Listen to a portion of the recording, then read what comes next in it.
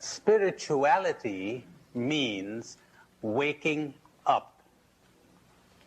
Most people, even though they don't know it, are asleep.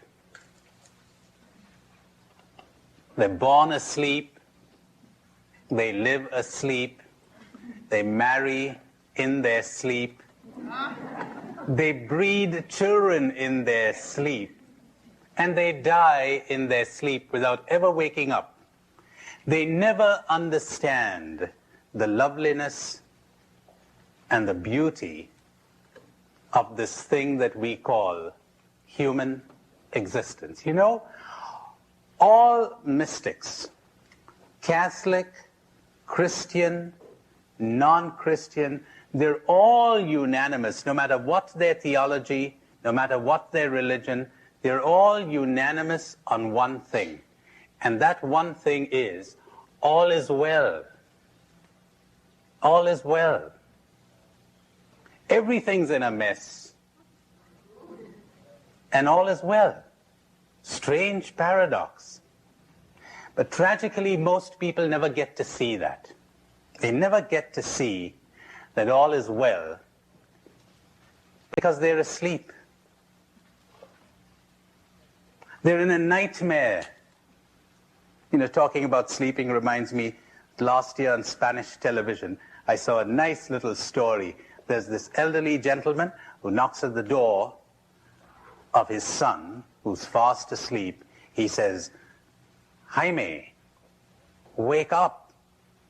And Jaime says, "I don't want to get up, Papa." And the old man says, "Get up, you've got to go to school." And Jaime says, "I don't want to go to school." "Why not?" says the old man. "Because first, it's so dull. Second, the kids all tease me. And third, I hate school." So the old man says, "I'm going to give you 3 reasons why you must go to school. First, because it is your duty. Second, because you're 45 years old.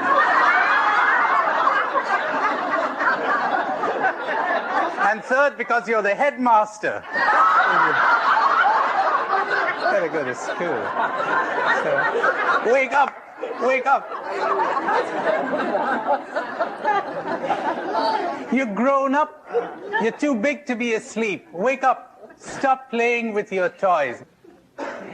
Most people tell you that they want to get out of kindergarten, but don't believe them. Don't believe them. All they want for you to do is to mend their broken toys. Give me back my wife. Give me back my job. Give me back my money.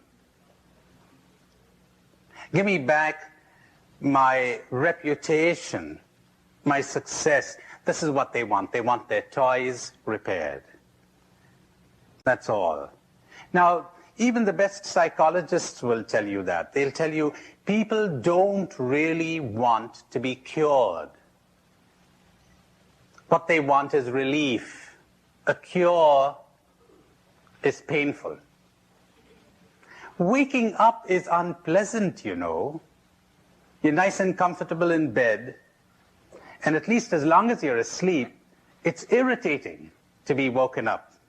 That's the reason why I told you the wise guru will not attempt to wake people up. I hope I'm going to be wise these days and make no attempt whatsoever to wake you up if you're asleep. None of my business. My business is to do my thing, to dance my dance. If you profit from it, fine. If you don't, too bad. As the Arabs say, the nature of the rain is the same, but it grows thorns in the marshes and flowers in the garden. You think I'm going to help anybody? Oh, no. I don't expect to be able to be of help to anyone. And I don't expect to do damage to anyone. If you're damaged, you did it. And if you're helped, you did it. You really did. We'll come to that later when I challenge your beliefs.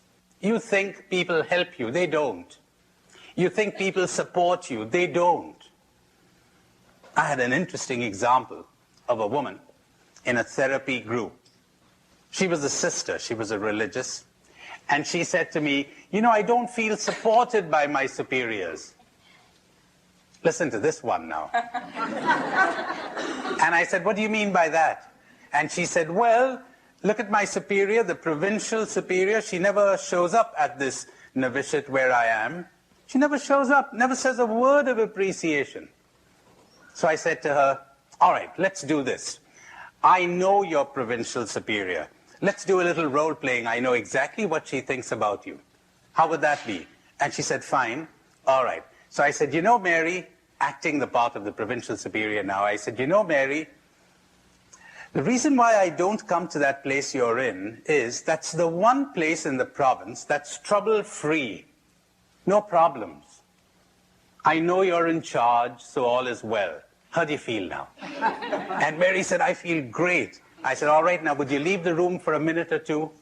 This is part of the exercise. So she did. When she was away, I said to the group, I'm still Sister Mary Jane, the provincial, okay? Mary out there is the worst novice directress we've had in the whole history of the province. In fact, I don't go to the novitiate because I can't bear to see what she's up to. Oh, it's awful. And if I tell her the truth, she's only going to make those novices suffer all the more. We're getting somebody to take her place within a year or two. We're training someone. So in the meantime, I sort of say these nice words to her and keep her going. What do you think of that? They said, well, it's the only thing you can do. All right. Come on in, Mary. So Mary comes in. How do you feel? She says, I feel great. You feel supported by your superior? Yeah, I feel supported. Question. Who was supporting Mary?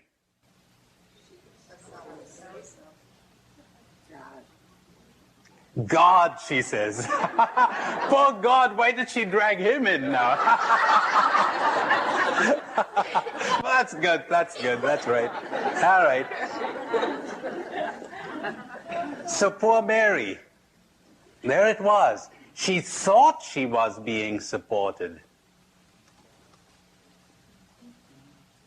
You think you're in love with somebody? Well, I got news for you. You're never in love with anyone. You're only in love with your prejudiced and hopeful idea of that person. Want a minute to think about that? You're never in love with anyone. You're in love with your prejudiced idea of that person, with your hopeful idea of that person. Are you really in love with the person? Well, how come you fell out of love? Your idea changed, didn't it? How could you have let me down when I trusted you so much? Did you really trust me? You never trust anyone. Come off it. That's part of the brainwashing of your society and mine. We never trust anyone. You're only trusting your judgment about that person. So what are you complaining about?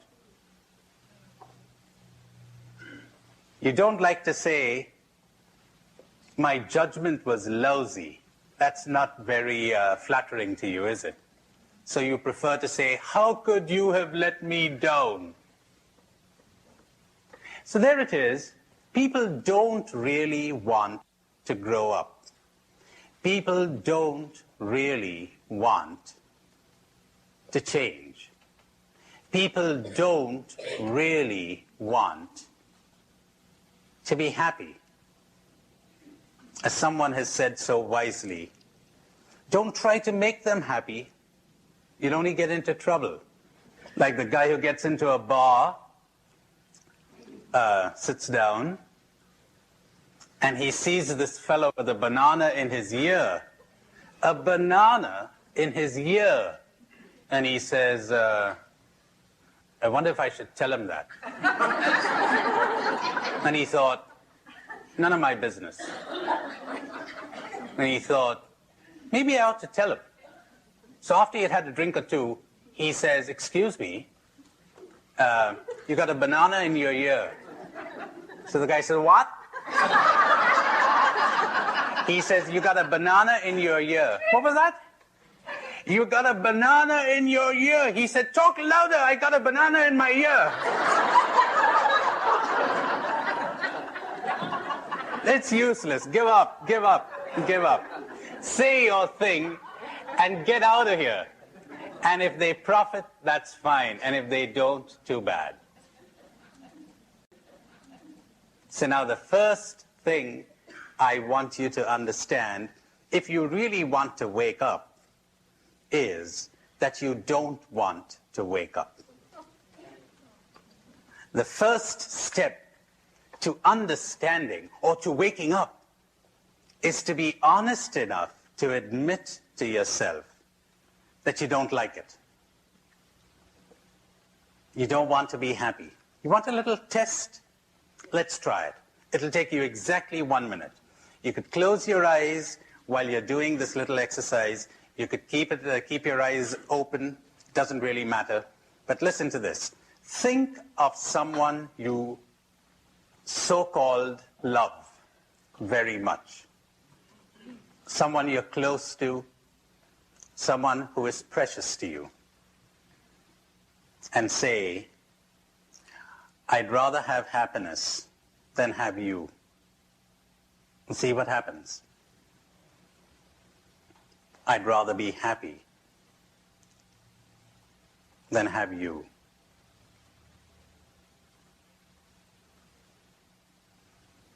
If I had a choice, no question about it, I'd choose happiness.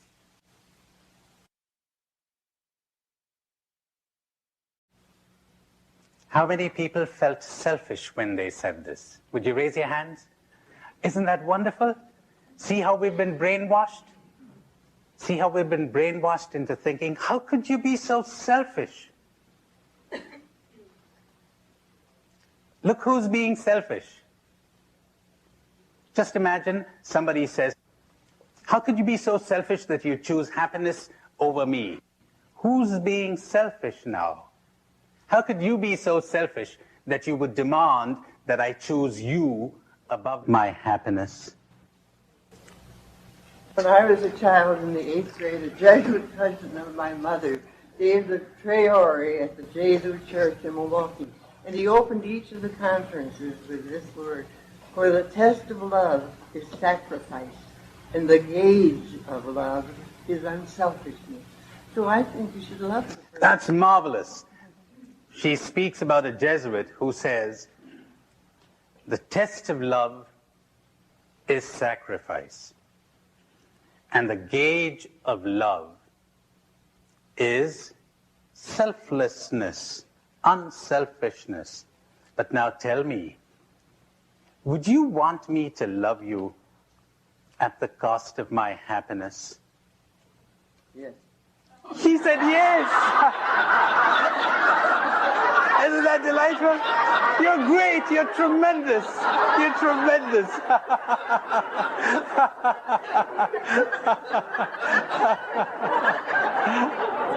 Now, what's your name? Claire. Okay, Claire. Now, wouldn't that be wonderful that you would love me at the cost of your happiness, and I would love you at the cost of my happiness, and you got two unhappy people, but long live love. We were saying, we don't want to be happy. We want other things. Or let's put it more accurately, we don't want to be unconditionally happy. I'm ready to be happy provided I have this and that and the other. And you know what we're really saying? We're saying "You are my happiness" to our friend, or to our God, or to anything. "You are my happiness. If I don't get you, I refuse to be happy."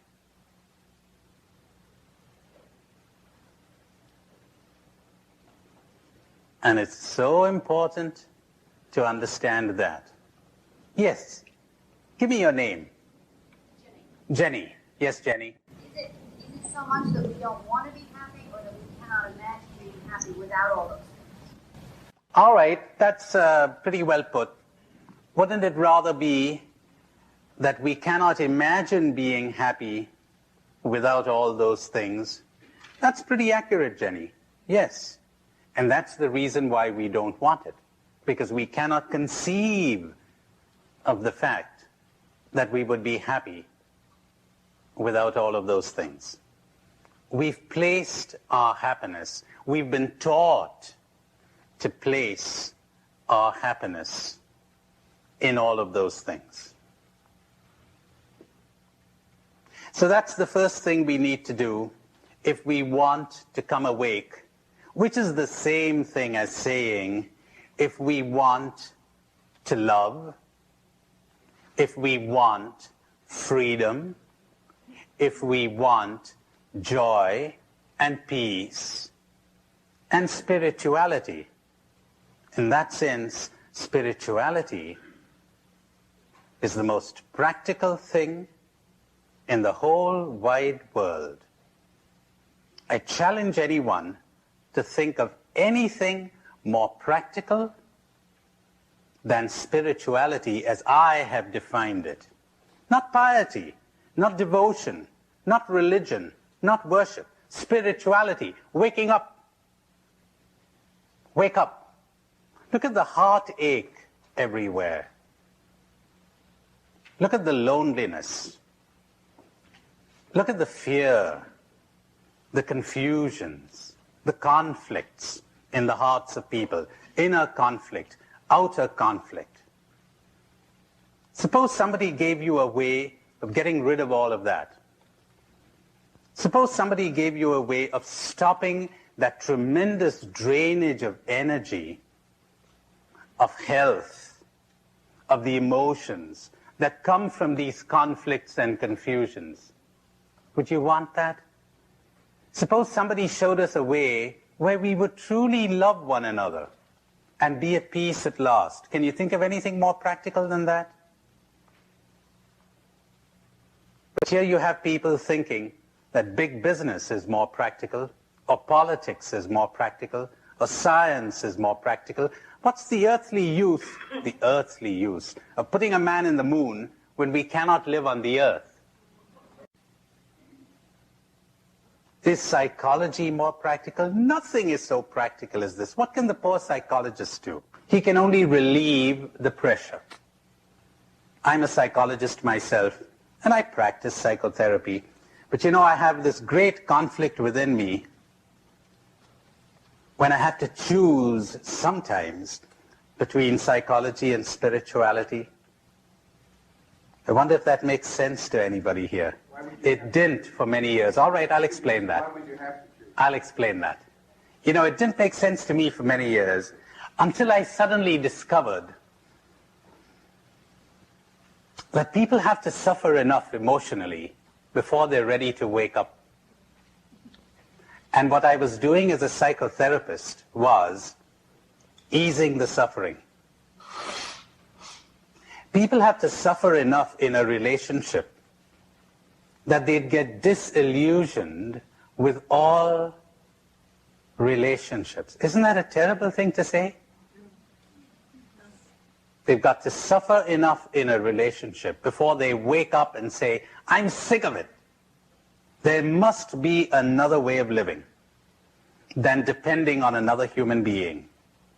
And what was I doing as a psychotherapist? They were coming to me with their relationship problems, with their communication problems, etc. And sometimes that was a help, and sometimes I'm sorry to say it wasn't, because it kept them asleep. Maybe they should suffer a little more. Maybe they ought to touch rock bottom before they say, I'm sick of it all. It's only when you're sick of your sickness that you'll get out of it. Most people, they go to a psychiatrist or a psychologist to get relief. To get relief. You know the story of little Johnny who was mentally... They said he was mentally retarded, the poor kid.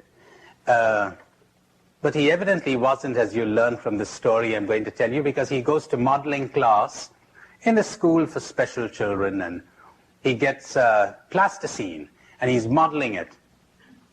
He takes his little lump of plasticine and goes to a corner of the room, and he's playing with it. So the teacher goes up to him and says, "Hi, Johnny." And Johnny says, "Hi." And she says, "What's that you got in your hand?" He says, "This is a lump of cow dung." She says, "What are you making out of it?" He says, "I'm making a teacher." The teacher thought, little Johnny has regressed. She saw the principal passing by in the corridor, and she said, "Johnny's regressed." So the principal goes up to him and says, "Hi, son." And Johnny says, "Hi."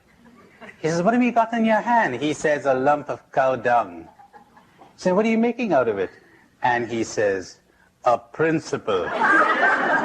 Well, the principal said, "This is the case for the school psychologist." Sent for the psychologist. The psychologist was a clever guy. He goes up, he says, "Hi." And Johnny says, "Hi." He says, "I know what you got in your hand." "What?" "A lump of cow dung." He says, "Right. And I know what you're making out of it." "What?" "You're making a psychologist." "No, not enough cow dung."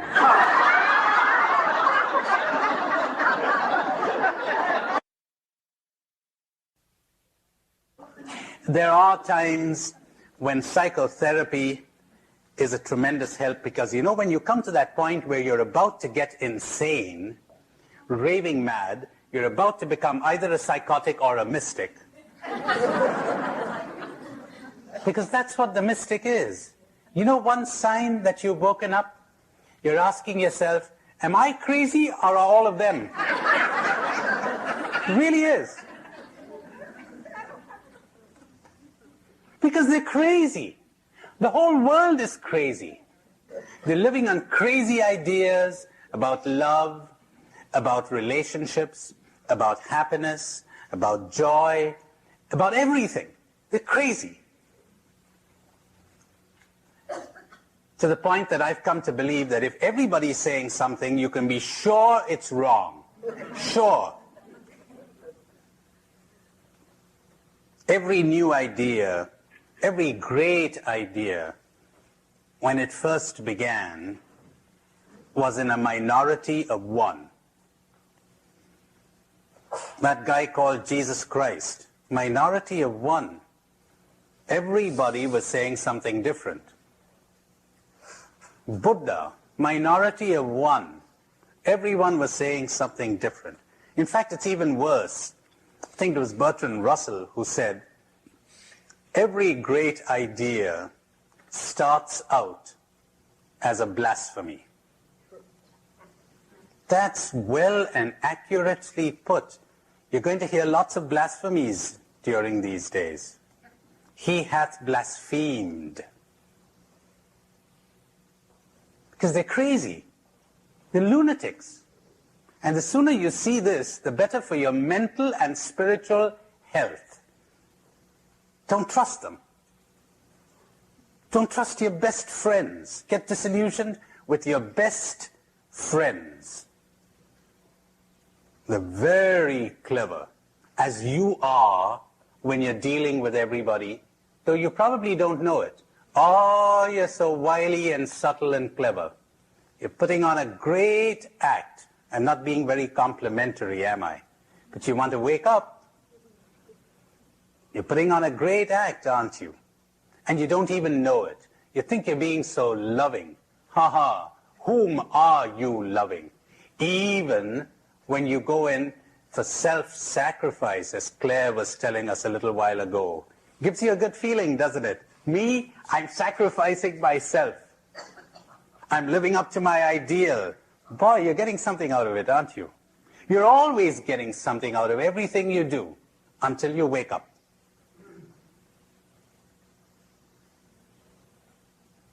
So there it is. Step one, realize that you don't want to wake up. It's pretty difficult to wake up. When you have been hypnotized into thinking, as I said to you before, that a scrap of old newspaper is a check for $1 million, you're hypnotized. How difficult it is to tear yourself away from that scrap of newspaper. Anytime you're practicing renunciation, you're deluded. How about that now? You're deluded. What are you renouncing? Anytime you renounce something, you're tied forever to the thing you renounce. There's a guru in India. He says every time a prostitute comes to me, she's talking about nothing but God. She says, I'm sick of this life I'm living. I want God. He says every time a priest comes to me, he's talking about nothing but sex. He's full of sex. Tied to it forever. As long as you're fighting it, you're giving it power. You give it as much power as you are using to fight it. You must receive your demons, because when you fight them, you empower them. But nobody ever told you this. And when you renounce something, you're tied to it. The only way to get out of this is to see through it. Don't renounce it. See through it. Understand its true value. You won't need to renounce it. It'll just drop.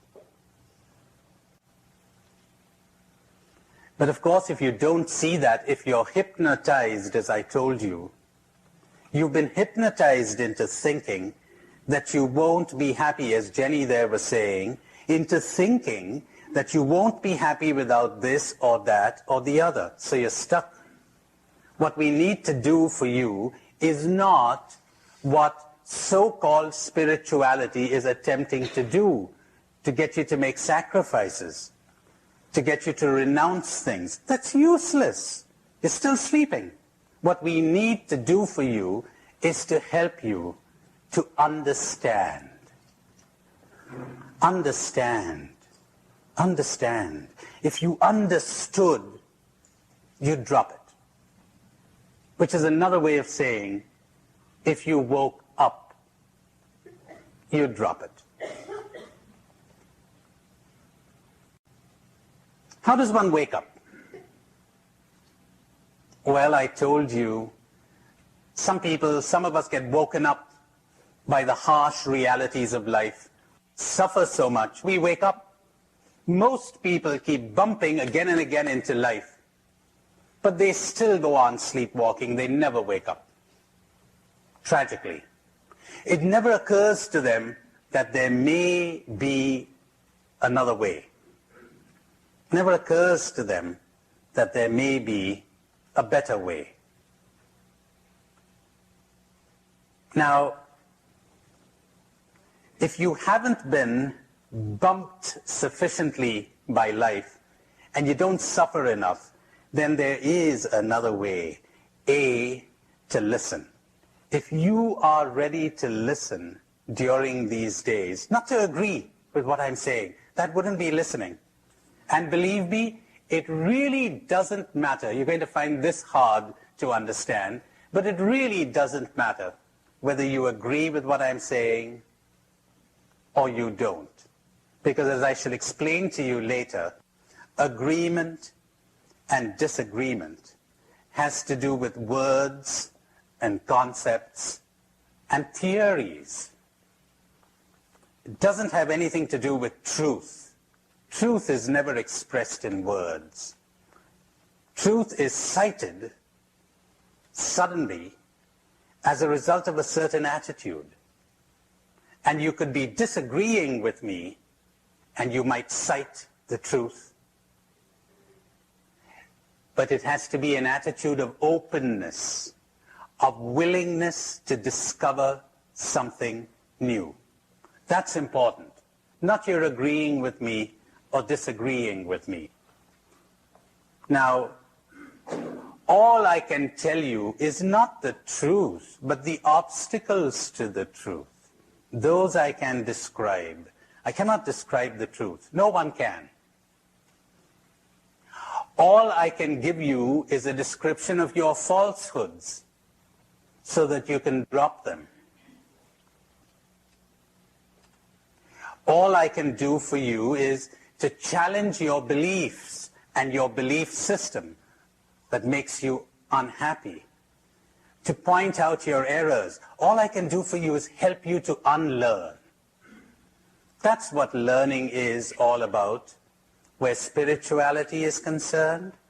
Unlearning. Unlearning almost everything you've been taught. A willingness to unlearn. So to listen. Are you listening, as most people do, in order to find something that would confirm what they already think? Observe your reactions as I talk. Frequently, you'll be startled, or shocked, or scandalized, or irritated, or annoyed, or frustrated. Or you'll be saying, yay, great, hey. Are you listening for what will confirm what you already think? Or are you listening in order to discover something new? That's important. That's difficult. For sleeping people, Jesus proclaimed the good news. He was rejected not because it was good. He was rejected because it was new. We hate the new. We hate it. And the sooner we face up to that fact, the better. We don't want new things, particularly when they're disturbing, particularly if they involve change, particularly if it involves saying, I was wrong. I remember meeting an 87-year-old Jesuit in Spain who had been my professor and rector in India, 30 years ago, and he attended a workshop like this. He said to me, I should have heard you about 60 years ago. You know something? I've been wrong all my life. God, to listen to that is like looking at one of the wonders of the world. That, ladies and gentlemen, is faith. An openness to the truth, no matter what the consequences, no matter where it comes from, no matter where it leads you. You don't even know where it's leading you. That's faith. Not belief, faith. Your beliefs give you a lot of security, don't they? Faith is insecurity. You don't know. You're ready to follow, and you're open. You're wide open. You're ready to listen. And mind you, being open does not mean being gullible. It doesn't mean swallowing whatever the speaker is saying. Oh, no, no, no. You've got to challenge everything I'm saying. But challenge it from an attitude of openness. Openness, and challenge it all. Those lovely words of Buddha when he said, monks and scholars must not accept my words out of respect, but they must analyze them the way a goldsmith analyzes gold. Rubbing, cutting, melting, that's the way to do it. Challenging, testing. Then you're listening. then you've taken another major step towards awakening. The first step, I said, was a readiness to admit that you don't want to wake up. You don't want to be happy. There are all kinds of resistances within you to that. The second step, a readiness to understand, to listen, to challenge your whole belief system. Not just your religious beliefs, your political beliefs, your social beliefs, your psychological beliefs, all of them. A readiness to reappraise them all. And I'll give you plenty of opportunity to do that here. Even your most selfless acts are really selfishness masquerading under the form of altruism. Let's simplify it. Let's make it as simple as possible. How would this be? The two types, let's make it as blunt and extreme as possible to begin with. The two types of selfishness. The first type is the one where I give myself the pleasure of pleasing myself.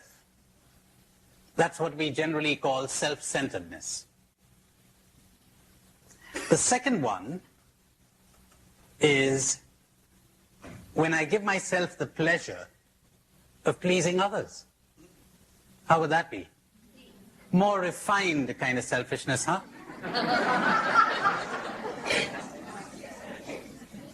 Yes? I think the first one is very obvious, but the second one is very hidden. Very hidden, that's right, and so more dangerous. Because then we get to feel we're really great, but maybe we're not all that great, but somebody else is protesting you. That's great. Go ahead, yes. I think it's a two-way street, isn't it? Because I know in my own case, I'm a widow, I live alone, and I go to the rectory and give several hours of my time. But I really know that I'm doing it out of a selfish reason, because I need to be needed, and I also need to be, needed in a way that makes me feel like I'm contributing to the world a little bit. But the other thing is they also need me, though, to do this work. So it's kind of like a two-way street. Give me your name. You're almost enlightened. We got to learn from this lady. What did you say her name was? Julia. Julia, that's right. That's right. She's saying, I give something, I get something. I go out to help. I give something, I get something. That's beautiful. That's true. That's real. That isn't charity. That's enlightened self-interest. Yes, Joe. Yes, Joe. Tony, I'd like to have you put two things together. One, the gospel of Jesus is a gospel of ultimate self-interest, the achievement of eternal life, by acts of charity. I'm blessed of my Father, when I was hungry, you gave me to eat, and so on. So therefore, the gospel of Jesus is a gospel of ultimate self-interest achieved through acts of charity. Perfect confirmation of what you said. When we look at Jesus himself, was not the performance of acts of charity by Jesus act of ultimate self-interest? In other words, to win souls for eternal life. So that isn't the whole thrust and meaning of life, the achievement of ultimate self-interest by acts of charity. All right. That's a tough one, isn't it? But now you see, Joe there's cheating a bit because he brought religion into this. But it's legitimate, it's valid. Now, how would it be if I deal with the Gospels, with the Bible, with Jesus at the end, Joe, towards the end of this workshop? But I will say this much, to complicate it even more. You know, I was hungry and you gave me to eat. I was thirsty and you gave me to drink. When did we know it? We didn't know it. unself-conscious. So I sometimes have a horrid fantasy where the king is saying, I was hungry and you gave me to eat, and the people on the right say, that's right, Lord, we know I wasn't talking to you. It doesn't fit into the script. You're not supposed to have known. Isn't that interesting? But you know your inner pleasure while you're doing it. That's right. It's like Julia there. She says, what's so great about what I did? I did something, I got something.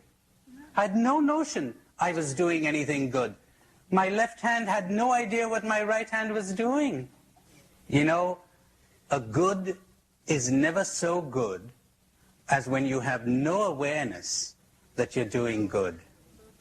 You are never so good as when you have no consciousness that you're good. Or as the great Sufis would say, a saint is one until he or she knows it. Unself-conscious. Can I ask a question, or I guess it's a comment, really, on eternal life? And let's bring it down away from religion for a minute and say, this pleasure that you receive in giving, isn't that eternal life right here and now? Oh, I wouldn't know. I call pleasure, pleasure. You know, but for the time being, till we get into religion. Maybe for the religionists among you, we get into religion towards the end, okay? But I want you to understand something right at the beginning, that religion is not, repeat, not necessarily connected with spirituality. Does that make sense to you? Yes. My, you're tremendous, you know. You're tremendous, I'm yes. just thinking, please keep religion out of this. All right, I will, for the time being. Somebody had his hand up there. Yes. Isn't it true that everything we do has about 6, 7, 10 mixed motives in it? And I think I hear you saying it would be good if we stand back and try to figure out what some of the less worthy motives are. The less worthy motives. All right, did you hear that? She says, everything we do have about 6, 7, 10 motives to it. Be good if we step back and saw the less worthy ones. The less worthy ones are awful. And the worthy ones are selfish. Selfish. But we keep that between the two of us, okay? We won't tell anyone. We won't tell anyone. Yes? Who jumps on a grenade and falls on it too, to keep it from exploding. All right, how about the soldier who jumps on a grenade and, you know, sort of gets killed to keep it from exploding on others? You read about that guy who got into a truck full of dynamite and drove into the American camp in Beirut a couple of years ago. How about that guy? Greater love than this no one has, but the Americans don't think so. That's right, he did it deliberately. He was terrible, wasn't he? But he wouldn't think so, I assure you of that. He thought he was going to heaven, that's right, just like your soldier. No, but I think the other is unconscious. You do it reflexively. All right, yes. You know, I'm not excluding an act where there is no self, where you awake and what you do is done through you. Your deed becomes a happening. Oh, I'll have to explain that as we go along. Let it be done unto me. I'm not excluding that. But when you do it, I'm searching for the selfishness. Even if it is only, I'll be remembered as a great hero, or I'd never be able to live if I didn't do this. I'd never be able to live with the thought that I ran away. Remember, I'm not excluding the other. I didn't say, did I, that there never is an act where there is no self. Maybe there is. We'll have to explore that. A mother saving a child. Mother saving her child. Got it? How come she's not saving the neighbor's child? hers. A soldier dying for his country. You know, lots of those deaths, pardon me, are the result of brainwashing. Lots of martyrs. You got an idea in their head. You got to die. It's a great thing. You got to do it. They feel nothing. They go right in. Not all of them. So you'd better listen to me properly. I didn't say all of them, but I wouldn't exclude the possibility. Lots of communists get brainwashed. Now you're ready to believe that one, huh? They're brainwashed. They're ready to die. I sometimes say the process that we use for making a St. Francis Xavier could be exactly the same process used for producing the terrorist. No difference in the process. A man who gets into a 30-day retreat and comes out all aflame with the love of Christ and without the slightest bit of self-awareness. None. He could be one big pain. Well, I'm glad to see you filled in the blanks. And quite unaware of it. He thinks he's a great saint. Without meaning to slander old Francis Xavier, who probably was a great saint, he was a difficult man to live with, you know.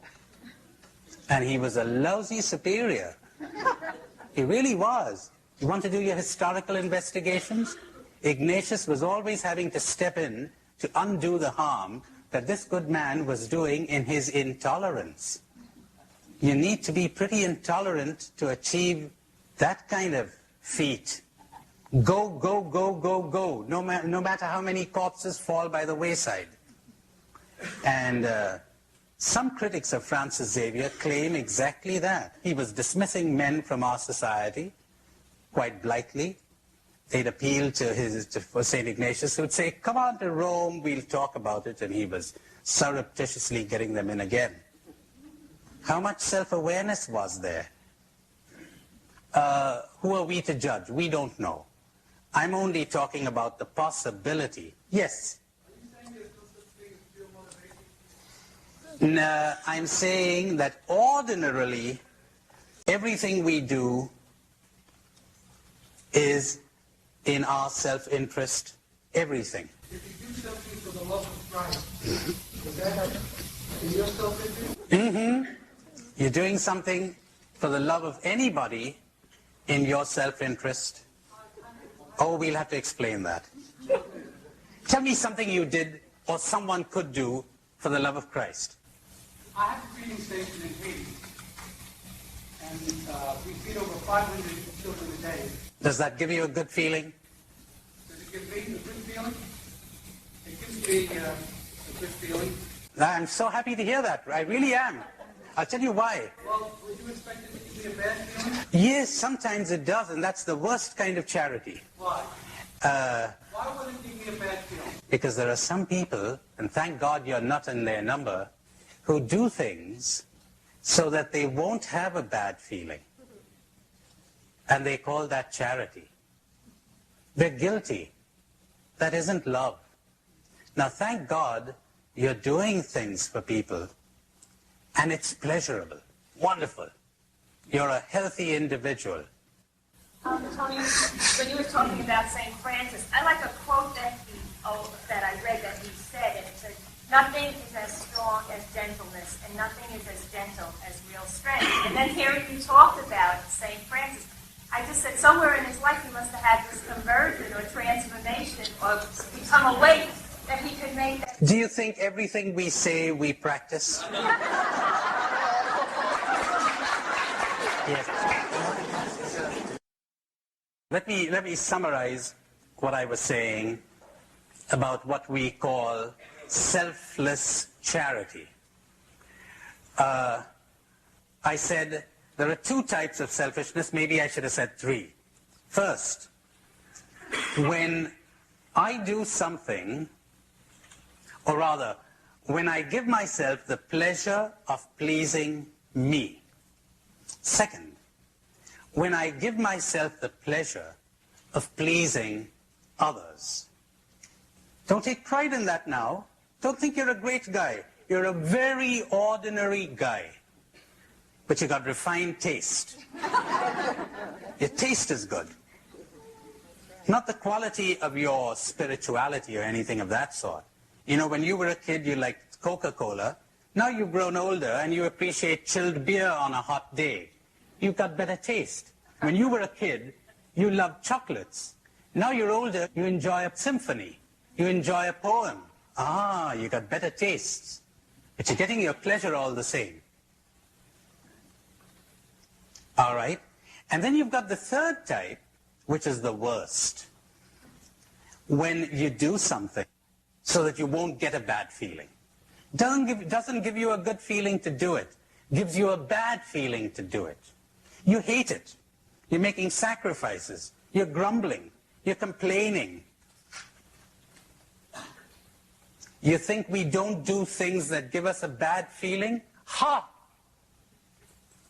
How little you know of yourself if you think that you don't do things. If I had $1 for every time I did things that gave me a bad feeling, I'd be a millionaire by now. You know, could I meet you tonight, Father? Yeah, come on in. I don't want to meet him. I hate meeting him. I want to watch that TV show tonight, but how do I say no to him? I haven't got the guts to say no. Come on in. And I'm thinking, oh, God, I've got to put up with this pain tonight when I be... Doesn't give me a good feeling. Doesn't give me a good feeling to meet him. It doesn't give me a good feeling to say no to him. So I choose the lesser of the two evils. And I say, okay, come on in. I say, how are you? And somebody said, boy, I'm going to be happy when this thing gets over so I'll be able to take my smile off. How are you? I mean, wonderful. And so he goes on and on and on. He says, you know, I love that workshop of yours. I'm thinking, oh, God, have you come to tell me what you could have... and he goes, when is he going to come to the point? And finally he comes to the point, and then I indirectly slam him against the wall. I say, well, any fool could solve that kind of thing, you know, and send him out. Got rid of him. The next morning at breakfast, he says, you know, I'm guilty already. I was a bit rude. And I go up to him and say, how's life? How's life? He says, pretty good. You know, what you said did help me last night. Could I meet you today after lunch? Oh, God. Yeah, come on in. Oh, God. Any priest who hasn't done this, I'm ready to canonize him. Only you'll have to wait till I become Pope, which I'm hoping to be someday. I really am. Yes. See, that's the worst kind of charity. Where you're doing things so you won't get a bad feeling. You're guilty. You've got no guts. You don't have the guts to say, no, I want to be left alone. Sorry. And what kind of a priest are you? Come on in. See the selfishness? I want him to think I'm a good priest. I don't like hurting people. Get off it. I don't believe you. I don't believe anyone who says that he or she does not like hurting people. We love to hurt people, especially some people. We love it. And when somebody else is doing the hurting, we rejoice. But we don't want to do the hurting because we'll get hurt. Ah, there it is. You'll have a bad opinion of me. You won't like me. You'll talk against me. I don't like that, so I don't want to hurt you. My, that's a large dose of truth for one morning. All right, I'll tell you what. I'm going to give you a 15-minute break where you can loiter around, and then we'll come back. I have one favor. I'll be sitting in that corner out there. Would you please leave me alone?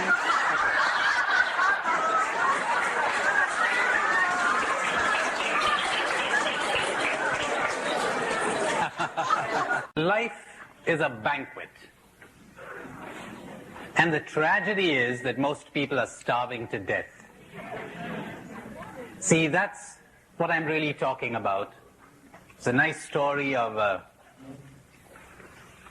some people on a raft off the coast of Brazil who were perishing from thirst, and they had no idea that the water they were floating on was fresh water. See, the river was coming out into the sea with such force that it went on for a couple of miles. They had fresh water right there. They had no idea of it. So it's like we're surrounded with joy, with happiness, with love. And most people have no idea whatsoever of this. Reason, they're brainwashed. Reason, they're hypnotized. They're asleep. Imagine a stage magician who hypnotizes someone, and this person is seeing what isn't there and not seeing what is there. That's what it's all about. Repent and accept the good news. Repent. Wake up. Not weep for your sins. What are you going to do weeping for your sins?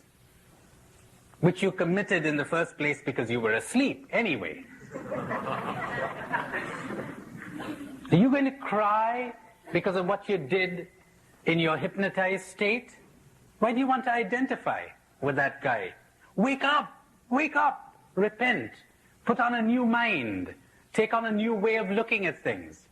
For the kingdom is here. It's the rare Christian who takes that seriously. Now I said to you, the first thing you need to wake up is to face the fact that you don't like being woken up.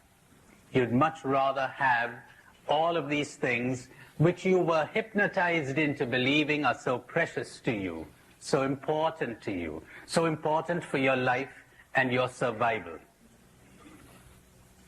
Second, understand that maybe you got the wrong ideas. And it is these ideas that are influencing your life and making it the mess that it is and keeping you asleep. Ideas about love, ideas about freedom, ideas about happiness, etc. And it isn't easy to listen to someone who would challenge those ideas of yours that have come to be so precious to you. You know, they've made some interesting studies in brainwashing. And they've proved, as I'll probably tell you later on if we have the time, that you're brainwashed when you introject an idea that isn't yours, somebody else's idea. And the funny thing is that you'll be ready to die for it. Isn't that strange? The first test that you've been brainwashed, that you've got introjected convictions and beliefs, is that the moment they're attacked, you feel stung. You react emotionally. That's a pretty good sign, not infallible, but a pretty good sign that we're dealing with brainwashing. And you're even ready to die for an idea that never was yours. The terrorist or the saint, so-called, takes on an idea, swallows it whole, and is ready to die for it. Not easy to listen, especially when you get emotional about an idea. And even when you don't get emotional about it, not easy to listen. Because don't forget, you're listening from your programming, from your conditioning, from your hypnotic state. And you're frequently interpreting everything that's being said in terms of your hypnotic state, of your conditioning, of your programming. Like this girl who's listening to a lecture on agriculture, and she says, "Excuse me, sir, you know, I agree with you completely. Best manure is old horse manure. But would you tell us how old the horse should be?"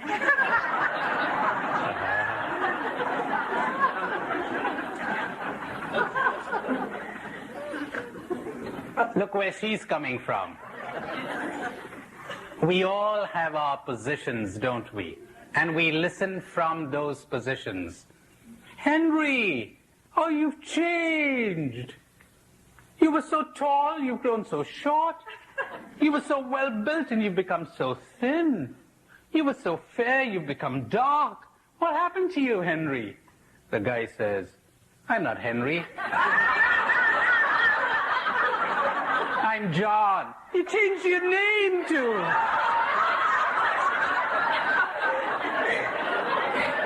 How'd you get this guy to listen, huh?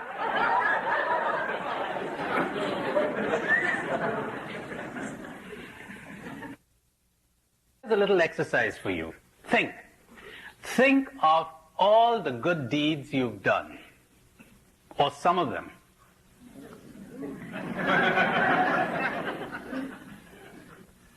Because I'm only giving you a few seconds, see? You think you'd have enough for those? Now, understand that they really sprang from self-interest, whether you knew it or not. Refined tastes, maybe. What happens to your pride? What happens to your vanity?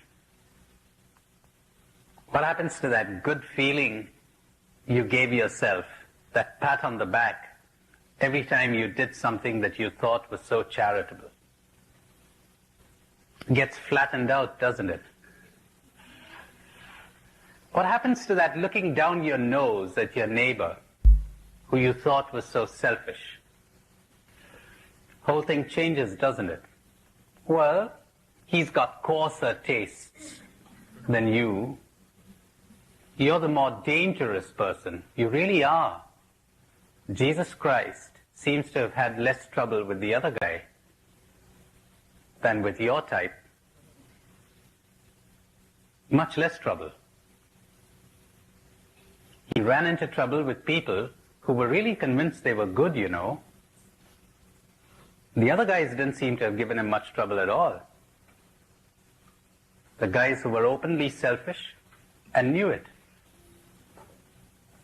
Can you see how liberating that is? Hey, wake up! It's liberating! It's wonderful! Are you feeling depressed, maybe? Are you? Isn't it wonderful to realize you know better than anybody else in this world? Isn't it wonderful? You're disappointed? Look what we brought to light. Hey! Look what we brought to light. What happens to your vanity, huh? You like to give yourself a good feeling. You're better than the others. Look how we brought a Pharisee to light. You had something to say? I guess that I'm struggling with my resistance to wake up. I have a problem with understanding. I guess I never thought self-interest in the way you're presenting it was, it is self a bad thing. And I guess we were acquainted it was selfishness. I mean, equated. Hey, bad comes from you. I didn't say it's bad. I said it's self-interest. You added bad. Because self-interest to me, it seems like it comes right out of our instinct of self-preservation, which is I think our deepest and hurt. So that how could we even want to opt for selflessness? It would be almost like opting for non-being. Wonderful.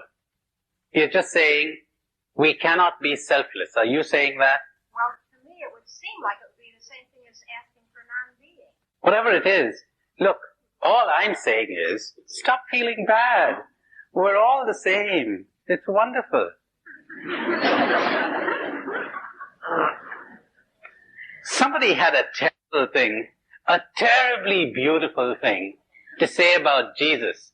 Though I promised I wouldn't get into that, but it's too tempting to get into it. Yeah, it's very tempting.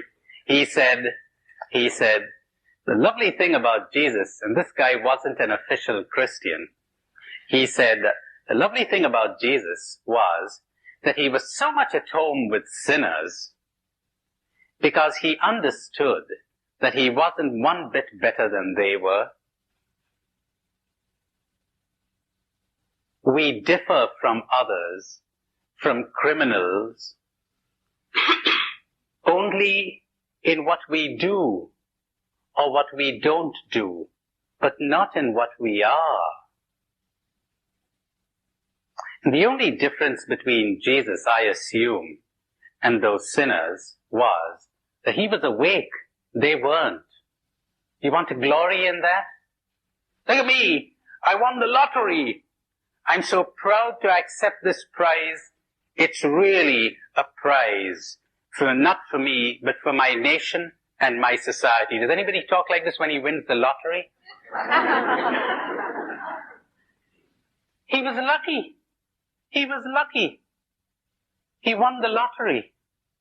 First prize. Anything to be proud of in that? I woke up. I got enlightened. And you gradually learn there's nothing you could do with your good luck, good fortune. And if you did anything towards being enlightened, now listen to this. Almost every one of you really wants to wake up. In the interest of whom? Aha! You want to glory in that? Look at me. I really worked for myself. What's there to glory about? Can you see how utterly stupid it is to be vain about your good deeds? The Pharisee isn't an evil man. He's a stupid man. He's stupid. He's not evil. He's stupid. Didn't stop to think. Somebody who said, I dare not stop to think, because if I did, I wouldn't know how to get started again. Anyone can be expected to be selfish and to seek their own self-interest, whether in coarse or in refined ways. So there's nothing to be disappointed about, and there's nothing to be disillusioned about. If you had been in touch with reality all along, you would never have been disappointed. But you chose to paint people in glowing colors. You chose not to see through human beings because you chose not to see through yourself. And so you're paying the price now. Before you discuss this, let me tell you a story which I remember just now. Somebody said, what is enlightenment like? What is awakening like? It's like the tramp in London who was settling in for the night. He'd barely been able to eat a crust of bread. Then he gets onto this embankment on the River Thames, and there's a slight drizzle, so he huddles in his old tattered cloak. And as he's about to sleep, what do you know? A Rolls Royce rolls up, chauffeur driven, and out of that car steps a gorgeously beautiful young lady who says, my poor man, are you planning to spend the night here on this embankment? And the poor man says, yes. She says, I won't have it. You're coming to my house and you're going to spend a comfortable night and you're going to get a good dinner. So she insists on his getting into the car. They ride out of London, get into a place where she has a sprawling mansion, large grounds. They get in, they're ushered in by the butler, and she hands this man over to the butler and says, James, make sure he's put in the servants' quarters and treated well, which is what James does. And when the young lady's about to go to bed, she'd undressed and was going to bed, she suddenly remembered her guest for the night, so she slips something on and goes over to the servants' quarters and pads along the corridor and sees a little chink of light where the man was apparently put up.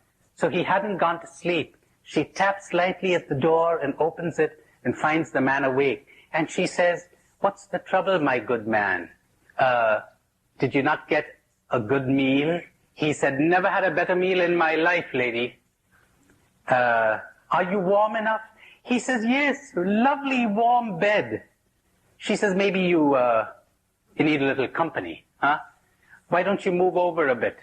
And she comes close to him. He moves over and falls right into the Thames. Ah, you didn't expect that one.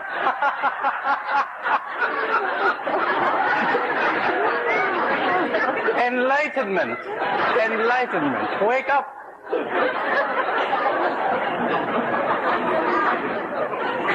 You really didn't expect that one, huh? See how good you are? Wake up. When you're ready to exchange your illusions for reality, when you're ready to exchange your dreams for facts, cold awakening But that's where you find it all. That's where life finally becomes meaningful. Life becomes beautiful. It's a famous story, I don't remember where I read it, of Ramirez. Ramirez, who's old and is living up there in his castle on top of a hill, and he looks out the window. He's in bed really and paralyzed. He's looking out the window and he sees his enemy, old as he himself is, leaning on a cane, climbing up the hill, slowly, painfully. Takes him about 2.5 hours to get up. And there's nothing Ramirez can do because the servants have the day off. And his enemy walks in, opens the door, comes straight to the bedroom, puts his hand inside his cloak pocket and pulls out a gun. And he says, "At last, Ramirez, we're going to settle scores." And Ramirez tries his level best to talk him out of it. He says, "Come on, Borges, you can't do that. You know, I am no longer the man who ill-treated that youngster years ago, and you're no longer that youngster. Come off it." "Oh no, your sweet words aren't going to get me off this divine mission of mine. It's revenge I want," says Borges, "and there's nothing you can do about it."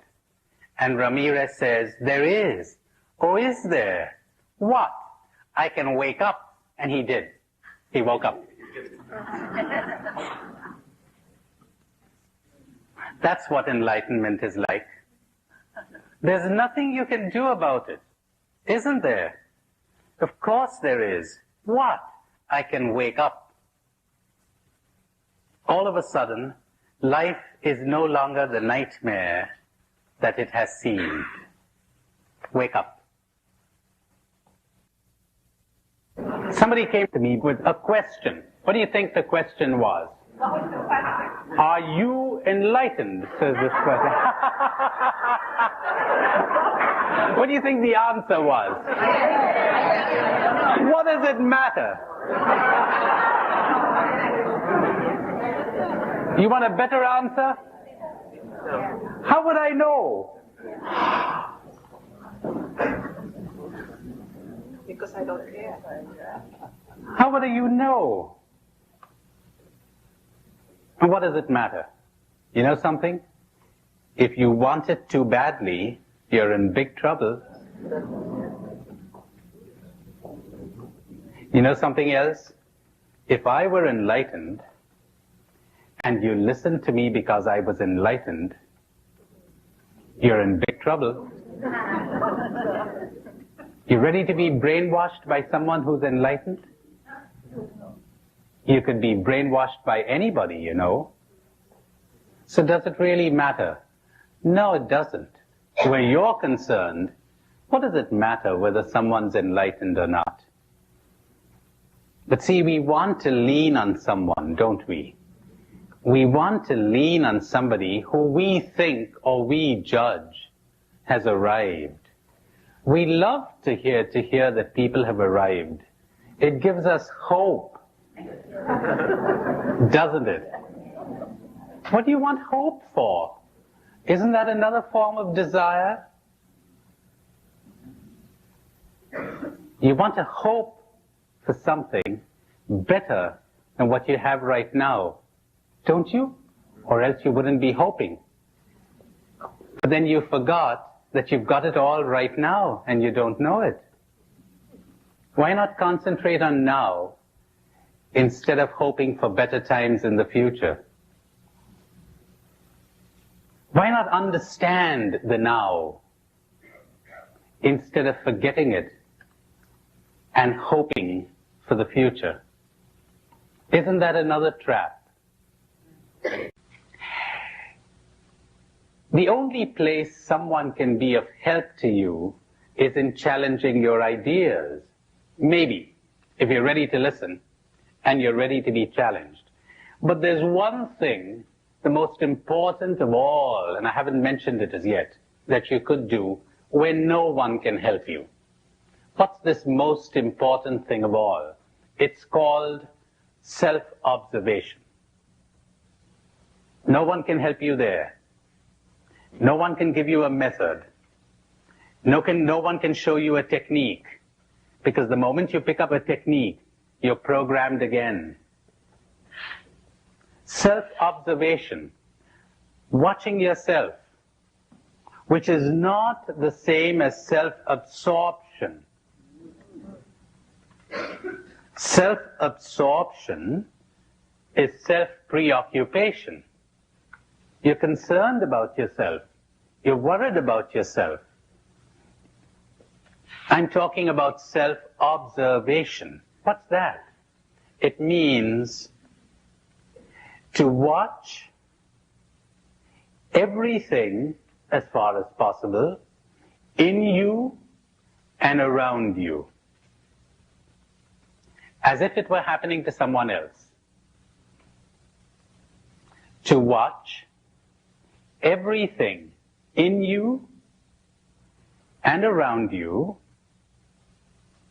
as if it were happening to someone else. What does that last sentence mean? It means that you do not personalize what is happening to you. It means you look at it as if you have no connection with it whatsoever. The reason you suffer from your depressions and your anxieties is that you identify with them. You're saying, I am depressed, and that is false. You are not depressed. If you want to be accurate, you might say, I is experiencing a depression right now. But you could hardly define yourself with the verb to be and say, I am depressed. You are not your depression. But by a strange kind of trick of the mind, by a strange kind of illusion, you have deluded yourself into thinking, though you're not aware of it, that you are your depression, that you are your anxiety, that you are your joy and the thrills that you have. I am delighted. You certainly are not delighted. Delight is in you right now, but hang around, it'll change. Won't last, never lasts, keeps changing. It's always changing. Clouds come and clouds go. Some of them are black, some of them are white, some of them are large, others are small. And if we want to follow the analogy, this isn't philosophy now, this is just an analogy. You are the sky. You're observing them all.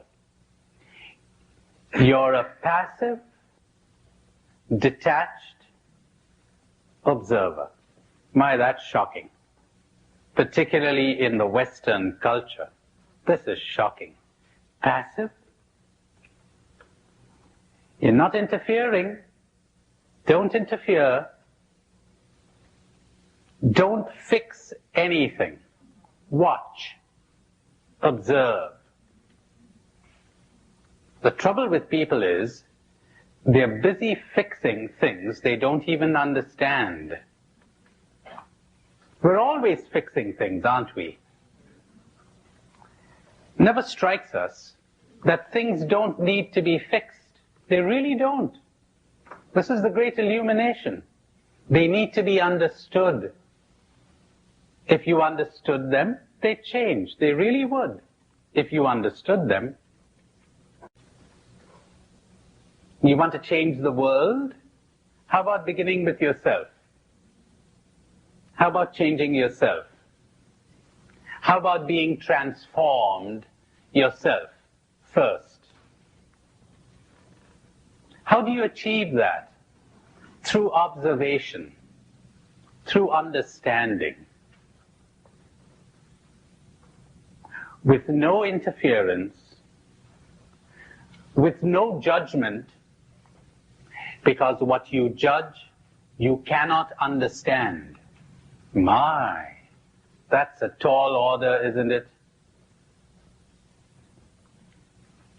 He's a communist. Understanding has stopped at that minute. You slapped a label on him. She's a capitalist. Understanding has stopped as of that minute. You slapped a label on her. And if the label carries undertones of approval or disapproval, even worse. How are you going to understand what you disapprove of or what you approve of, for that matter? Sounds like a new world, doesn't it? Well, ready to hear something new? No judgment, no comment, no attitude. One observes, one studies, one watches, not even with the desire to change what is. Example, a dog trainer who's attempting to understand a dog so that he can train the dog to perform certain tricks. The scientist who observes the behavior of ants with no further end in view. He just wants to study ants and to learn as much as possible about them. And he has no further aim. He's not attempting to train them or to get anything out of them. He's interested in ants. He wants to learn as much as he can about them. That's the attitude. The day you attain that, you will experience a miracle. You will change. Effortlessly, correctly. Change will happen. You will not bring it about. As the light of awareness settles upon your darkness, whatever is evil will disappear. Whatever is good will be fostered. You will have to experience that for yourself.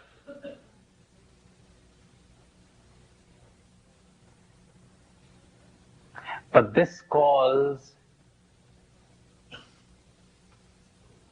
for a disciplined mind. And when I say disciplined, I'm not talking about effort. I'm talking about something else. Have you ever studied an athlete whose whole life is athletics? What a disciplined life he or she leads. And look at that river as it moves towards the sea. It creates its own banks, does it not, to contain it. And when there's something within you that moves in this direction, it creates its own discipline. The moment you get bitten by the bug of awareness, oh, that's so delightful. The most delightful thing in the world, the most important and the most delightful. Because there's nothing so important in the world as coming awake, nothing. And there's nothing so delightful as being aware. Would you rather live in darkness? Would you rather act and not be aware of your actions? Talk and not be aware of your words? Would you rather listen to people and not be aware of what you're hearing? Or see things and not be aware of what you're looking at? The great Socrates, who said, the unaware life is not worth living.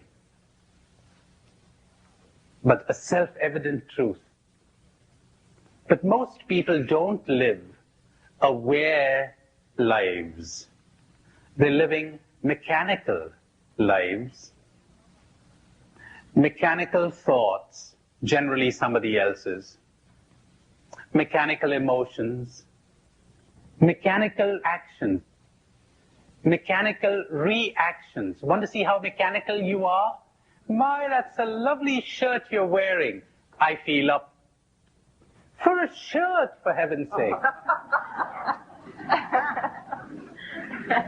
You feel proud of yourself when you observe that?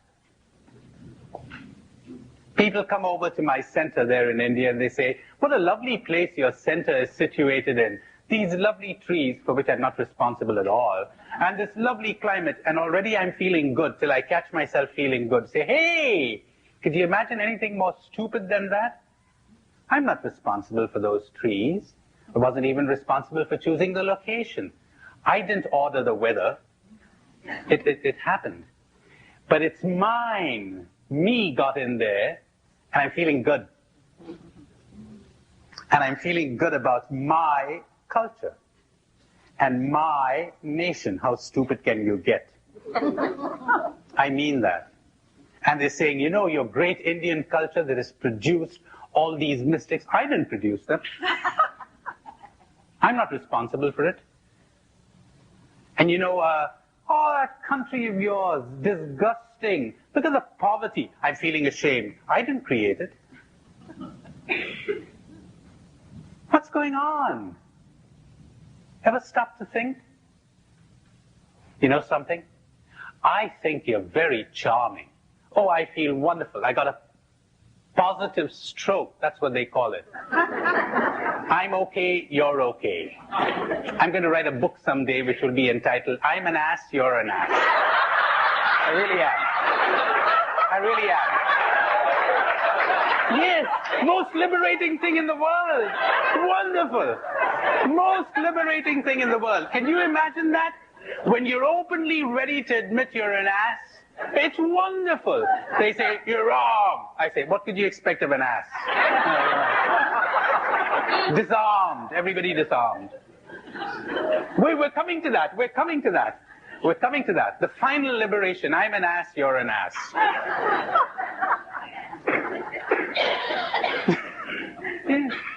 I press a button, you're up. I press another button, you're down. You like that? How many people you know who are unaffected by praise or blame? Totally and completely unaffected. That isn't human. Human means you've got to be a little monkey. So everybody can twist your tail and you do whatever they think you ought to be doing. Is that human? You mean you find me charming? You know what that means? It means right now you're in a good mood. That's what it means. Generally, it also means that I fit your shopping list. Every one of us carries a shopping list around, you know. And it's like, you've got to measure up to this. Tall, dark, handsome, according to my tastes. I like the sound of his voice. I'm in love. You're not in love, silly ass. Anytime you're in love, I wonder if I should say this, you're being particularly asinine. You really are. Sit down and watch it. What's happening to you? You're running away from yourself? You want a nice, good escape? Somebody said, thank God for reality and for giving us the means to escape from it.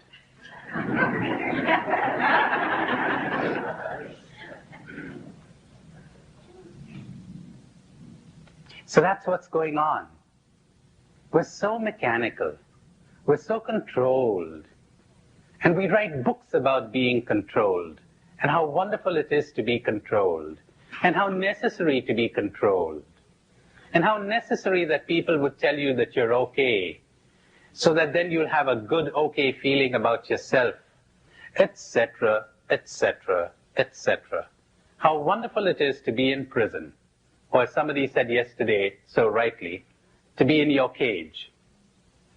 You like being in prison? You like being controlled? Because I'll tell you something. If you ever let yourself feel good when they tell you that you're okay, you're preparing yourself to feel bad when they tell you you're not. And secondly, you're going to be a monkey for the rest of your life because you're the whole time going to live up to their expectations. You better watch out what you wear and how you comb your hair and whether your shoes are polished and whether you live up to every D-A-M-N-E-D expectation of theirs. Every one of them. You like that? You call it human? See? See what I mean? This is what you'll discover when you observe yourself. You'll be horrified.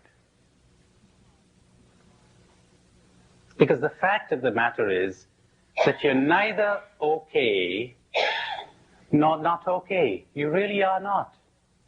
What's okay? What's not okay? You mean you fit the current mood or trend or fashion, so you become okay? Does your okayness depend on that? Does your okayness depend on what people think of you? Jesus Christ must have been pretty not okay, you know, by those standards. So, you're not okay. You're not okay. You're you. And that, I hope, is going to be the big discovery. At least some of you, if 3 of you, I think you're about 220 or 30 or whatever, if 3 or 4 of you make this discovery during these 4 days we're going to spend together, my, what a wonderful thing, extraordinary, unprecedented. You're you. Cut out all the okay stuff and the not okay stuff. Cut out all the judgments and observe. Watch. You'll make great discoveries. Those discoveries will change you. You won't have to make the slightest effort, believe me. Here's another bombshell. Talking about a bombshell reminds me about this guy in London after the war. He's sitting with a large parcel on his lap, wrapped in brown paper. Big, heavy object. And the bus conductor says to him, he says, "What have you got in your lap there?" And the man says, "This is an unexploded bomb. We dug it out of the garden and taking it to the police station." He says, "Is that an unexploded bomb?" And the guy says, "Yes." "You don't want to carry that on your lap, put it under the seat."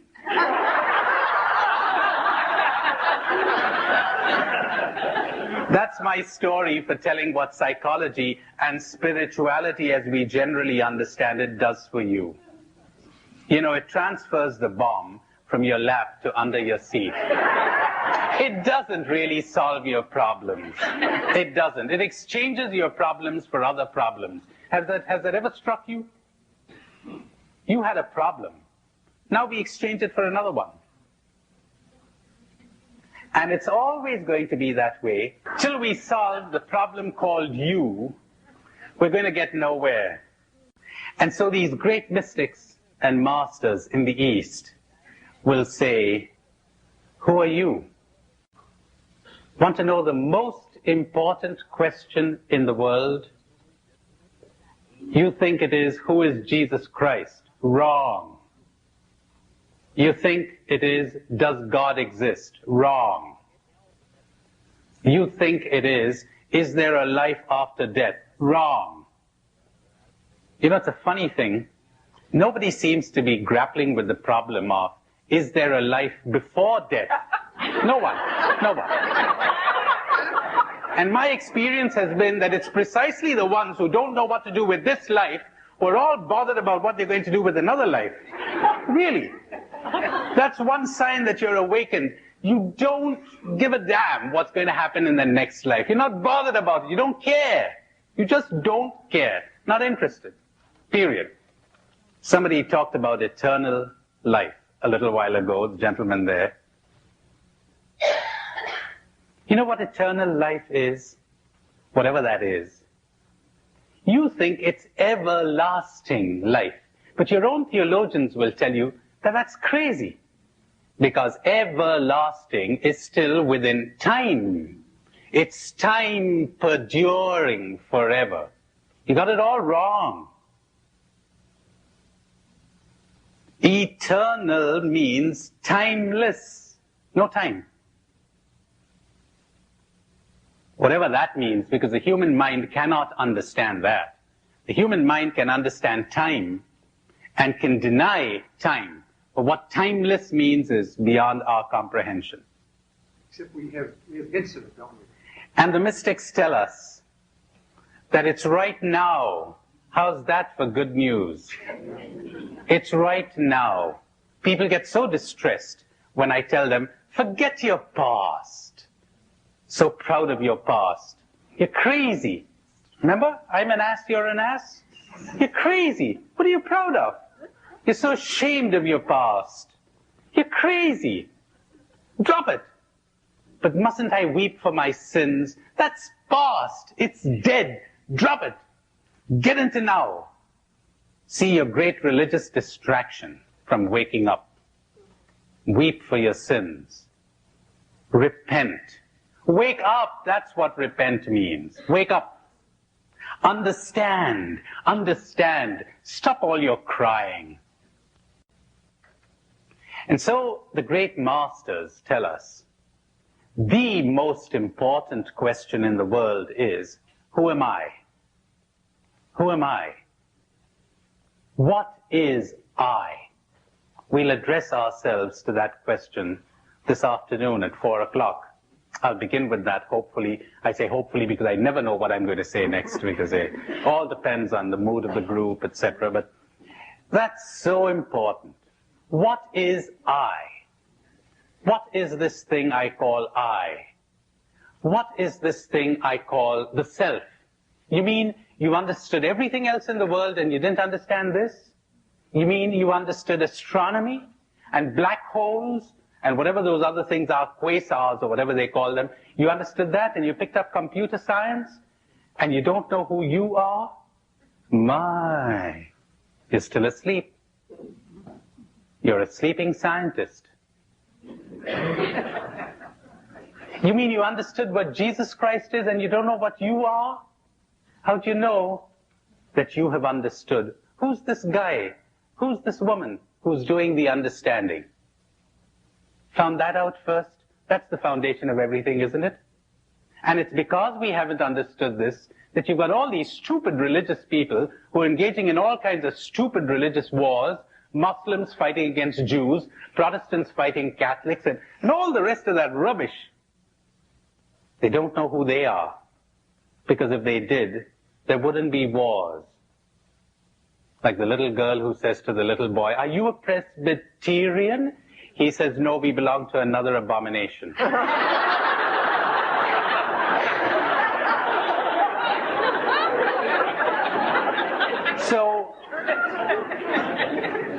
So there it goes. It's, who are you? Who am I? Who am I? Who am I? We'll be dealing with that later, as I said. But what I'd like to stress right now is self-observation. You're listening to me.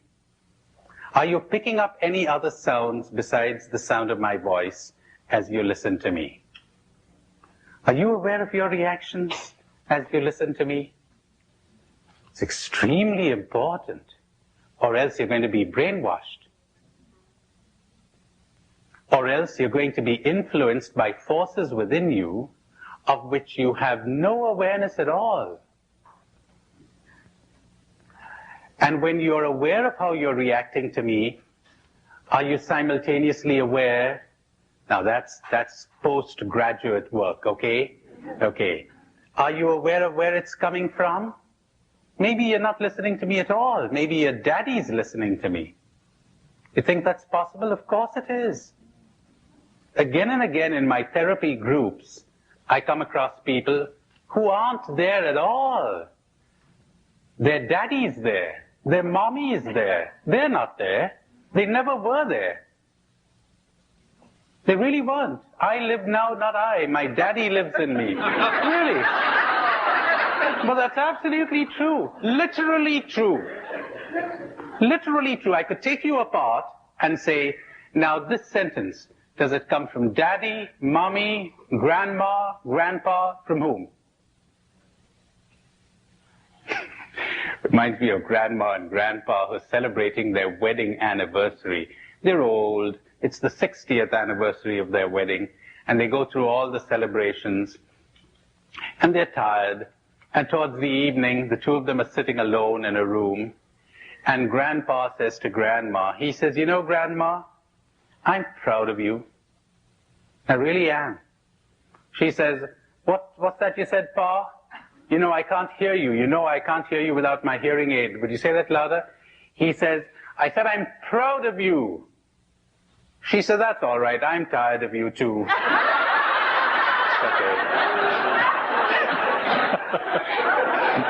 Yes. So it's like, who's living in you?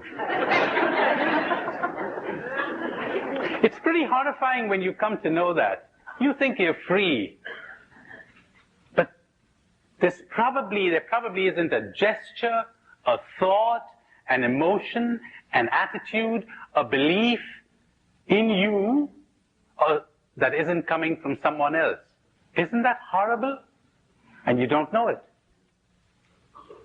Talk about a mechanical life that was stamped into you. And you're feeling pretty strongly about certain things, and you think you are feeling strongly about it. But are you really? It's going to take a lot of awareness for you to understand that maybe this thing that you call I is simply an agglomeration of your past experiences and of your conditioning and your programming. You're a human computer. That's painful. In fact, when you're beginning to awake, you experience a good deal of pain.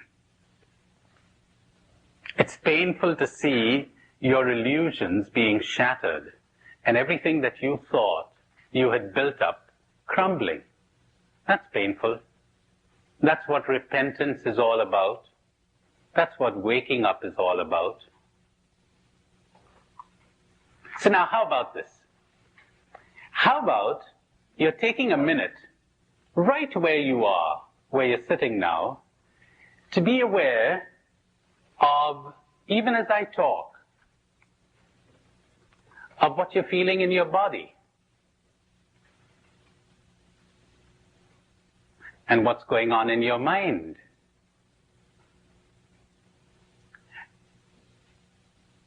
And what your emotional state is like. How about being aware of that blackboard if your eyes are open? And the color of the walls? How about being aware of my face? And the reaction you have to that face of mine? Because you have one whether you're aware of it or not. And it probably isn't yours. You were conditioned to have that kind of reaction. And how about being aware of some of the things I said? Though that isn't awareness now, that's memory, I'm cheating. But still, I'm assuming you're beginners. Think of some of the things you did not like. And think of some of the things you liked. And how you reacted. Does that say anything about you? And let's make a sudden switch now. Be aware of your presence in this room. It's a sudden switch. I'm in this room. It's as if you were outside yourself, looking at yourself, sitting here, as if you're looking at someone else. Do you notice the slightly different feeling? Later we'll ask, who's this person who's doing the looking? I am looking at me. What's I? What's me? But for the time being, it's enough that I would be watching me And if you're tending to condemn yourself or to approve of yourself, don't stop the condemnation now. Don't stop the judgment. Don't stop the approval. Just watch it. I'm condemning me. I'm disapproving. Or I'm approving. Just look at it. Don't try to fix it. Don't say, oh, we were told not to do this. No, just observe what's going on.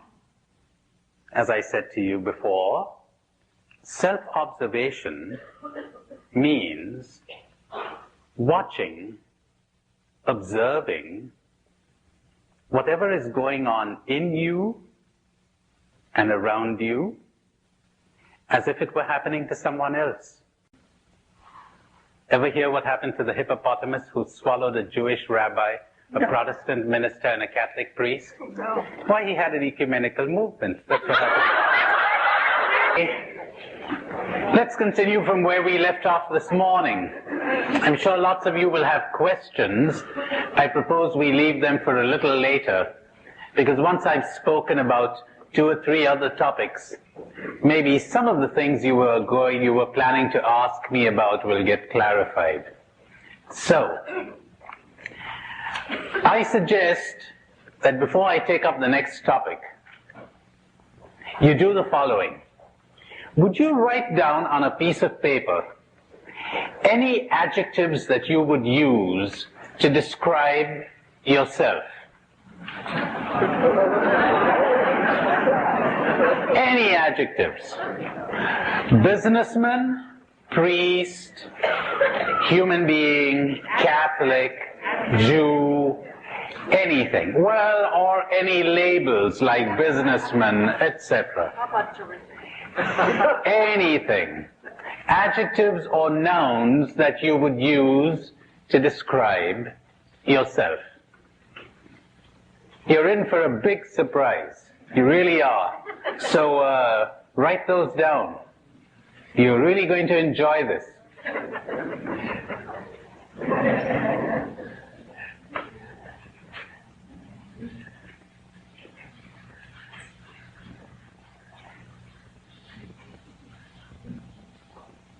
Now let's have a few samples.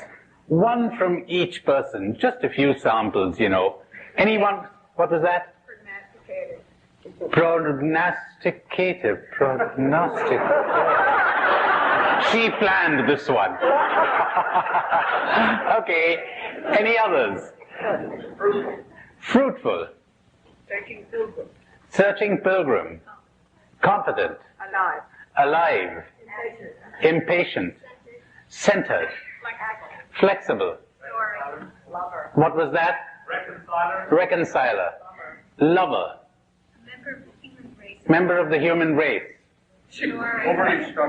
Overly structured. All right.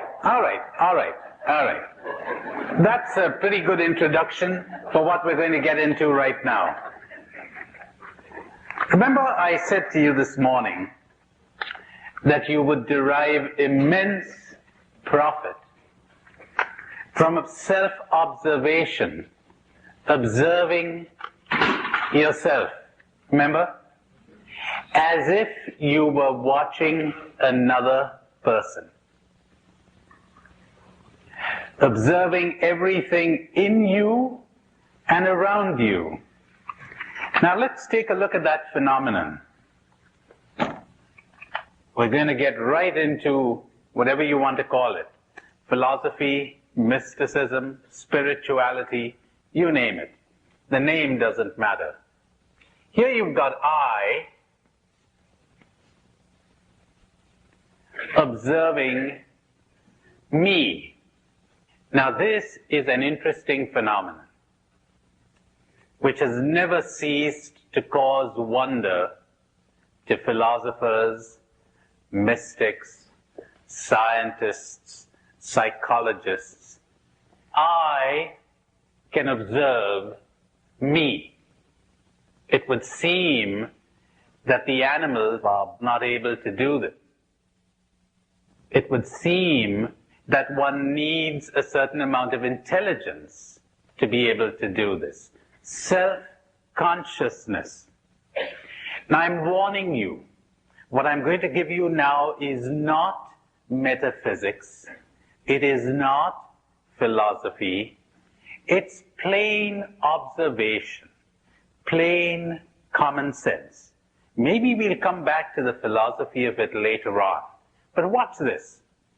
When I observes me, I looking at me. Remember I told you this morning, many of these great mystics of the East would say, who are you? Who am I? Who is I? They're really referring to that I, not to the me. And let's suppose that I were to observe me observing me. Have you noticed this has become me now? Who's this guy? Search for the I. That's what they're saying. Who's I? And no matter how far back you go, you're always going to have to search for I. What is I? Who is I? Ever thought of that? We've been given all kinds of answers, or we've taken all kinds of answers for granted, but never stopped probably to analyze or to find out for ourselves who I is, or what I is. As a matter of fact, some of these mystics will tell you that we first begin with things, with awareness of things. Then we move on to awareness of thoughts,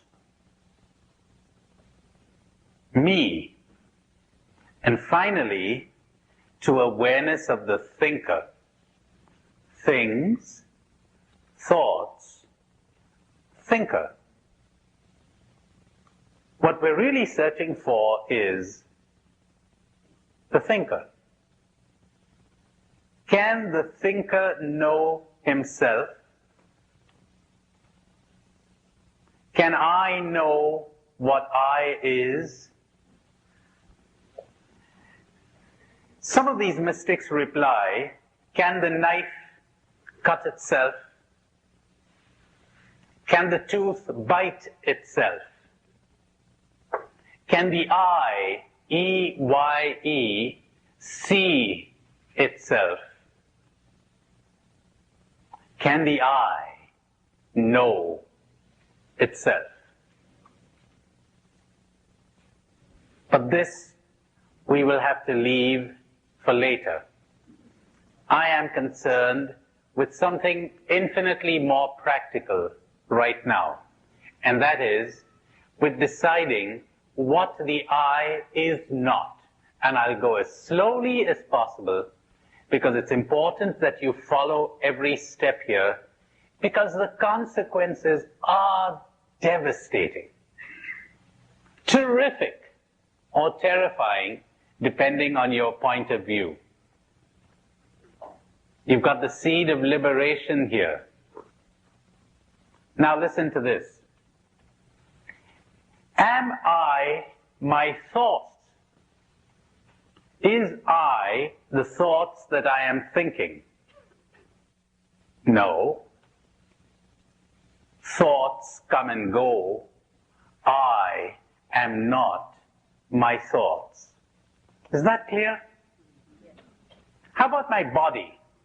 Am I my body?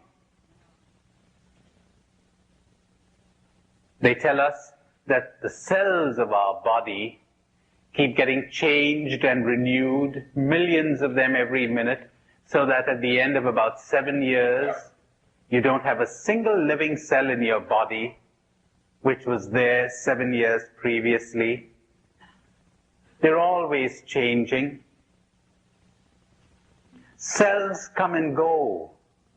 Cells arise and die. I seems to persist.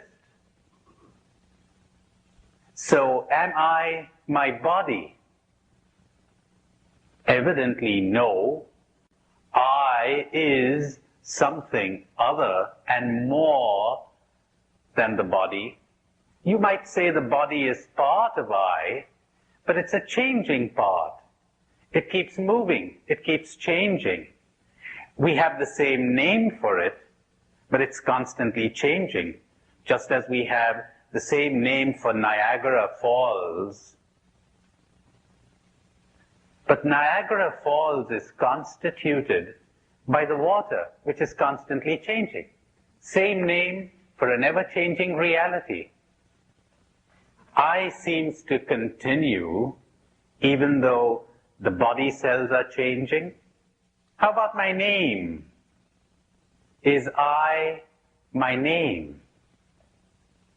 Evidently not, because I could change my name. I don't change the I when I change my name. How about my career? How about my beliefs? I am a Catholic. I am a Jew. Is that an essential part of I when I move from one religion to another? Has I changed? And let's suppose I get back to my original religion. Has I changed? Do I have a new I? Or is it the same I that has changed? In other words, is my name an essential part of me, of the I? Is my religion an essential part of the I? Remember I told you this morning about the little boy who says to the little girl, "Are you a Presbyterian?" Remember? Somebody told me one about someone in Belfast. Paddy was walking down the streets and he finds there's a gun there at the back of his head, pressing against the back of his head, and a voice says, "Are you Catholic or Protestant?" Well, Paddy had to do some pretty fast thinking. He said, "I'm a Jew." And he hears the voice say, "I've got to be the luckiest Arab in the whole of Belfast."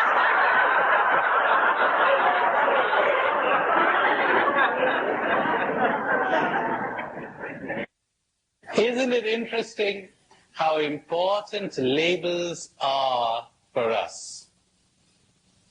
They're so important. I am a Democrat. I am a Republican. Are you really now?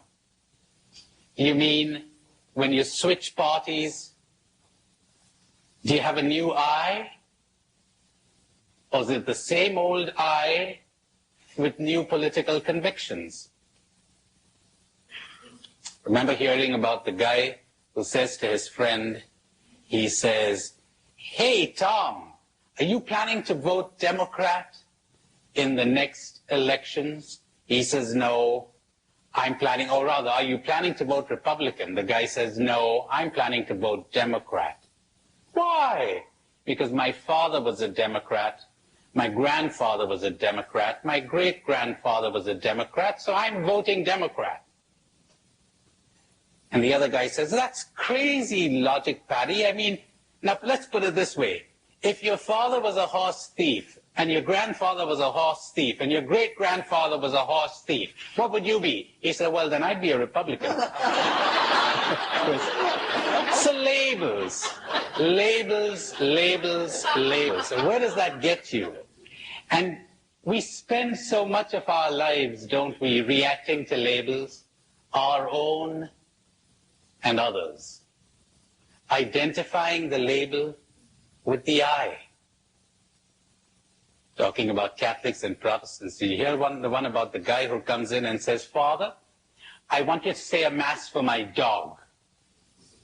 Father's indignant. He's outraged. What do you mean say a mass for your dog? He says, you know, my dog, my pet dog, I love that dog. I'd like you to offer a mass for him. Father says, we don't offer masses for dogs, for animals here. You may try the denomination lower down the street. Ask them. They might have a service for you. And the guy, as he's moving away, he says, too bad. I really love that dog. I was planning to offer $1 million in stipend for that mass. Father said, wait a minute. You never told me your dog was Catholic. When you're caught up in labels, what value do these labels have when applied to I? That's an interesting question. I'll invite you to think about it later, to discuss it. Could we say that I is none of the labels that we attach to it? That these labels belong to me? That what is constantly changing is me? Does the observer ever change? Why bother? The fact is that no matter what labels you can think of, except perhaps human being, you apply them to me. I is none of these things. So when you step out of yourself and observe me, when you step out of yourself and no longer observe and no longer identify with me, you learn all kinds of interesting things. For instance, suffering. Suffering exists in me and when you identify with me. Anytime you identify, anytime I identifies with anything or person outside of itself, or it identifies with me, suffering begins. Now comes fear. Now comes desire. Now comes a threat. The I begins to feel threatened. When I does not identify with money or name or nationality or persons or friends or any quality, the I is not threatened. Can be very active, as I will show you later on, but it isn't threatened. Everybody think of a time, or think of some suffering that you have right now. Anything that's causing you pain, or worry, or anxiety. Think of that. First, can you pick up the desire under that suffering? There's something you desire very keenly, or you wouldn't be suffering. What is it? Second, that isn't just an ordinary desire, that's a craving. Worse, there's an identification there. You have somehow said to yourself, the well-being of I, almost the existence of I, is tied up with this desire. How true is it that all suffering is caused by my identifying myself with something? Whether that something is within me or outside of me. And when it is outside of me, whether it is a thing or a person. Talk about it for a couple of minutes, then let's see if we can get some reactions from you. Okay.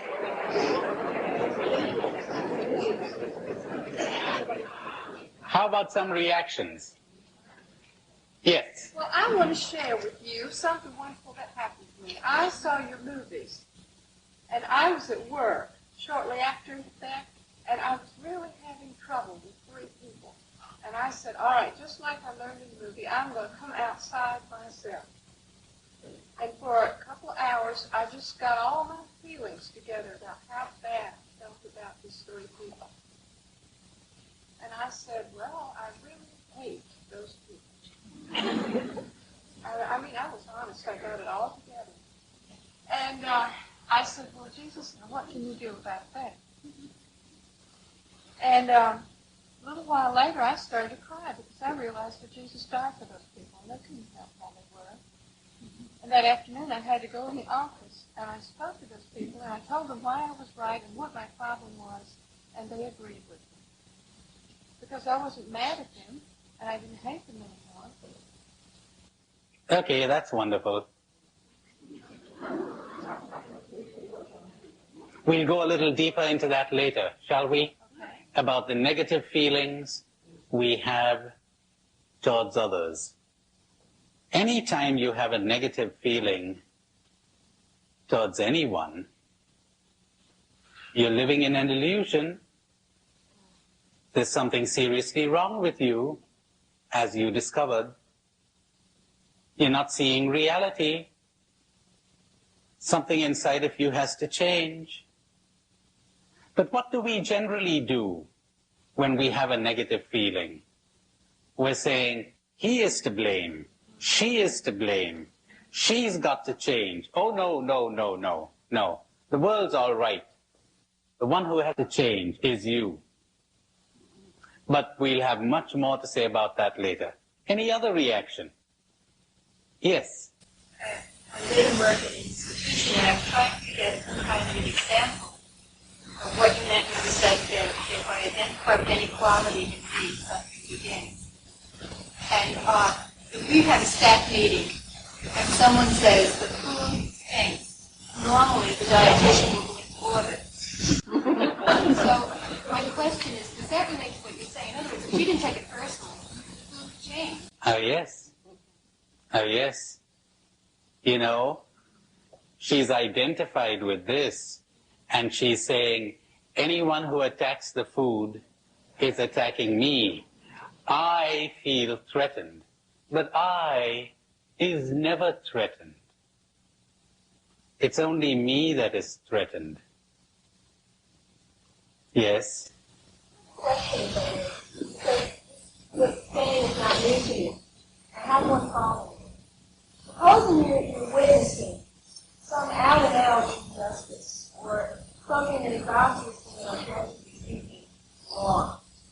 Now, would it not be a proper reaction to say this cannot be happening, or to somehow want to involve yourself in correcting this wrong? It may not be simply that I feel bad about the situation, but the situation is objectively wrong. Someone's injuring a child with abuse going on, etc. How about that kind of thing? Now, did you assume that I was saying that you wouldn't do anything?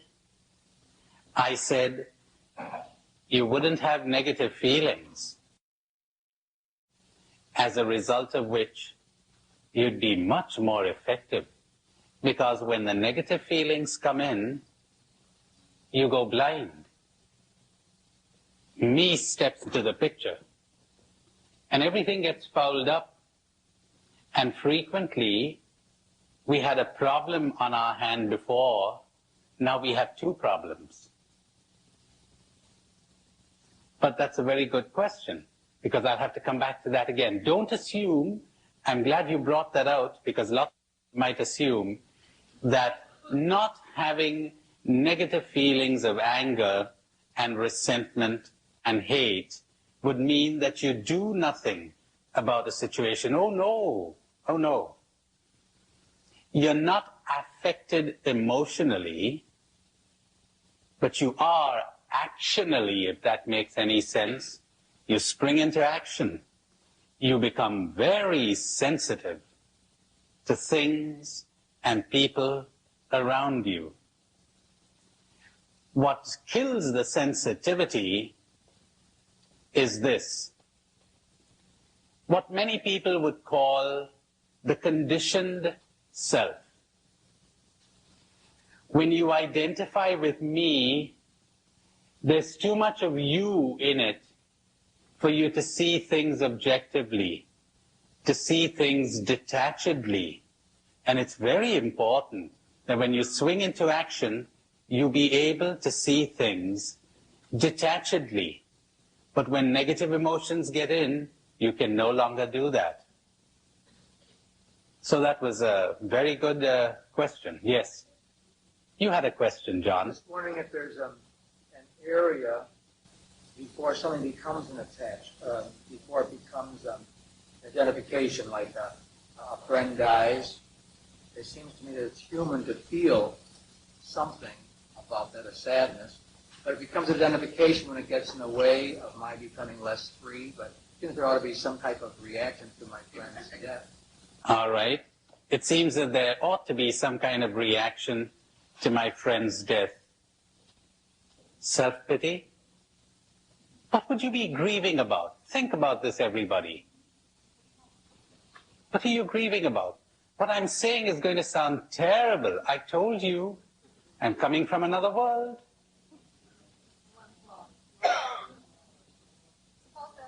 Personal loss, right? Feeling sorry for me. All right. You mean you're feeling sorry for other people who are feeling sorry for themselves? Or if they're not feeling sorry for themselves, then what would I be feeling sorry for? What we call grief. Do we ever feel grief when we lose something that we have allowed to be free, that we have never attempted to possess, and we have never allowed ourselves to be attached to? Meaning. What does it mean to be attached? Meaning, I made my happiness depend on this thing or this person, at least to some extent. We're so accustomed to this that to hear the opposite sounds inhuman, doesn't it? I'm not saying that me, the conditioned self, will not sometimes fall into this, because that's the way we have been conditioned. But is it conceivable that you would live a life where you would be so totally alone that you would depend on no one? Please try to understand this. We all depend on one another, don't we, for all kinds of things. We depend on the butcher and the baker and the candlestick maker. Interdependence, that's fine. We set up society and we organize society in this way. We allot different functions to different people for the welfare of everyone, so that we will function better and live more effectively, hopefully. But to depend on another psychologically, to depend on another emotionally, what does that mean? That means to depend on another human being for my happiness. Think about that. Because if you do, the next thing you will be doing, whether you're aware of it or not, is you will be demanding that that person contribute to your happiness. Next step, fear. fear of loss, fear of alienation, fear of rejection, mutual control, perfect love casts out fear. Where there is love, there are no demands. There are no expectations. There is no dependency. I do not demand that you make me happy.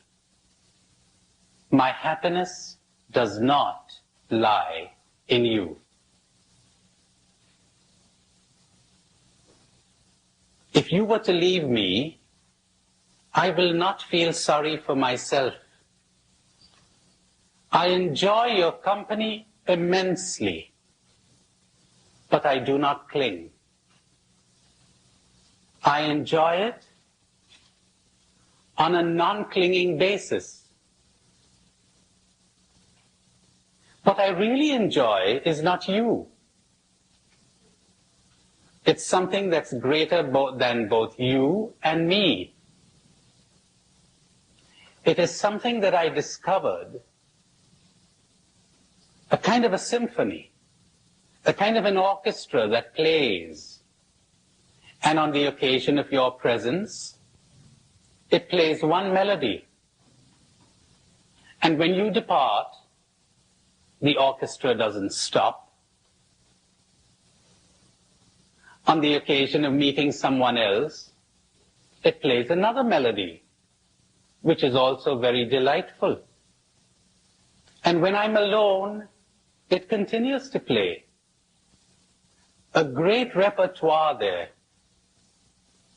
never ceases to play. That's what awaking is all about.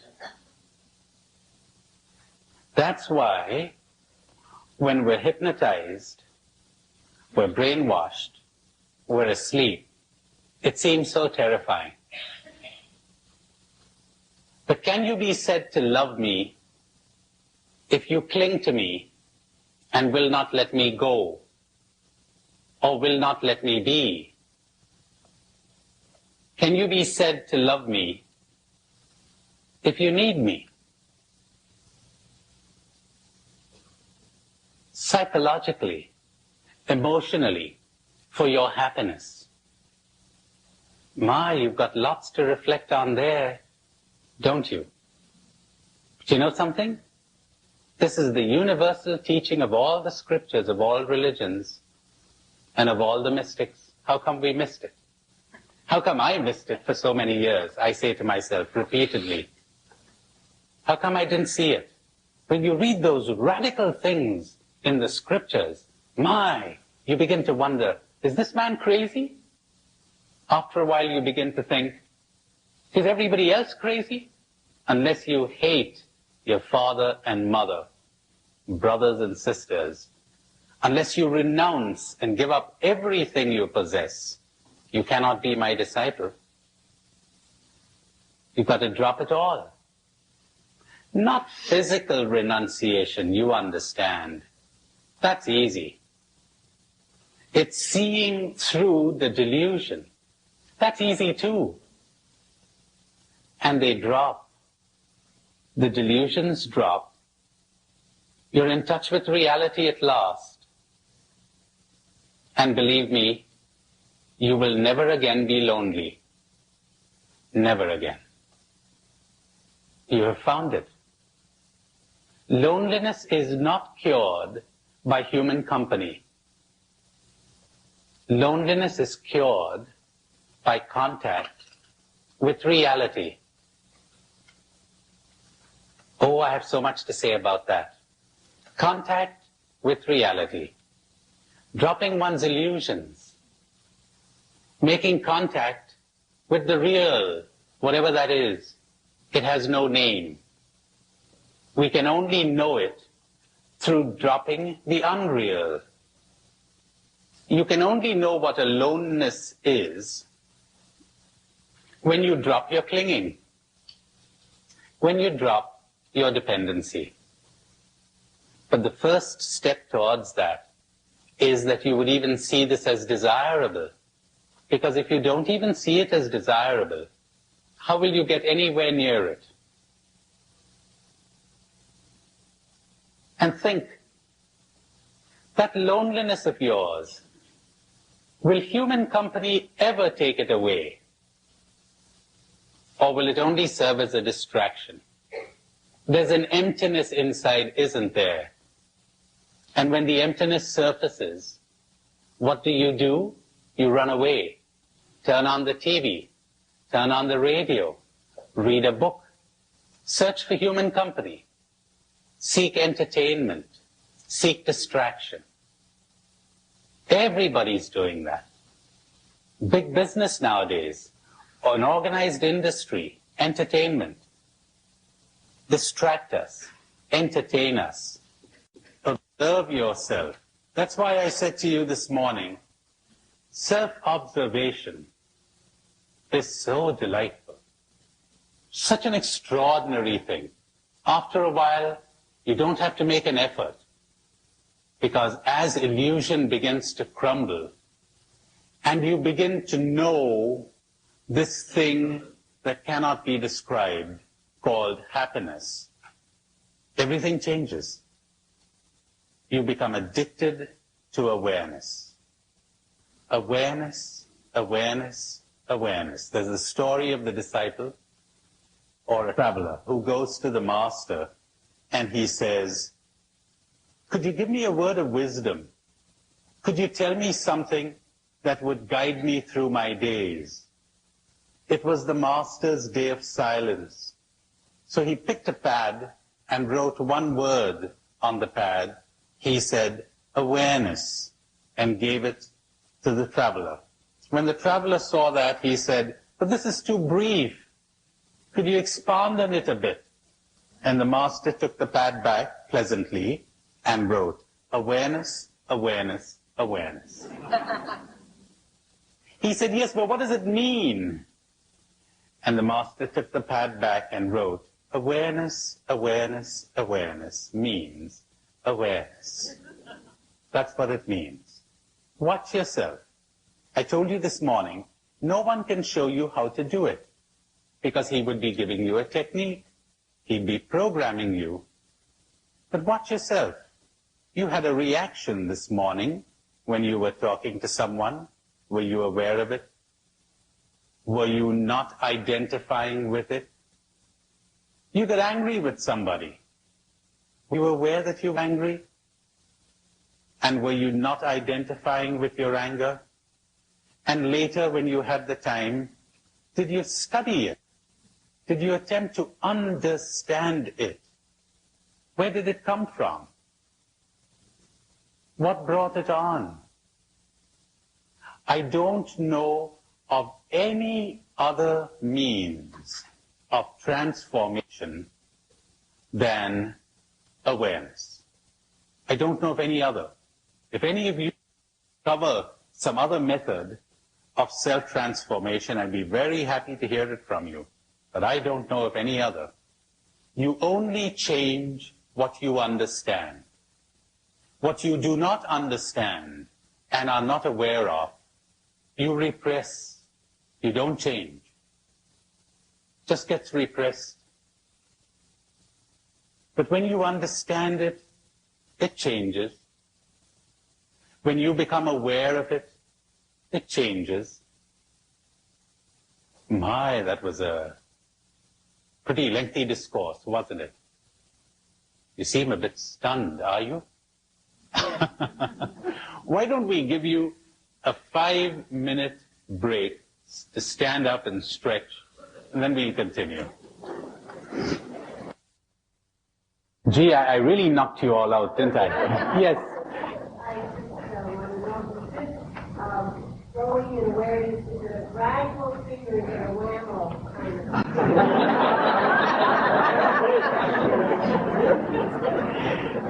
I don't know how much help this is going to be, but it's both kind of things.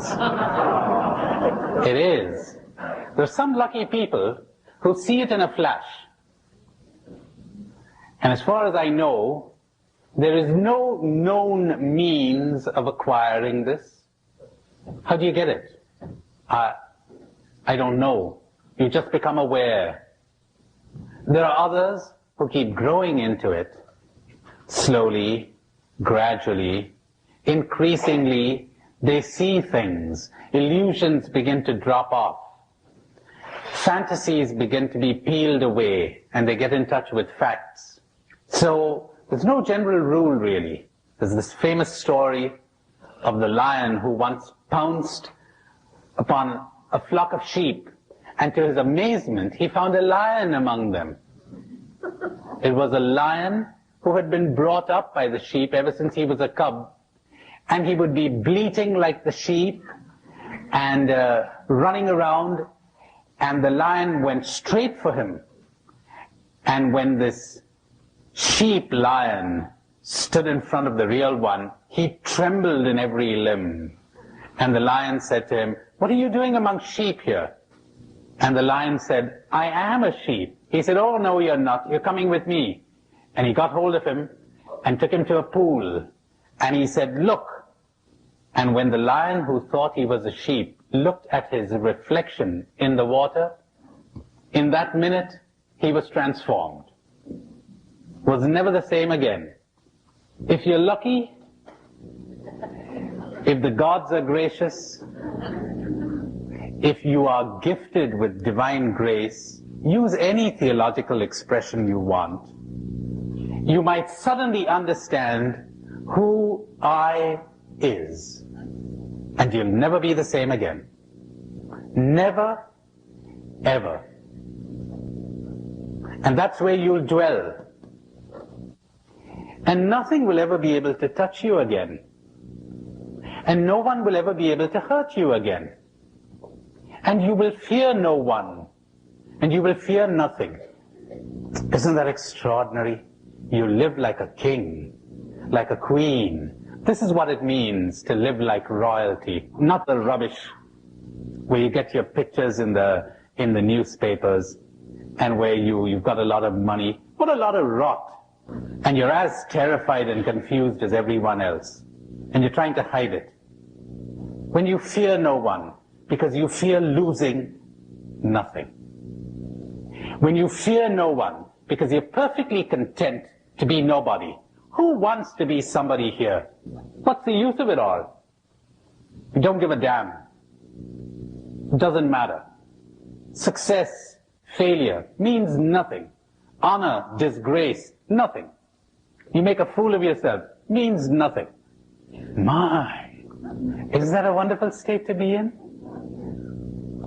Now some people arrive at this painstakingly, step by step, through months and weeks of self-awareness. But I'll promise you one thing, I've not known of one person who would give time to being aware, who wouldn't see the difference in a matter of weeks. Already the quality of your living is changing. You don't have to take it on faith anymore. You're seeing it. You're different. You react differently. In fact, you're reacting less and you're acting more. You see things you've never seen before. You're much more energetic, much more alive. People think that if they had no cravings, they'd be like dead wood. You know what would happen to you? You'd lose your tension.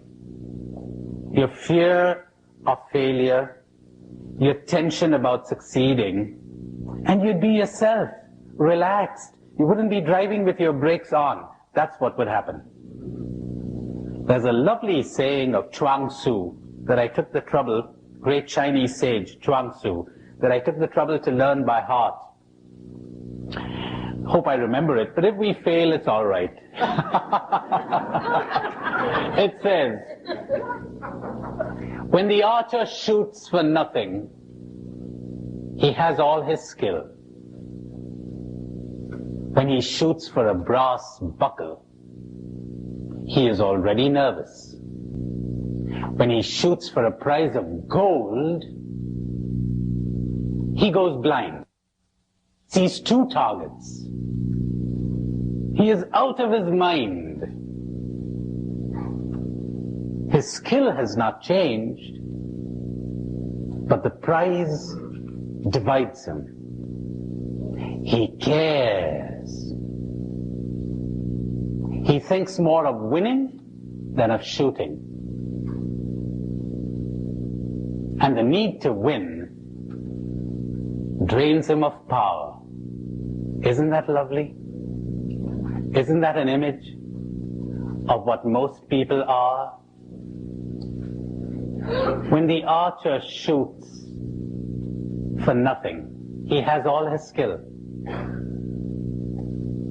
When you're living for nothing, you've got all your skill, you've got all your energy available to you, you're relaxed, you don't care. It doesn't matter whether you win or lose.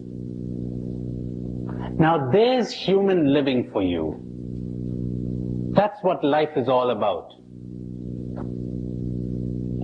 That can only come from awareness. And in awareness, as I shall explain as we go along, you will understand that honor doesn't mean a thing.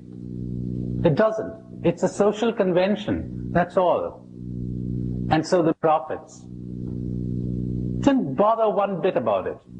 Honor, disgrace, meant nothing to them.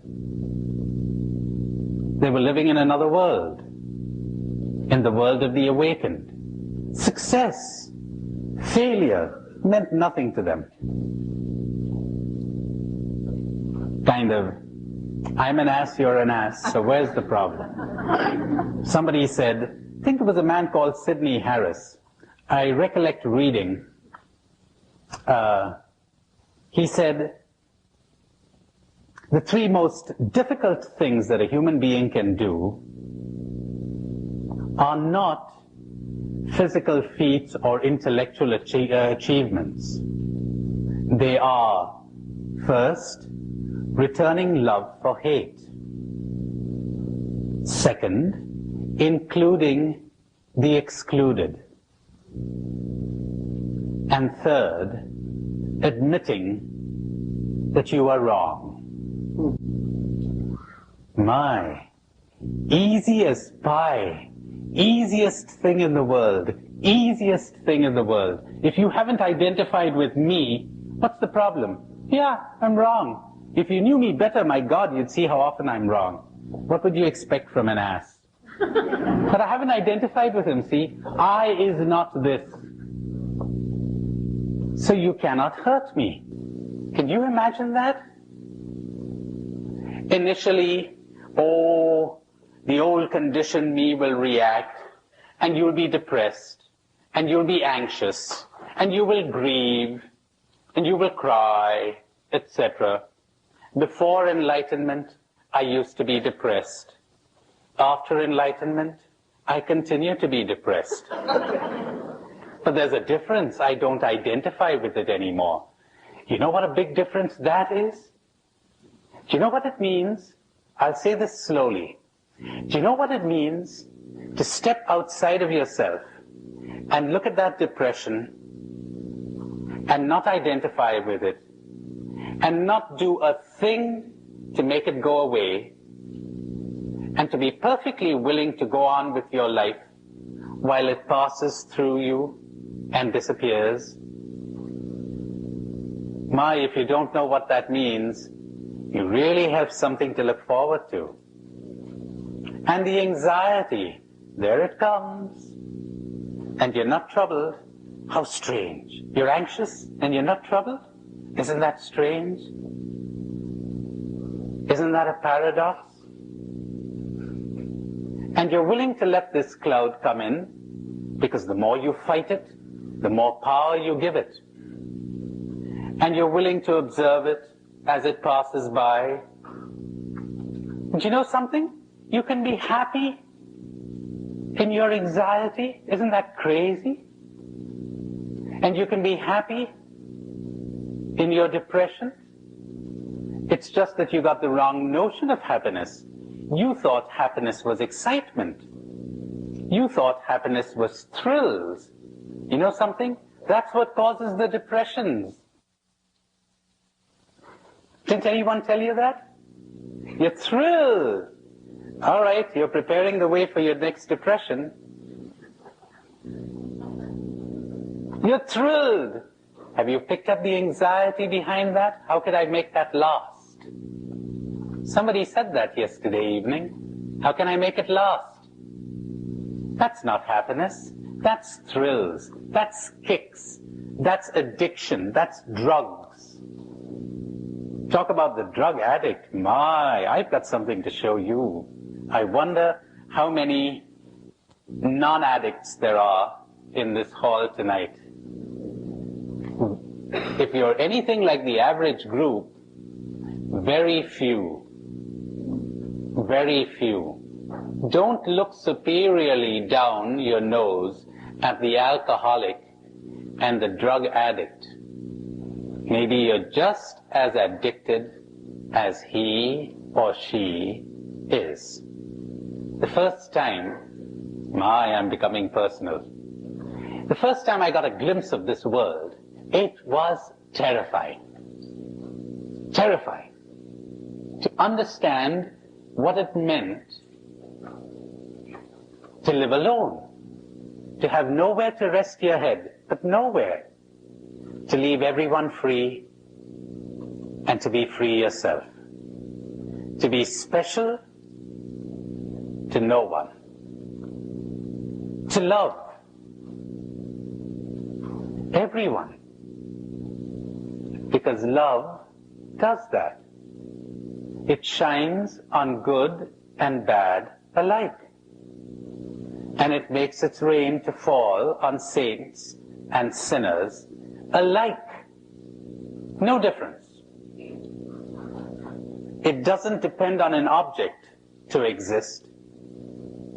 You don't pull it out. It's there, available. Like the rose. Is it possible for the rose to say, I will give my fragrance to the good people who smell me, and I will withhold it from the bad? Or like a lamp, is it possible for the lamp to say, I shall give my light to the good people in this room and withhold my light from the evil people? Or like a tree, can a tree say, I'll give my shade to the good people who rest in my shade and withhold my shade from the bad? There are images of what love is all about. But I told you, we don't really know what love is. But it's right there, staring us in the face, in the scriptures. We never cared to see it, because we were so drowned in what our culture calls love, in its love songs and its poems. That isn't love at all. That's the opposite of love. That's desire. That's control. That's possessiveness. That's manipulation. That's fear. That's anxiety. That's not love. And we were told that happiness lies in thrills. It's so painful. It really is so painful to watch those commercials. Happiness is a smooth complexion, a holiday resort. But you know that already. You know that already, or you wouldn't be here. You know it isn't these things. But then we have other subtle ways of making our happiness depend on other things, both within us and outside of us. I refuse to be happy until my neurosis goes. How about that one? I got good news for you. You can be happy right now with the neurosis. Yes, sir.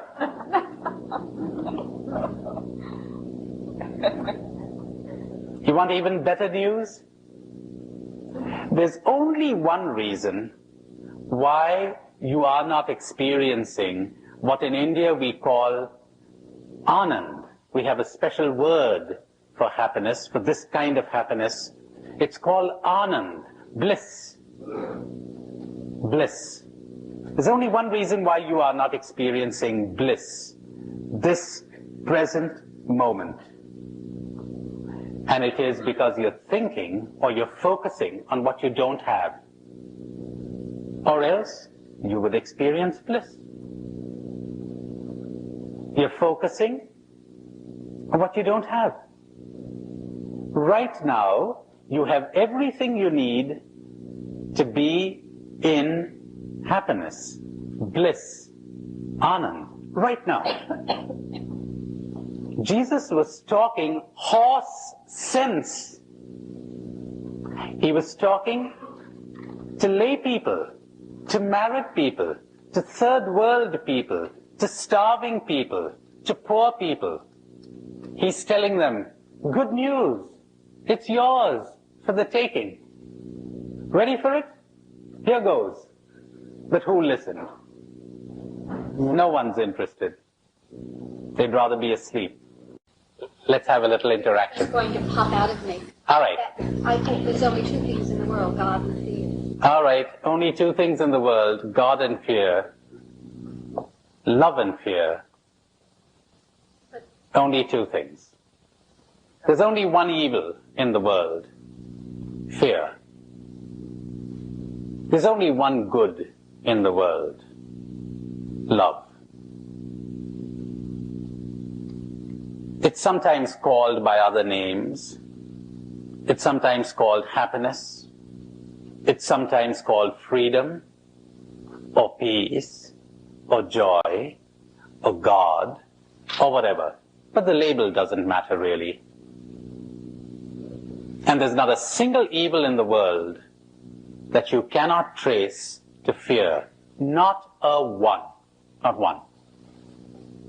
Ignorance and fear. Ignorance caused by fear. That's where all the evil comes from. That's where your violence comes from. The person who is truly non-violent, who is incapable of violence, is the person who is fearless. It's only when you're afraid that you become angry. Have you ever thought of that? Think of the last time you were angry. Go ahead. Think of the last time you were angry. Search for the fear behind that.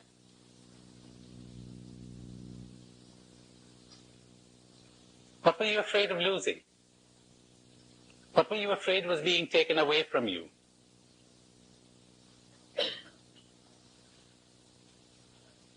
That's where the anger comes from. Think of an angry person, maybe someone you're afraid of. Can you see how frightened he or she is? He's really frightened. He really is. She's really frightened, or she wouldn't be angry. How true. Ultimately, there are only two things: love and fear. But I've gone far ahead of what I was planning to do. But I'd rather leave it like this. I'd rather leave it unstructured and move from one thing to another and keep returning to themes again and again, because that's the way to grasp what I'm saying maybe, because when it doesn't hit you the first time, it might the second time, and what doesn't hit one person might hit another.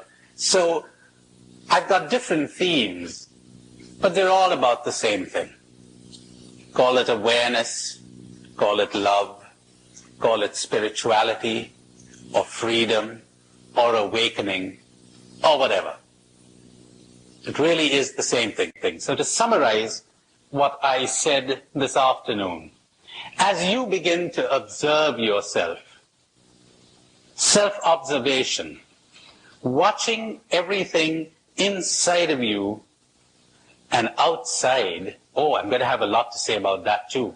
Outside, the trees, the stars, the traffic, the faces of friends, the people you're living with, dried leaves, the birds, a pile of stones, water, anything. Observe, watch. you might suddenly stumble upon a whole world you had never seen. And you'd say, God, I've been here all along. How come I never saw this? To watch everything inside of you and outside. And when there's something happening to you, to see it as if it were happening to someone else. With no comment, no judgment, no attitude, no interference, no attempt to change, only to understand. Only to understand. Now, as you do this, you will begin to realize that increasingly you are disidentifying from me. St. Teresa of Avila says that towards the end of her life, God gave her this extraordinary grace. She doesn't use this modern expression, of course, but that's what it really boils down to, of disidentifying from herself. Extraordinary liberation at last. You know how it is? John Smith has cancer. I don't know John Smith. John Smith is in me, so I'm not all that affected. If I have love and sensitivity, maybe I'll help, but I'm not all that affected emotionally. You have an examination. I'm not all that affected. I can be quite philosophical about it, and I'll say, well, the more you worry about it, the worse it's going to get. Why don't you take a good break? But when it comes my turn to have an examination, well, that's something else, isn't it? Because I've identified with me. I identify with my family, my country, my possessions, my body, me. How would it be if I had a grace, if God gave me the grace, that I wouldn't call these things my? That isn't I at all. I'd be detached. I'd be disidentified. That's what it means to lose the self. To deny the self. To die to self. To the ego. To me. To be objective about it. To be disidentified and detached from it. Now, as you begin to practice this, you could try it tonight. You know, it's not a matter of nerves now or muscles, of tightening your muscles, but as you move around, if you can be aware of what you're doing, if you can be aware of what you're saying, if you can be aware of how you are reacting, what a difference. Won't be long before you notice the effect. It's sad to think that human beings would go through life with fixed ideas, programming, and they never change. And they're not aware. They're just not aware of what's going on. Very religious people, some of them, but no awareness. I really meant that. You might as well have been a block of wood. You might as well have been a rock. Really. A talking, walking, thinking machine, computer. That's not human. Puppet, jerked around by all kinds of things. Press a button, you'll get the reaction. I told you that yesterday. You could almost predict to the nth degree how a human being is going to react. Just study the person, for a day, and I'll tell you exactly how he or she is going to react. And sometimes write it on a piece of paper for my therapy group and say, so-and-so is going to start the session. So-and-so will reply. There the machines, true to plan, go on. That's painful. They're not aware. And don't listen to the people who say to you, forget yourself, go out in love to others. Don't listen to them. They're all wrong. The worst thing you can do is to forget yourself when you go out to others. Go out in your so-called helping attitude. You know, this was brought home to me very forcefully many years ago when I did my studies in Chicago in psychology. We had a course in counseling for priests. It was only open to priests who were actually engaged in counseling and who agreed to bring a tape to class. So we did that. Well, must have been about 20 of us. When it was my turn, I brought a cassette, a tape, to class that had engraved on it, impressed on it, an interview that I had with a young woman. Well, I took it to class, the instructor put it in a tape recorder, and we all began to hear it. After 5 minutes, as was his custom, the instructor stopped the tape. He said, "Any comments?" Someone said to me, "Why did you ask her that question?" I said, "I'm not aware that I asked any question. As a matter of fact, I'm quite sure I did not ask any question." He said, "Oh, no, you did. See, I was quite sure because I was consciously following the method of Carl Rogers, person-oriented, non-directive. You don't ask questions, you don't interrupt, you don't give advice, etc. So I was very aware that I mustn't ask questions. All right, there was a bit of a dispute between the two of us, and the instructor said, "Why don't we play that again?" So we played that again and heard it. And there, to my horror, was a whopping big question, as tall as the Empire State Building. A huge question, you couldn't miss it. Now, you know, the interesting thing was that I had heard that question 3 times. The first time, presumably, when I asked it. The second time, when I listened to the tape in my room, because I wanted to take a good tape to class, see? And the third time, when I heard it in the room, in the classroom, but it hadn't registered. I wasn't aware. That happens frequently in my therapy sessions or spiritual direction sessions or whatever. We tape the interview. We record it. And again and again and again, when the client listens to it, he or she says, "You know, I didn't really hear what you said in the interview. I only heard it when I listened to the tape. More interestingly, I didn't really hear what I said when we had the interview. I only heard, look what I said." Somewhat humiliatingly, I sometimes discover what I said when I'm listening to the tape with her. That's shocking. It's shocking to discover that I'm saying things, for heaven's sake, in a therapy session that I'm not aware of. The full import of which only dawns on me later. You call that human? Forget yourself and go out to others? Well, I had an even more shattering experience that morning, because when we listened to the whole tape, the instructor said, "Any comments?"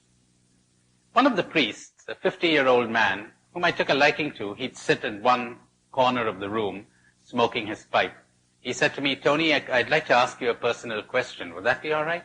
I said, "Yeah, go ahead. If I don't want to answer it, I won't." "What's the personal question?" He said, "This woman you're interviewing, is she pretty?" Now, you know, honest to goodness, I was at a stage of my development or undevelopment, or whatever you want to call it, where I really didn't notice if someone was good looking or not. I really didn't. It didn't matter. I mean, she was a sheep in the flock of Christ. I was the pastor. I dispensed help. Yes, I mean, it's great. That's the way we were trained, the good old training. So I said to him, "What has that got to do with it, whether she's pretty or not?" He said, "You don't like her, do you?" "What? You don't like her, do you?" Well, hadn't ever struck me that I liked or disliked people, or mostly occasional powerful likes and dislikes would register in consciousness, but the other ones wouldn't. was mostly neutral. I said, what makes you say that? He says, the tape. I said, you mean you get that from the interview? He said, yes, would you like me to show you that? I said, yes, I'd be happy to. We went through that tape again, and he said, listen to your voice here, how sweet it has become. You're irritated, aren't you? I was. I was only becoming aware of it right there. And look what you're doing here. Non-directively, for heaven's sake. You know what I was saying to her? I was saying, don't come back, but I wasn't aware of it. And he said, she's a woman. She'll have picked this up.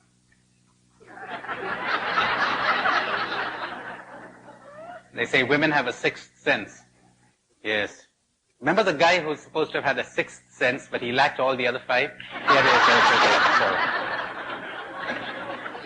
So he said, you're saying, don't come back, don't come back. He said, when are you supposed to meet her next? I said, well, next Wednesday.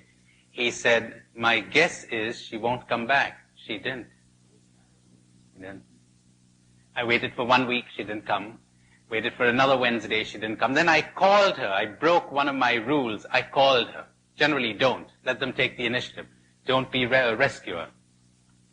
But I said to her, you remember that tape you allowed me to make for the class? And she said, yes.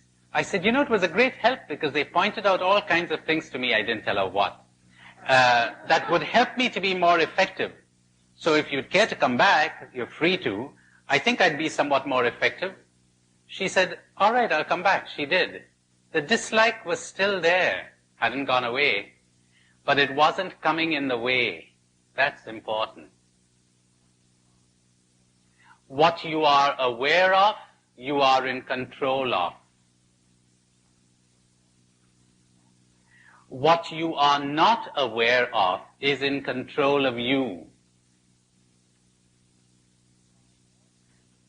You are always a slave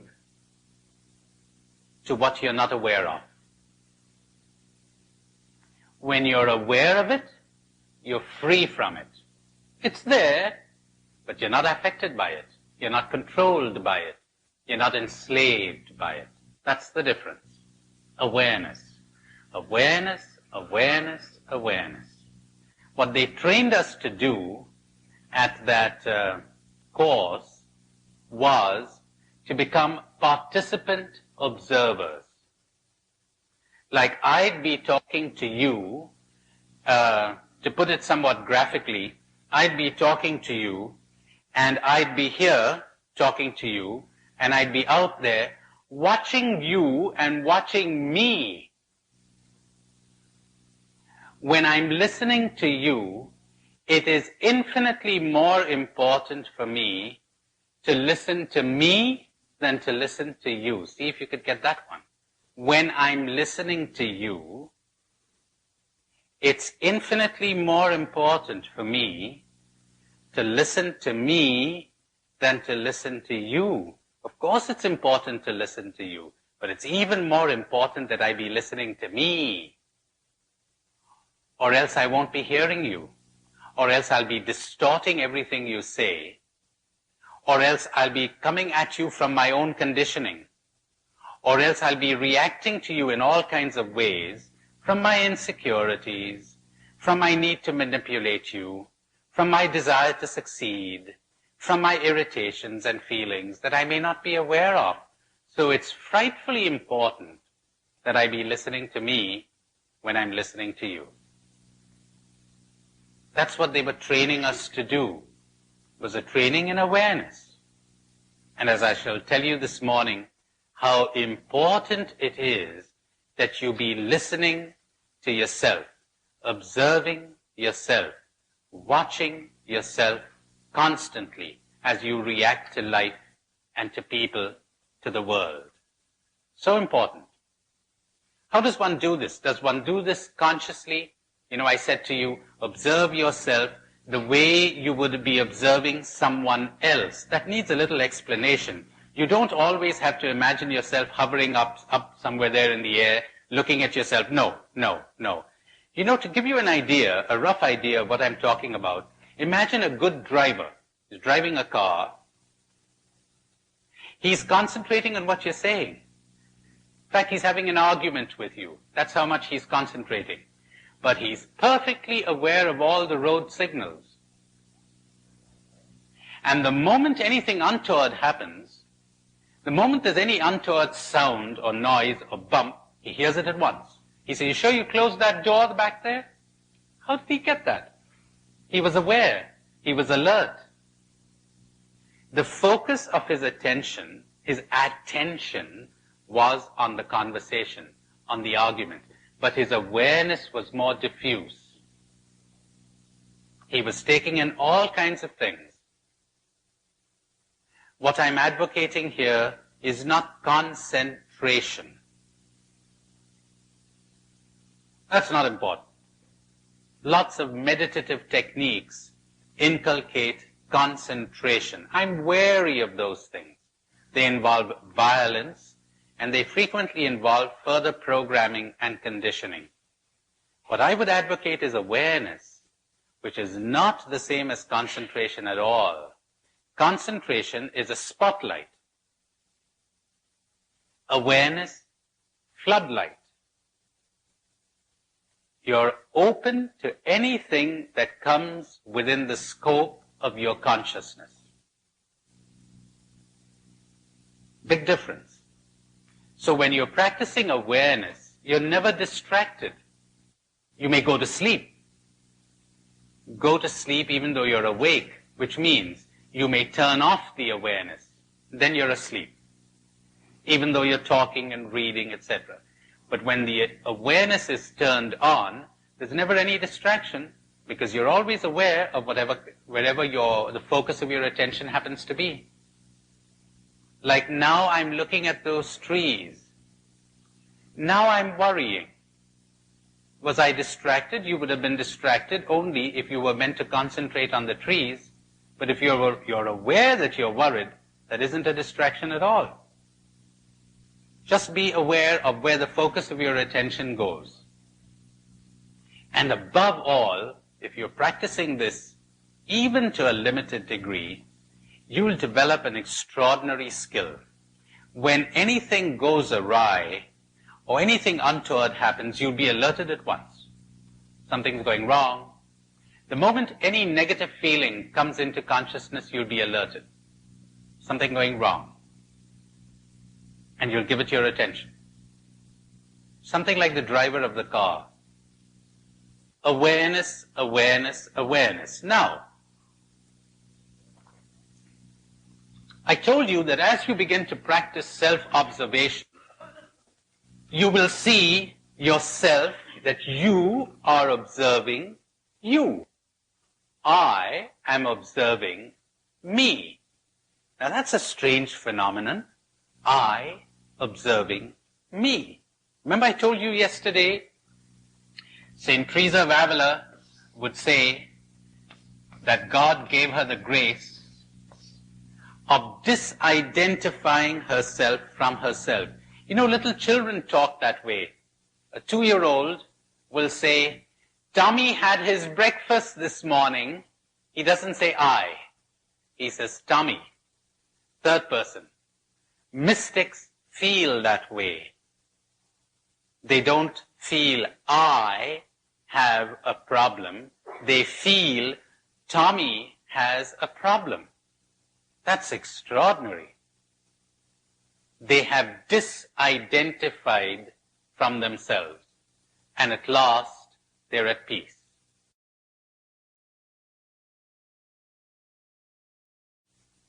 This is the grace that St. Teresa of Avila was talking about.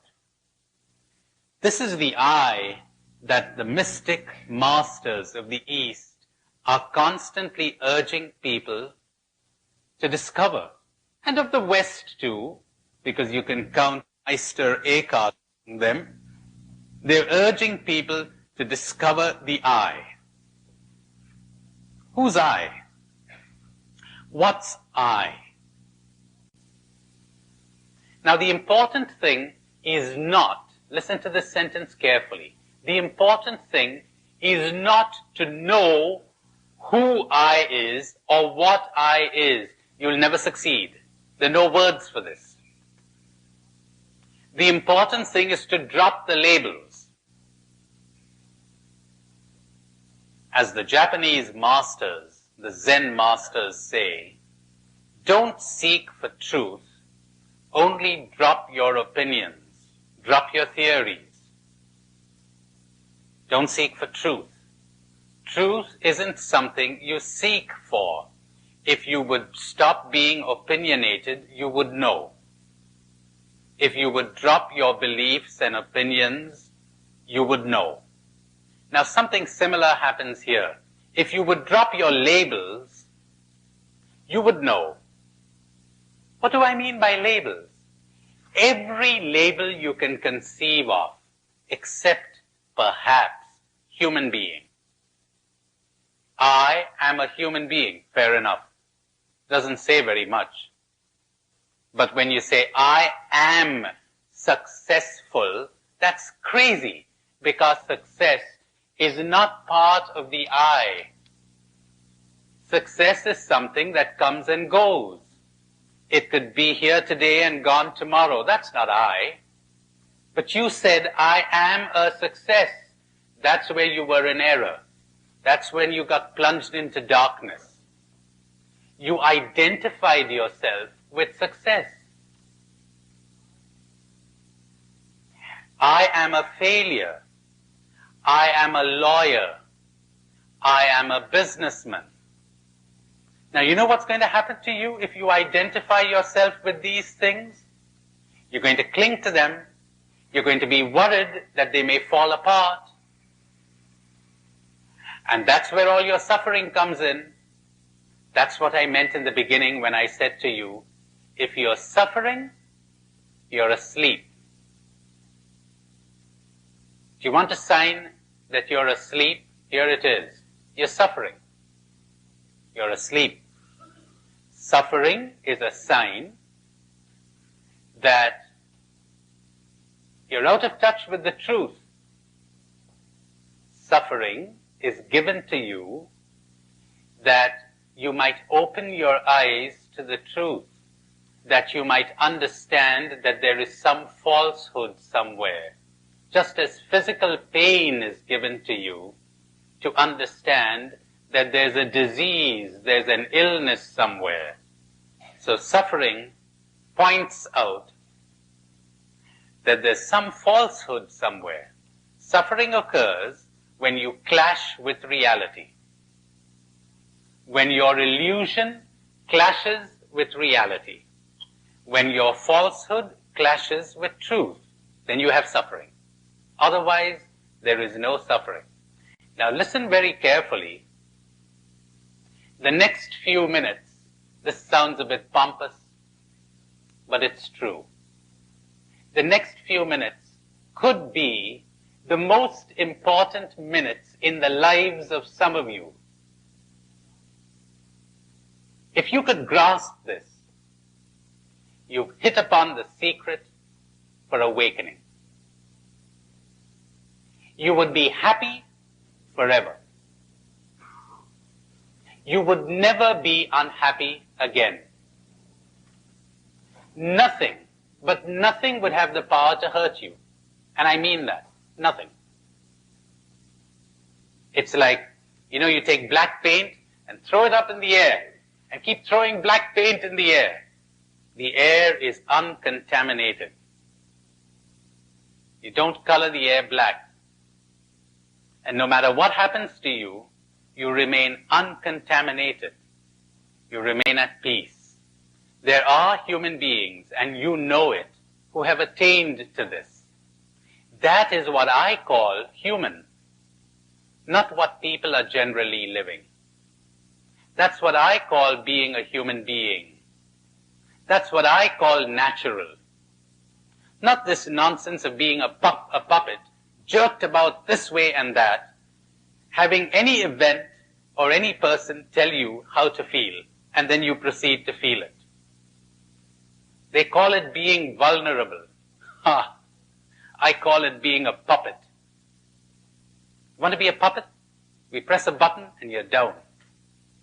You like that? So there it is. If you do not identify with any of those labels, first of all, most of your worries cease. What are you generally worried about? Later we'll talk about your fear of disease and death. But ordinarily you're worried about what's going to happen to your career. A businessman, small-time businessman kind of, 55 years old, he's sipping beer somewhere at a bar, and he thinks, well, look at my classmates. They've really made it. The idiot, they've made it. What do you mean they've made it? They got their names in the newspapers? You call that made it? Huh? They got their names in the news, in the prison journal, huh? Which all the prisoners are reading. And he thinks they've made it. Successful president of a corporation. The other guy has become the chief justice, and somebody else has become this, and the other person has become that. Monkeys, all of them. Who determines what it means to be a success? The main preoccupation of society is to keep society sick. And the sooner you realize that, the better. Every one of them. Most of them. They're loony. They're crazy. You became the president of the lunatic asylum, and you're proud of it. It means nothing. It really means nothing. Being the president of a corporation has absolutely nothing to do with being awake, or being happy, or being a success in life. Nothing. Absolutely nothing. Having a lot of money has nothing to do with being a success in life. You're a success in life when you wake up. When you don't have to apologize to anyone. When you don't have to explain anything to anyone. You don't feel the need to explain anything to anyone. You don't give a damn what anybody thinks of you or what anybody says about you. You have no worry. You're happy. Now that's what I call being a success. I don't know about you. So this poor guy is thinking sadly that he isn't a success like his classmates. Nobody has ever told him that having a good job and being famous and having a great reputation has absolutely nothing to do with happiness or success. Nothing. It's totally irrelevant. And so he's worried about what his children will think about him. What will the neighbors think about him? What will his wife think? He should have become famous. That's what your society and your culture is drilling into your head day and night, and so is mine. People who made it. Made what? Made asses of themselves. Because they drained all their energy in getting something that was worthless. And they're frightened, and they're confused, and they're puppets like the rest. Look at them strutting across the stage. Look how upset they'd get if they had a stain on their shirt. You call that a success? Look how frightened they are at the prospect that they may not be re-elected. You call that a success? So controlled, so manipulated. These are not happy people. These are miserable people. They don't enjoy life. They're constantly tense and anxious. You call that human? And do you know why that happened? There's only one reason. They identified with some label. They identified the I. That was their error. With their money, with their job, with their profession.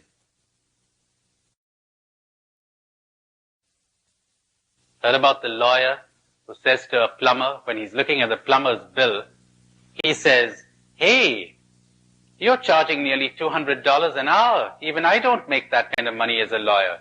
And the plumber said, even I didn't make that kind of a money when I was a lawyer. He said, right, so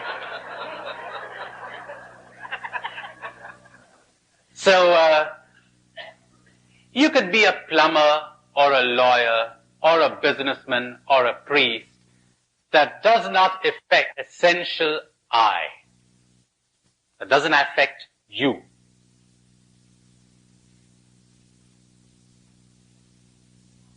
I change my profession tomorrow. That's like changing my clothes. I is untouched.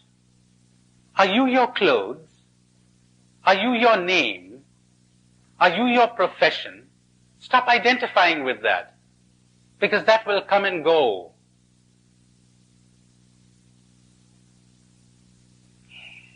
You know what happens when you really understand this? No criticism can affect you. No flattery or praise can affect you either. When someone says you're a great guy, what's he talking about? He's talking about me. He's not talking about I. I is neither great nor small. I is neither successful nor a failure. It is none of these labels. These things come and go.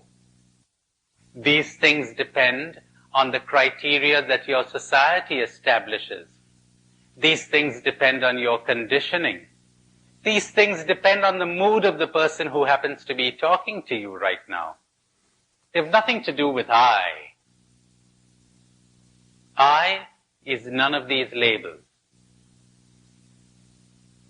Me is generally selfish, foolish, childish, and a great big ass. So when you say, you're an ass, so you're telling me, haha, I've known it for years. That guy there, the conditioned self, what could you expect? I've known it for years.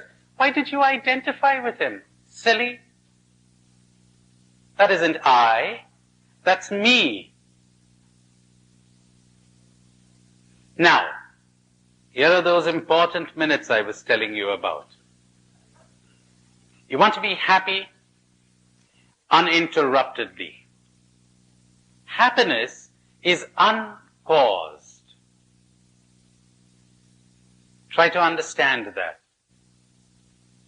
Happiness, true happiness, is uncaused.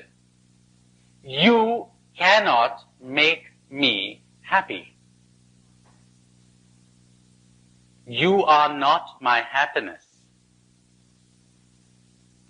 You say to the awakened person, why are you happy? And the awakened person replies, why not? Happiness is our natural state. Happiness is the natural state of little children to whom the kingdom belongs, until they have been polluted and contaminated by the stupidities of our societies and our cultures. To acquire happiness, you don't have to do anything, because happiness cannot be acquired. Does anybody know why? Because you have it already. How can you acquire what you already have? Then why don't you experience it? Because you've got to drop something. You've got to drop an illusion. You don't have to add anything on to be happy. You've got to drop something. Life is easy. Life is delightful. It's only rough on your illusions. You got illusions. You got ambitions. You got greed.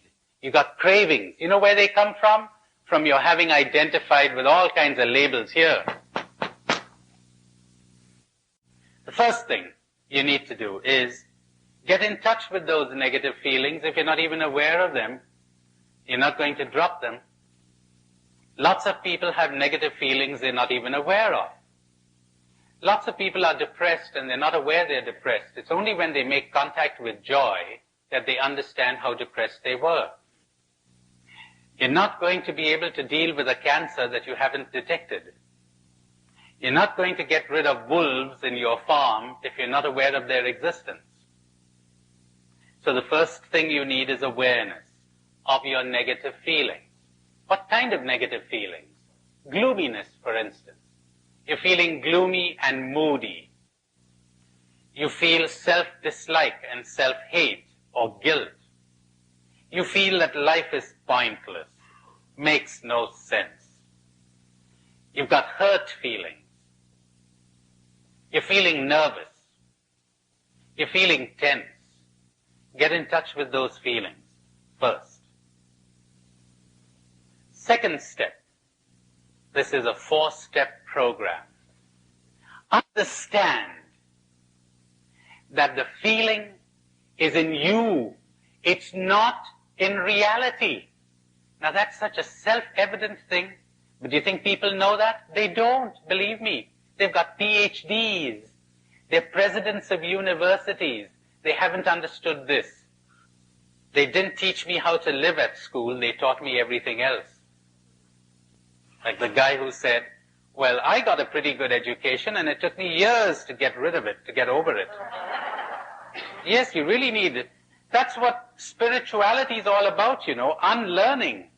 Unlearning. Unlearning all the rubbish they taught you. Now, that negative feeling is in you. It's not in reality. So stop trying to change reality. And our bosses, and our friends, and our enemies, and everybody else, and everything else. You don't have to change anything. The negative feeling is in you. No person on earth has the power to make you unhappy. Want me to repeat that?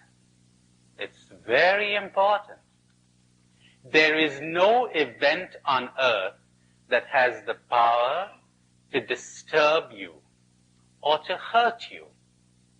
No event, no condition, no situation, no person. Only nobody told you this. They told you the opposite. That is why you're in the mess that you are in right now. That is why you're asleep. They never told you this. But it's self-evident. Rain washes out a picnic. Who's feeling negative? The rain or you? What's causing the negative feeling? The rain or your reaction? When you bump your knee against that chair there or against a table, the table's okay. It's busy being what it was meant to be, a table. The pain is in your knee, not in the table. And it's a funny thing, you know. The mystics keep telling us again and again, reality is all right. Reality is not problematic. Problems only exist in the human mind. We might add, in the stupid, asleep human mind. Reality is not problematic. Take away human beings from this planet, and life would go on, and nature would go on in all her loveliness and her violence. Where would the problem be? No problem. You created the problem. You are the problem. You identified with the me. This is the problem. So understand that the feeling is in you, not in reality. Third step. Never, ever identify with that feeling. There's nothing to do with the I. Don't define your essential self in terms of those feelings. Don't say, I am depressed. You want to say, it is depressed, that's okay. You want to say, depression is there, that's fine. You want to say, gloominess is there, that's fine. But not, I am gloomy. You're defining yourself in terms of that feeling. That's your illusion. That's your mistake. You watch it. There is a depression there right now. there is a hurt feeling there right now. Let it be. Leave it alone. It'll pass. Everything passes. But everything. Your depressions and your thrills have nothing to do with happiness. Your depressions and your thrills have nothing to do with your happiness. Those are the swings of the pendulum. I told you yesterday, if you're seeking kicks, you're seeking thrills, get ready for the depression. You want your drug? Get ready for the hangover. One end of the pendulum swings to the other. This has nothing to do with I. This has nothing to do with happiness. This is the me. You know, if you remember this, if you say this to yourself 1,000 times, if you try these 3 steps 1,000 times, maybe you won't even need to do it 3 times. I don't know. There's no rule for it. But do it 1,000 times, you'll make the biggest discovery in your life. To hell with those gold mines in Alaska. What are you going to do with that gold if you're not happy? If you can't live? You found gold. You're a king. You're a princess. You're free. You don't care anymore about being accepted or rejected. Makes no difference. You know this thing that psychologists tell us about how important it is to get a sense of belonging? Baloney. What do you want to belong to anybody for? What do you want to belong to any group for? Doesn't matter anymore. They tell me there's an African tribe. A friend of mine told me that just 3 or 4 days ago. There is an African tribe where capital punishment means you're ostracized. You're thrown out of the tribe. And the man dies, or the woman dies. Just dies, physically. From the impact of that feeling, that they're ostracized. You know, if you were kicked out of New York City, or wherever you're residing, you wouldn't die. How come he dies? Because he partakes of the common stupidity of humanity. He thinks he wouldn't be able to live if he did not belong. Not much different from most people, is it? He's convinced he needs to belong. You don't need to belong to anybody. You don't need to belong to anything or any group. Who told you that? You don't need to be loved. Who fooled you? What you need is to be free. What you need is to love. That, yes, that's your nature. What you need is to be happy, but to be loved? What are you talking about? What you're really telling me is you want to be desired. You idiot. You want to be applauded. You want to be attractive. You want to have all the little monkeys running after you. You're wasting your life. Wake up. Wake up. You don't need this. You could be blissfully happy without this. Your society is not going to be happy to hear this, you know, because you become terrifying when you open your eyes and understand this. How do you control this kind of person? He doesn't need you. He's not threatened by your criticism. He doesn't care what you think of him or what you say about him. He's cut all those strings. He's not a puppet anymore. He's terrifying. We got to get rid of him. Crucify him. He tells the truth. He's become fearless. He stopped being human. Human. Behold the human being, at last. Broke out of his slavery. Broke out of their prison. Quick summary. First step. Get in touch with that negative feeling. It's so simple a child could do it. Try it about 12 times today. I'll give you a couple of exercises after the break. Get in touch with that negative feeling. B, don't try to change reality. Oh, I'm not saying you won't do something later on. But first of all, let's make sure that you're at peace. Let's make sure that you're awake. Let's make sure that you're not acting, going out in social work from your illusions. Let's make sure that you're real. Now, we may change things or we may not, but what you have to understand is that the negative feeling is in you, not in the events. No event justifies a negative feeling, period. Get that one. There is no situation in the world that justifies a negative feeling. That's what all our mystics have been crying themselves hoarse to tell us, but nobody hears. The negative feeling is in you. The Bhagavad Gita, the sacred book of the Hindus, Lord Krishna says to Arjuna, marvelous sentence, plunge into the heat of battle and keep your heart at the lotus feet of the Lord. Keep your heart at peace at the lotus feet of the Lord. Plunge into the heat of battle. Because as some of you probably know, the book is set on a battleground. Extraordinary symbolism there. Do I run away from the battle?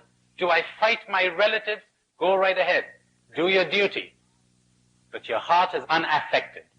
The I is unaffected. So, the negative feeling is in you. Understand that. Put the focus where it belongs. Stop blaming other people. There are people in your situation who would not react negatively. How about that now? You know, you'll notice a funny thing happening to you. You'll think you're really going crazy because you know what you're going to be doing after a while? Seeking out the company of people whom you avoided before because they created negative feelings in you. You're going to be saying, let's see if he creates a negative feeling in me now. He doesn't. He doesn't.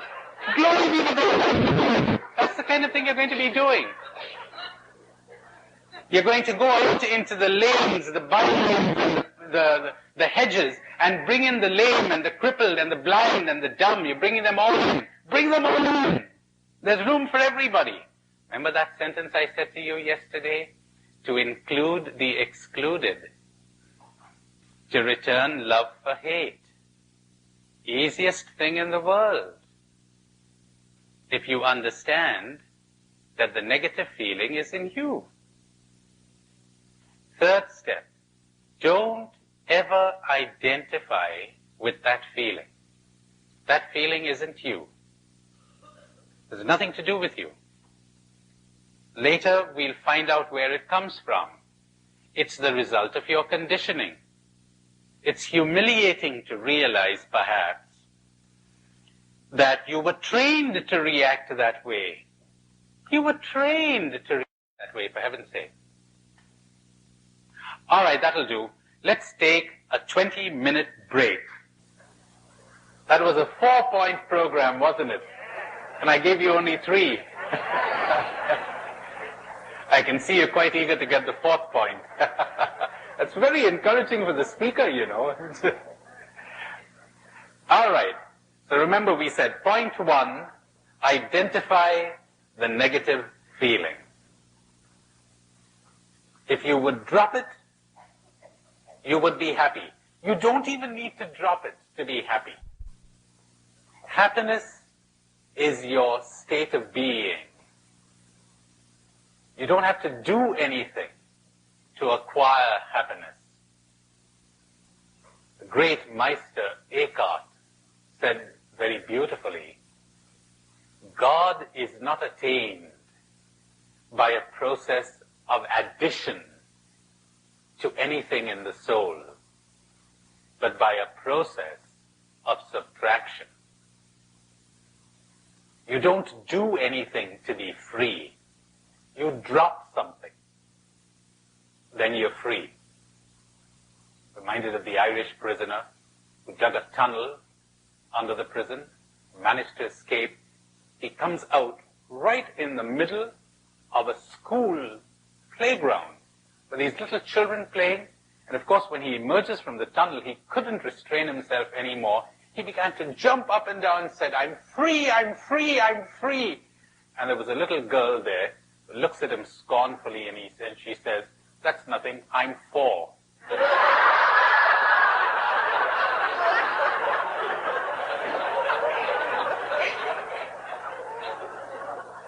So you drop something. You drop your prison cage and you're free. You don't do anything. You drop your illusions and you're awake. You drop your attachments and you are love. You are sensitive. You are conscious. You're in touch with all of life. You drop your misconceptions, your negativities, and you have happiness. The other thing that you acquire isn't happiness at all. Those are thrills. That's your drug. And I'm sure it has occurred to some of you to think, wouldn't it be a dull life with no cravings and no thrills? Wouldn't that be dull? That's right, the addict always feels that life would be dull without the drug. When you taste it, you'll understand. So, step number 1, get in touch with those negative feelings, identify them. Step 2, understand that those feelings are in you, in the me, not in the external world, not in other people. Step 3, never identify the I with those feelings. Feelings come and go. Just as I am not my thoughts, I am not my body cells, I am not my clothes, I am not my name, I am not my profession, I am not these feelings. I am not depressed. Depression exists right now, there within me. I observe it. I watch it. And let it be. Stop trying to fix it. Let it be. It's all right. Someday you will understand it. And that's the 4th point. How about change? How about changing things? How about changing ourselves? Now, there are many things you have to understand here, or basically just one thing, but could be expressed in many ways. Imagine a patient goes to a doctor and tells the doctor what he is suffering from. And the doctor says, very well, I've understood your symptoms. You know what I'll do? I'll prescribe a medicine for your neighbor. And the patient replies, thank you very much, doctor. That makes me feel much better. Isn't that absurd? Isn't that absurd? That's what we're all doing. Repeatedly, people are doing this. The sleeper always feels that he'll feel much better if somebody else changes. You're suffering because you're asleep. And you think how wonderful life would be if somebody else changed. How wonderful life would be if my neighbor changed, my wife changed, my husband changed, my boss changed. There's that lovely Zen couplet written by one of the great masters. I sometimes make an exercise out of it, but we're not going to have time to do it here. When we have these longer courses of 8 or 9 days, then we can afford that kind of luxury. The man says, if my grumbling wife were alive tonight, I would have enjoyed the sight of the moon. If my grumbling wife had been alive tonight, how I would have enjoyed the sight of the moon. We better not go too deep into that one. Well, we always want somebody else to change so that we will feel good. But has it ever struck you that if your wife changes or your husband changes, what does that do to you? You're just as vulnerable as before, You're just as idiotic as before. You're just as asleep as before. It's you who need to change. It's you who need to take the medicine. So there's always the feeling of, I feel good because the world is right. Wrong. The world is right because I feel good. That's what all the mystics are saying. When you awake, when you understand, when you see, the world becomes right. We're always bothered, aren't we, by the problem of evil. That extraordinary, powerful story of the little kid who's walking in a jungle village in Africa along the banks of a river and sees a crocodile who's been trapped in a net. And the crocodile says, "Would you have pity on me and release me? I may look ugly, but it isn't my fault, you know. I was made this way. And whatever my external appearance, I've got a mother's heart. I came out this morning in search of food for my young ones. And I got into this trap." And the boy says, "Aha, if I were to help you out of that trap, you'd kill me. You'd grab me." And the crocodile says, "Do you think I'd do that to my benefactor and liberator?" So the boy was persuaded, and he took the net off, and the crocodile grabbed him. There he was, caught between the jaws of the crocodile, and he says, "So this is what I get for my good action." And the crocodile says, "Well, don't take it personally, son. This is the way the world is. This is the law of life." And the boy says, "This is not the way the world is. This is not the law of life." And the crocodile says, "You want to ask someone?" He says, sees a bird sitting up on a branch, and he says, "Bird, this is what the crocodile says. What have you to say?" The bird says, "The crocodile is right. Look at me. I was coming home one day with food for my fledglings, and imagine my horror as I was coming back to my nest to see a snake crawling up that tree, making straight for my nest, and I was totally helpless while it kept devouring my young ones one after the other. I kept screaming and shouting, but it was useless. The crocodile is right. This is the law of life. This is the way the world is." "See," said the crocodile, "come, let's go." The boy said, "Well, let me ask someone else." And the crocodile said, "All right, go ahead." And there was an old donkey passing by the bank of that river, and he said, "Donkey, this is what the crocodile says. Is the crocodile right?" And the donkey said, "The crocodile is quite right. Look at me. I've worked and slaved for my master all my life, and he barely gave me enough to eat. And now that I'm old and useless, he has turned me loose, and here I am wandering in the jungle, waiting for some wild beast to pounce on me and put an end to my life. The crocodile is right. This is the law of life. This is the way the world is." "See," says the crocodile, "let's go." The boy said, "Give me one chance, one last chance. Let me ask one other being. Look how good I was to you." So the crocodile said, "All right, your last chance." And the boy sees a rabbit passing by, and he says, "Rabbit, is the crocodile right?"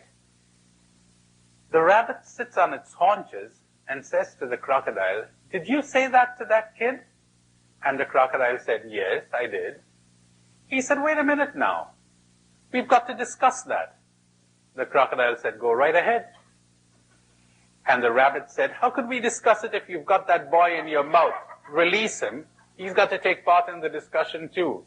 The crocodile says, "You're a clever one, you are. The moment I release him, he'll run away." And the rabbit said, "I thought you had more sense than that.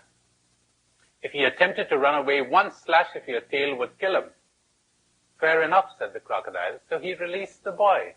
And the moment the boy was released, the rabbit said, "Run!" And he ran and escaped. Then said the rabbit to the boy, don't you enjoy crocodile flesh? Don't the people in your village, wouldn't they like to have a good meal? You know something? You didn't really release that crocodile. Most of his body's still caught in the net. Why don't you go to the village and bring everybody and have a banquet? So that's exactly what the boy did. He went to the village, called all the men folk. They came with their axes and staves and spears to kill the crocodile. And the boy's dog came with him. And when the dog saw the rabbit, he gave chase, caught hold of the rabbit, and throttled it. And the boy comes panting on the scene, too late. And as he watches the rabbit die, he says, the crocodile was right. This is the way the world is. This is the law of life.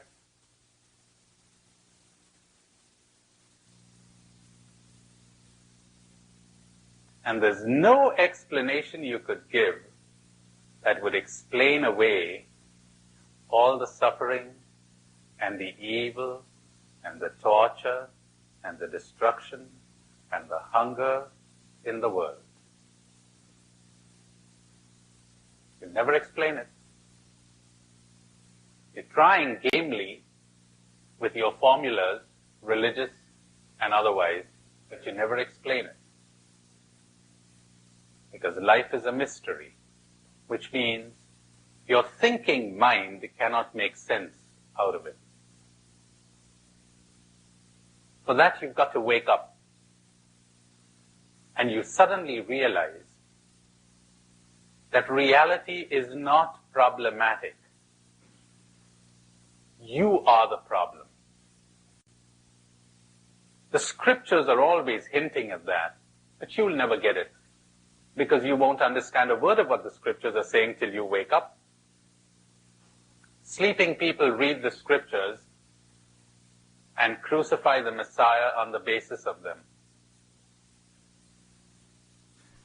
You've got to wake up to make sense out of the scriptures.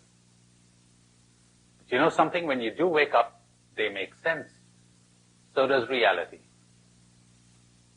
But you'd never be able to put it into words. Now, wouldn't you do something? Wouldn't you swing into action? Of course you'd swing into action. But we've got to make sure that you're not swinging into action to get rid of your negative feelings. Am I making sense? Lots of people swing into action and only make things worse, you know, because they're not coming from love. They're coming from negative feelings. They're coming from guilt, from anger, from hate, from a sense of injustice, or whatever. We got to make sure of that first. We've got to make sure of your being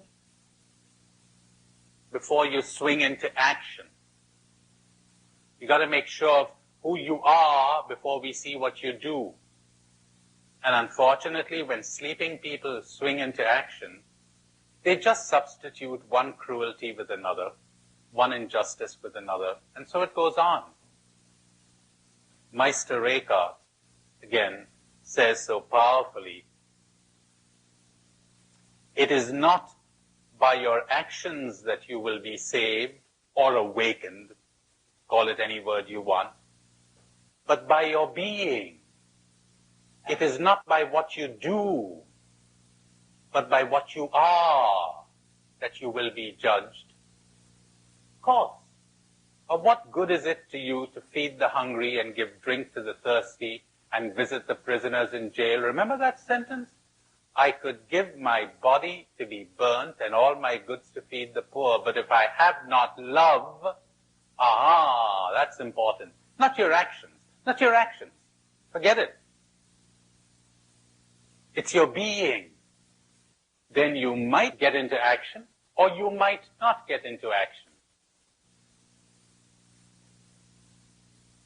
You can't decide that till you know, till you understand, till you're awake. And unfortunately, all the emphasis is being put on changing the world and very little emphasis on waking you up. When you wake up, you will know what to do or what not to do. Some of the mystics are very strange, like that man Jesus who says, I wasn't sent to those people. I just limit myself to what I'm supposed to do right now. Later, maybe. Some of them go into silence, mysteriously. Some of them sing songs. Some of them get into service. We're never sure. They're a law unto themselves. They know exactly what is to be done. Get into the heat of battle. Keep your heart at the lotus feet of the Lord, as I said to you this morning. So, see what happens to us when we're asleep. It's like, I said to you before, the world is good or the world is right because you feel good. Imagine that you're unwell and you're in a foul mood and they're taking you through some lovely countryside, beautiful landscape, but you're not in the mood for seeing anything. Another day you pass by the same place and you say, good heavens, where was I that I didn't notice all of this? Everything becomes beautiful when you change. You're looking at the trees and the mountains through windows that are wet with the rain in a storm, and everything looks blurred and shapeless. And you want to go right out there and change those trees and change those mountains. Wait a minute. Let's examine your window. When the storm ceases and the rain stops and you look out of the window, you say, well, how different everything looks. Because we see people and things not as they are, but as we are. And it's so important to understand that. That is why when two people look at something or look at someone, you get two different reactions. We see things and people not as they are, but as we are. Remember that sentence about everything turning to good for those who love God? When you awake, you don't try to make good things happen. They just happen. They just happen. Because you understand suddenly that everything that happens to you is good. Marvelous. So think of the people you're living with and whom you want to change. You find them moody, inconsiderate, unreliable, treacherous, or whatever. When you are different, they will be different. That's an infallible and miraculous cure.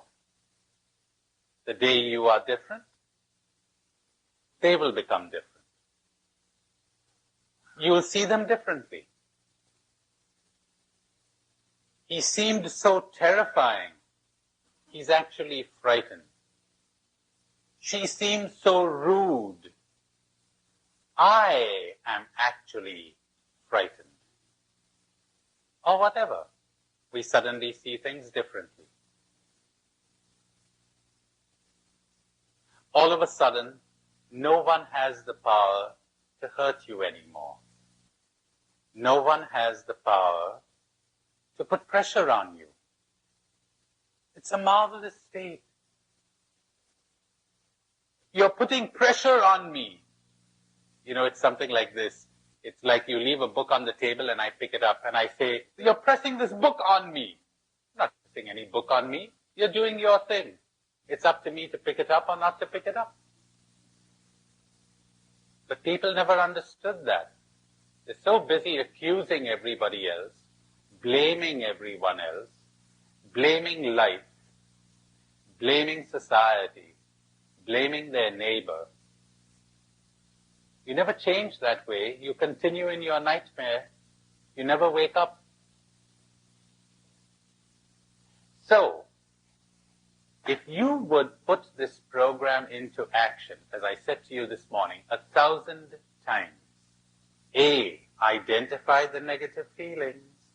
B, understand that they are in you, not in the world, not in external reality. C, do not say that that is an essential part of I. These things come and go. D, understand that when you change, everything changes. That still leaves us with the big question, how do I change? Do I do anything to change myself? I'm going to leave that for a little later. Let me give you a 2-minute exercise, give you a little discussion, field a few questions because I've done so much talking this morning. Then we'll move on to, do I do anything to change myself? Got a big surprise for you. Lots of good news. Even better news. You don't have to do anything. The more you do, the worse it gets.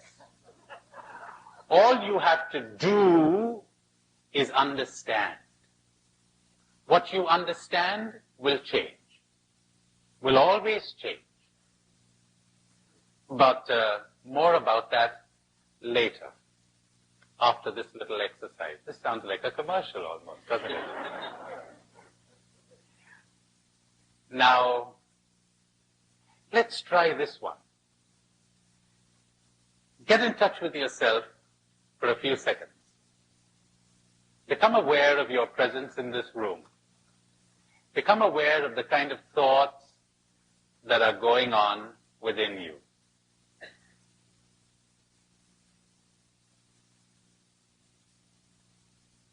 Think of somebody you're living with or you're working with whom you do not like, who causes negative feelings to arise within you. Now let's help you to understand that, to understand what's going on.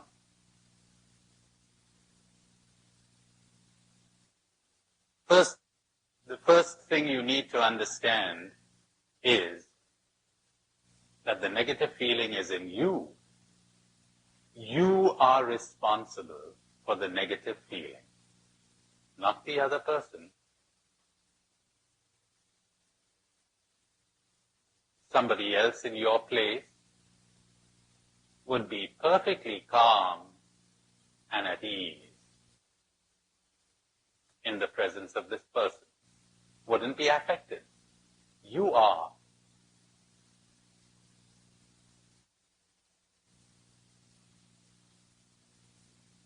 Now understand another thing.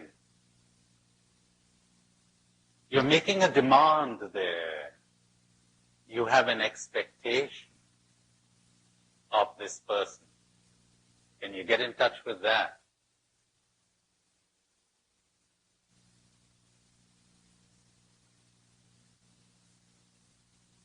Now say to this person, I have no right to make any demand on you.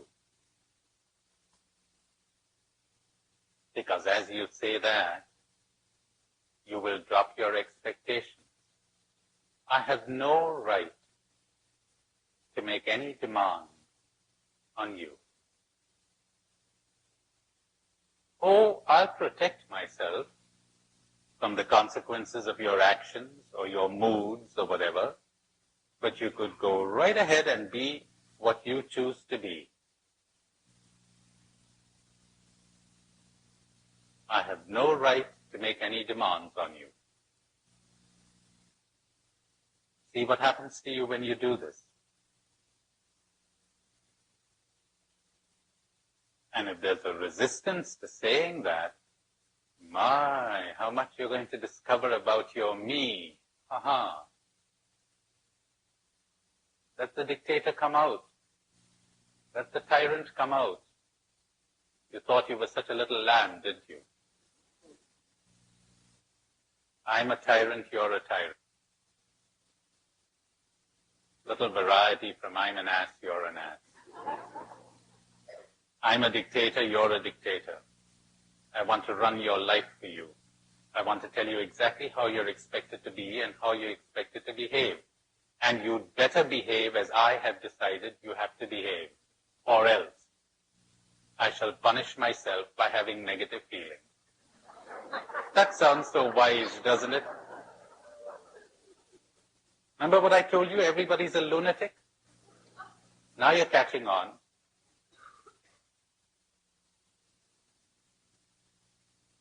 Okay, give it a few seconds more, and we'll call a halt to the exercise.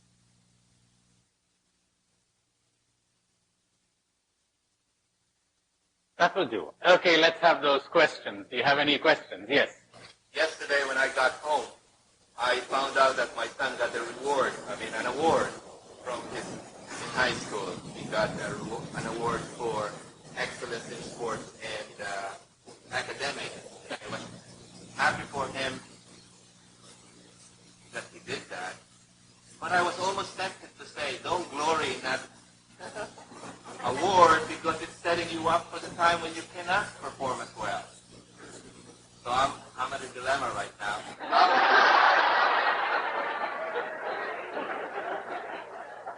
How am I to prevent the same thing happening to him that has happened to me without bursting his bubble at this time? Hopefully he'll learn as you yourself grow in wisdom. It's not a matter of anything you say to him, but something that eventually you will become. And he will understand. Then you will know what to say and when. That award, the result of cruelty, the result of competition, built on hatred of oneself and of others. Ever thought of that? You get a good feeling on the basis of somebody getting a bad feeling. You win over somebody else. Isn't that terrible? Taken for granted in the lunatic asylum. There's an American doctor who wrote about the results of competition on his life. He said he went to medical school in Switzerland. And he said there was a fairly large contingent of Americans at that school. He said some of us went into shock when we realized that there were no grades, and there were no awards, and there was no marks list. There was no first or second rank at medical school. You either passed or you did not. So he said, some of us simply couldn't take it. We became kind of paranoid. We thought, there must be some kind of a trick here. And he says they couldn't take it, so they went to another university. They went to another school.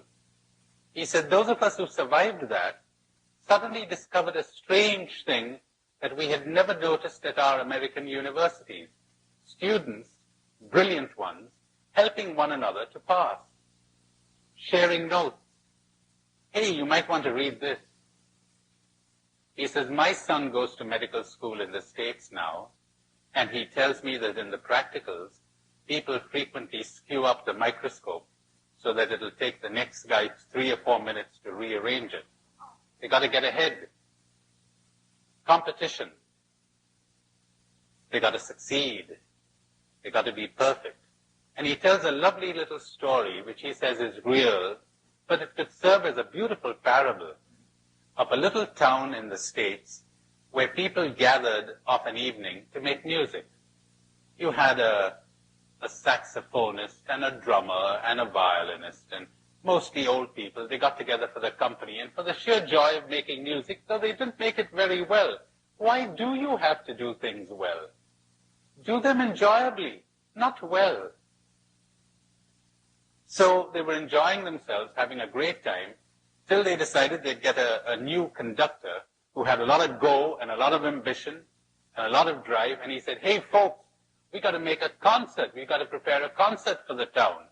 So then he gradually got rid of some of the people who didn't play too well, hired a couple of musicians, got an orchestra into shape, and they got their names into the newspaper. Wasn't that wonderful? And then they decided they'd go to the big city and play there. And some of the older people had tears in their eyes as they thought, well, it was so wonderful in the old days when we did things badly and enjoyably. Cruelty came in, but nobody recognized it as cruelty. See how lunatic people have got? Oh, all right. What's the meaning of that sentence I added about, I'll protect myself, you go ahead and be yourself, that's all right, but I'll be myself. In other words, I won't allow you to manipulate me. I'll live my life. I'll go my way. I leave myself free to think my thoughts and to follow my inclinations and my tastes. And I'll say no to you. And if I think I don't want to be in your company, that'll be fine. But it won't be because of any negative feelings that you cause in me, because you don't anymore. You don't have any more power over me. But I just might prefer other people's company. And when you say to me, how about a movie tonight? And I say, sorry, I want to go with someone else. I enjoy his company more than yours. That's all right. Just say no to people. That's wonderful. That's part of waking up. Part of waking up is that you would live your life as you see fit and understand that that is not selfish. The selfish thing is to demand that someone else live their lives as you see fit. Ah, that's selfish. My, that's a big sentence to take in a few minutes. You probably need a whole day for that. It is not selfish to live your life as you see fit. The selfishness lies in demanding that someone else live their life to suit your taste, or your pride, or your profit, or your pleasure. That is selfish indeed. So I'll protect myself. I don't feel obligated to be with you. I don't feel obligated to say yes to you. If I find that your company is pleasant, fine, I'll enjoy it without clinging to it. And I no longer avoid you because of any negative feelings you create. You don't have that power anymore. Many other hands going up. Yes, John. I'm beginning to wonder if it's possible for a fully awakened eye. Like I realize even if I, run into you a year from now in Paris, of all places, and I say, oh, Tony, what a surprise to meet you, and I'm excited, but I'm also realize I'm excited because maybe what I can get from being with you, there's a selfish thing there. But I'm wondering if an enlightened person ever really be surprised, or does what another do. Well, it all depends on what you mean by surprise. When you don't expect something and it happens, you feel surprised. But I think what you're describing there, John, is a thrill. Would you be thrilled? I doubt it. You wouldn't want drugs anymore. You lose your taste for them. Every minute is so enjoyable that you wouldn't go in for kicks. You know the way some people just don't have a taste for drugs. Others do. How would you describe a surprise in this sense? Really? Oh, surprise means, gee, I didn't expect that today's session would be cancelled. It was. I'm surprised.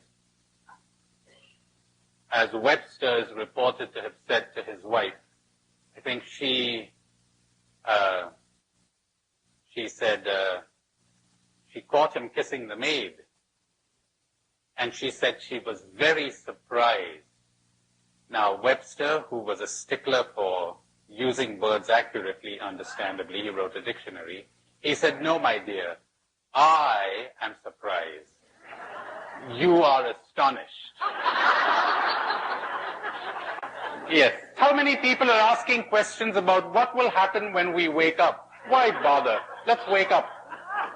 Does it matter to you so much that you be awakened? That's awful. You know what you're going to do now? You're going to make that a goal. And you're going to be determined to get there. And you're going to say, I refuse to be happy until I'm awakened. So, it's okay to be the way you are and be aware of the way you are, because awareness is happiness. But you won't understand that right now, probably. And you'll understand that you reacted so quickly because you were not aware. And you'll understand that there are times when you react even in awareness. But as awareness grows, you react less and you act more. You come less from here and more from here. And it really doesn't matter. You know, there's the story of a disciple who says to his guru that he's going to go to some place and meditate and hopefully attain enlightenment. So he sends him a note every 6 months to report the progress that he's making. And the first report says, now I understand what it means to lose the self. The guru tore that up and threw it in the waste paper basket.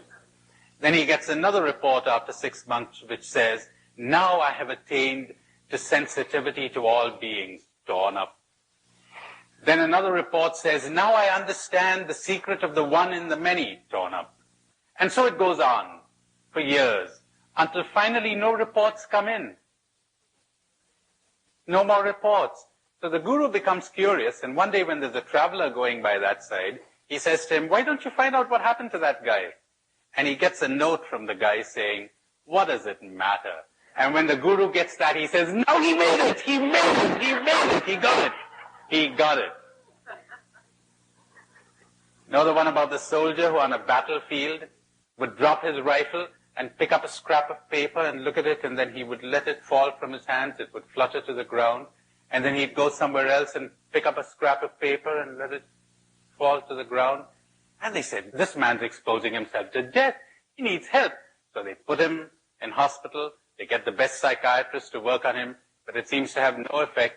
He wanders around the wards. He picks up scraps of paper. He looks at them idly, lets them flutter to the ground. In the end, they say, we got to discharge this guy. We got to discharge him. So they call him in, and they give him a certificate kind of discharging him. And he picks it up idly, looks at it, he says, this is it! This is it! That's right. What does it matter? So, begin to be aware of your present condition, whatever that condition is. Stop being a dictator. I'll have to talk about that this afternoon, and trying to push yourself anywhere. And someday you will understand how, in that awareness, you have attained it, but you didn't know it. But that will come gradually. Be aware. And I'll explain to you this afternoon how awareness will bring the change. Where does compassion come in? Where does guilt come in? You will know when you're awake. If you're guilty right now, how on earth could I explain that to you? And how would you know what compassion is? You know, sometimes people want to imitate Christ. When a monkey plays the saxophone, that doesn't make him a musician.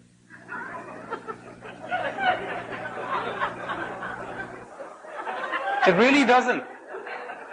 You can't imitate Christ by imitating his external behavior. You've got to be Christ. Then you know exactly what to do in a given situation, given your temperament, given your character, given your situation, given the character and temperament of the person you're dealing with. You know exactly what to do. No one can tell you. But for that, you must become. You must be what Christ was. You will know, but merely external imitation will get you nowhere. You may think that compassion is softness. There's no way I could describe compassion to you. There's absolutely no way. Compassion can be very hard. Compassion can be very rude. Compassion can jolt you.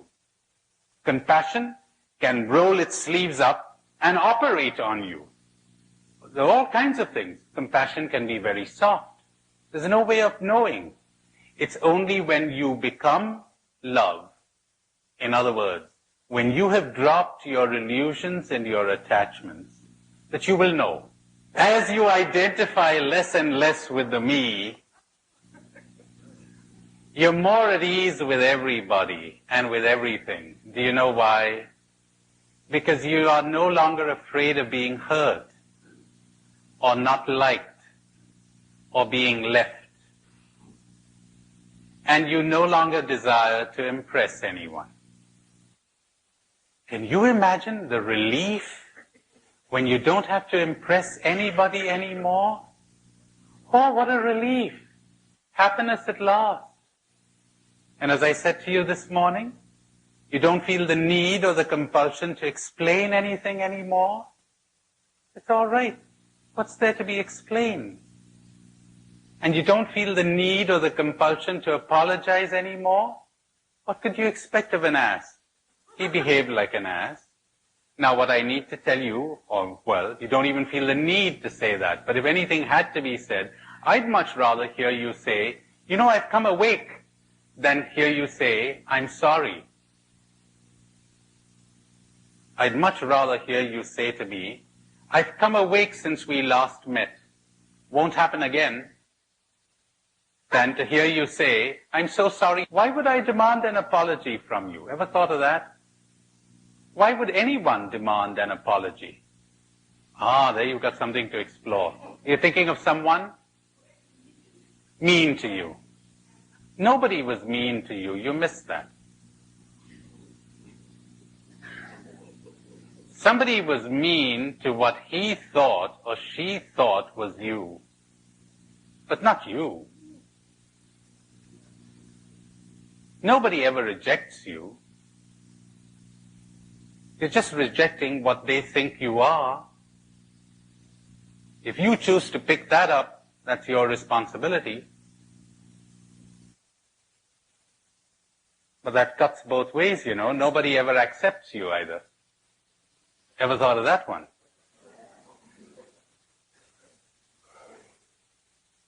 Until somebody is awake, that's the way they're behaving. They're accepting or rejecting their image of you. They've fashioned an image of you, and they're rejecting that, or they're accepting that. It's devastating to go deeply into that. A bit too liberating. Very liberating. Somebody talked about compassion. How easy it is to love people when you understand it. How easy it is to love everyone when you don't identify with this or what they think this is. You don't identify, so easy to love them, to love everybody. Yes, did you understand me to say the thinking I and the feeling me? I observing me, but not thinking, because me does a lot of bad thinking and good thinking too. But when I watches me, I is constantly aware. This is a reflection. In reality, you don't really think of I and me. In reality, you're like that driver driving the car who doesn't want to lose consciousness of the car ever. Now, are you telling me you want to go unconscious sometimes? It's all right to dream. It's all right to have daydreams, but never lose consciousness of your surroundings. You're always alert. You know, it's like a mother who would be sleeping. She doesn't hear the planes roaring above the house, but she hears the slightest whimper of the baby. She's alert. She's awake in that sense. That's what I mean. So you probably didn't quite get what I was hinting at, or maybe I didn't explain it clearly enough. When a person's awake, the person's awake. Let's get there, then we'll know.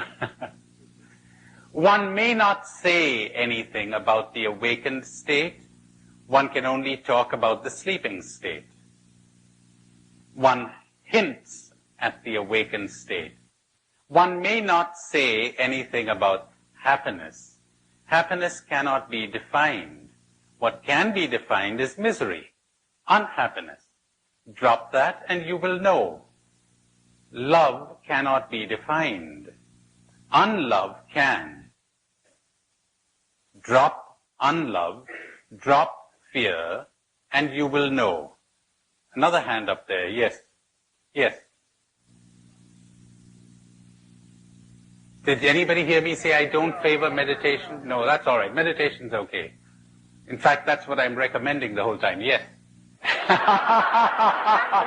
That's a good one. Wouldn't this cause pain to the people around you who are still asleep? You're causing a lot of pain when you are asleep, you know. Plenty of it. You want everybody to be awake. Good. Meaning yourself too. Now that's a good place to start. Okay. Oh, you don't want to be awake. Oh, you are? Congratulations. Yes.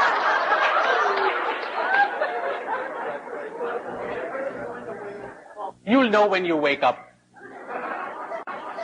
Everybody's asking questions on what will happen when they arrive. Very few are really. Is this curiosity? That's the word. Curiosity. It doesn't matter. What's important is that you would have grasped what I'm saying. But we're always asking, how would this fit into that system? Or would this make sense in that context? Or what will it feel like when we get there? Get started. You'll know. It cannot be described. We cannot say. And so it is said so widely in the East. Those who know do not say.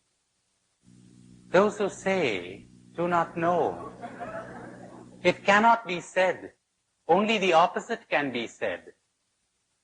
The guru cannot give you truth, as I shall explain to you sooner or later. Truth cannot be put into words. You have a formula. That isn't the truth. That isn't the reality. Reality cannot be put into a formula. The guru can only point out your errors.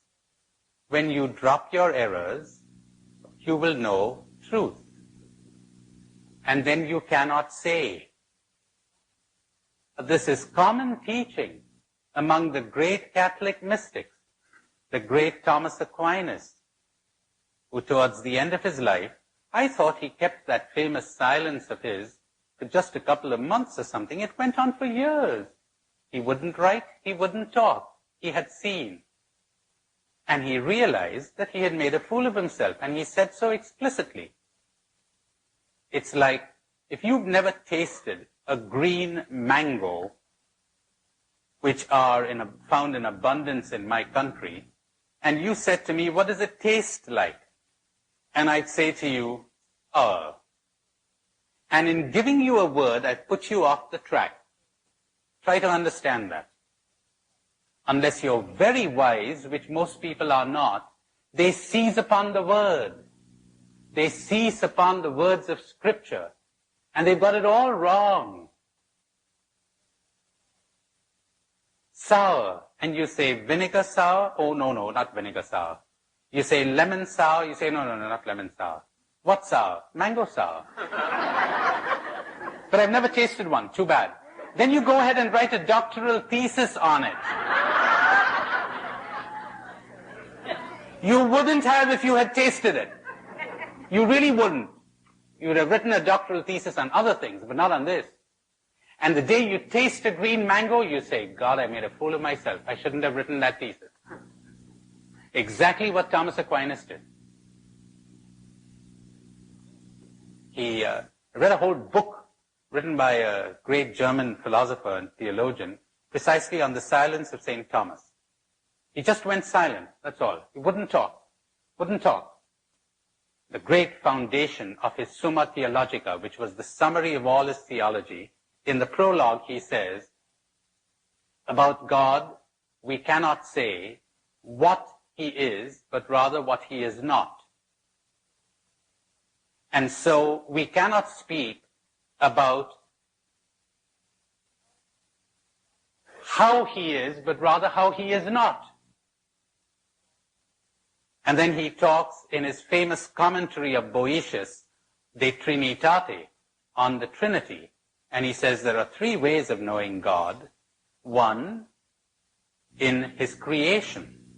Two, in his action through creation. And the highest form of the knowledge of God is to know him tamquam ignotum, to know that one does not know.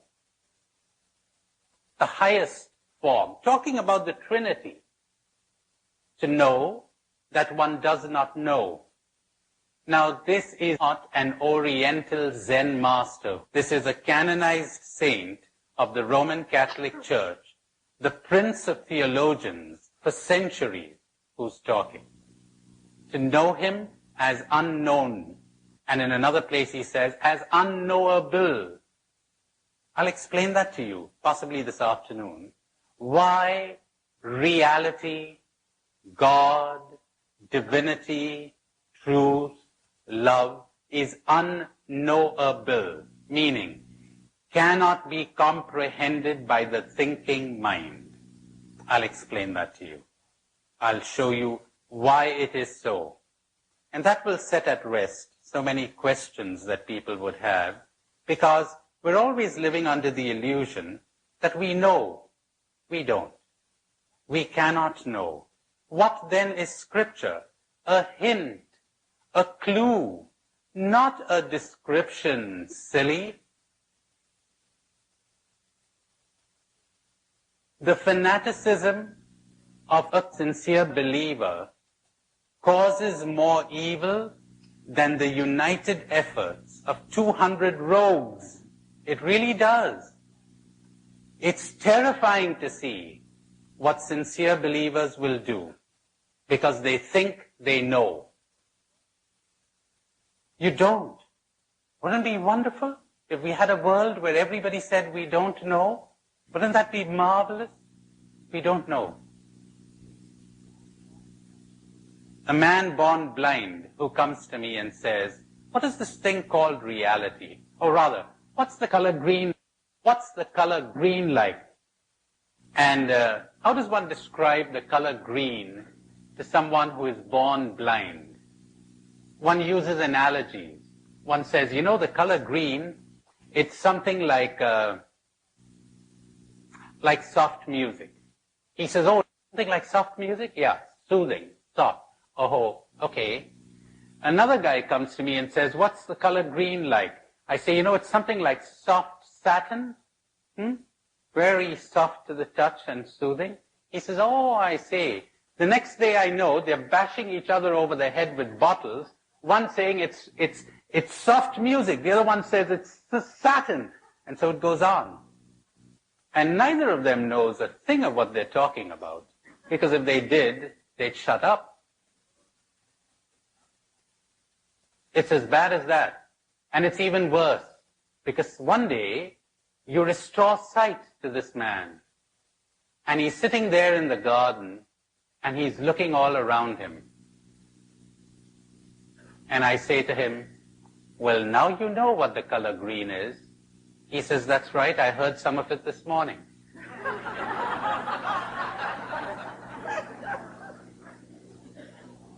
You know you're surrounded by God and you don't see him because you know about him. That's why. The final barrier to the vision of God, is your God concept. You miss it because you think you know. That's the terrible thing about religion.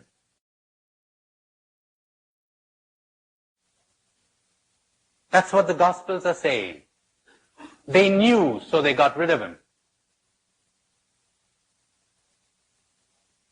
The highest knowledge of God is to know God as unknowable.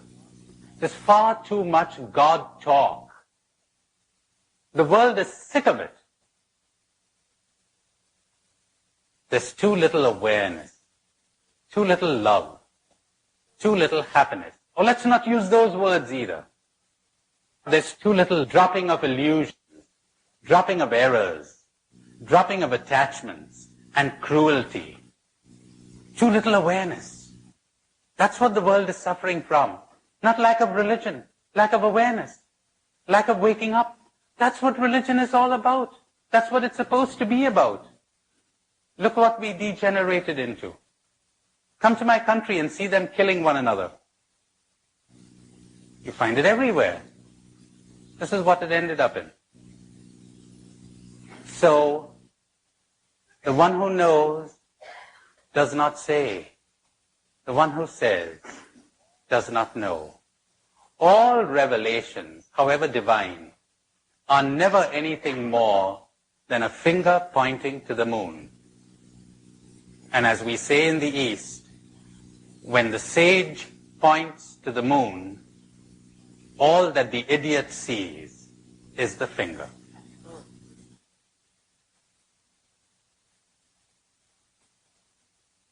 Jean Guiton, very pious, orthodox, Catholic writer in France, adds a terrifying comment. We frequently use the finger to gouge our eyes out. Isn't that terrible?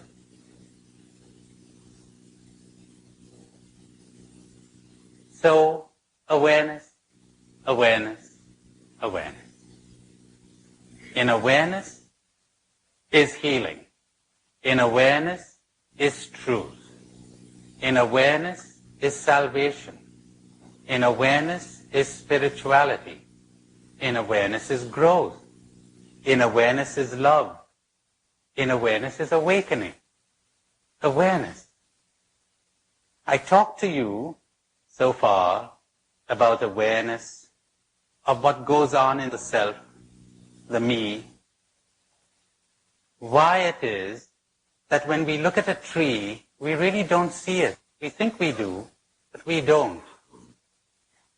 When we look at a person, we don't really see that person. We think we do.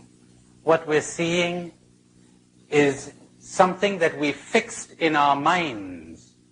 We get an impression, we hold on to that impression, and we keep looking at that person through that impression.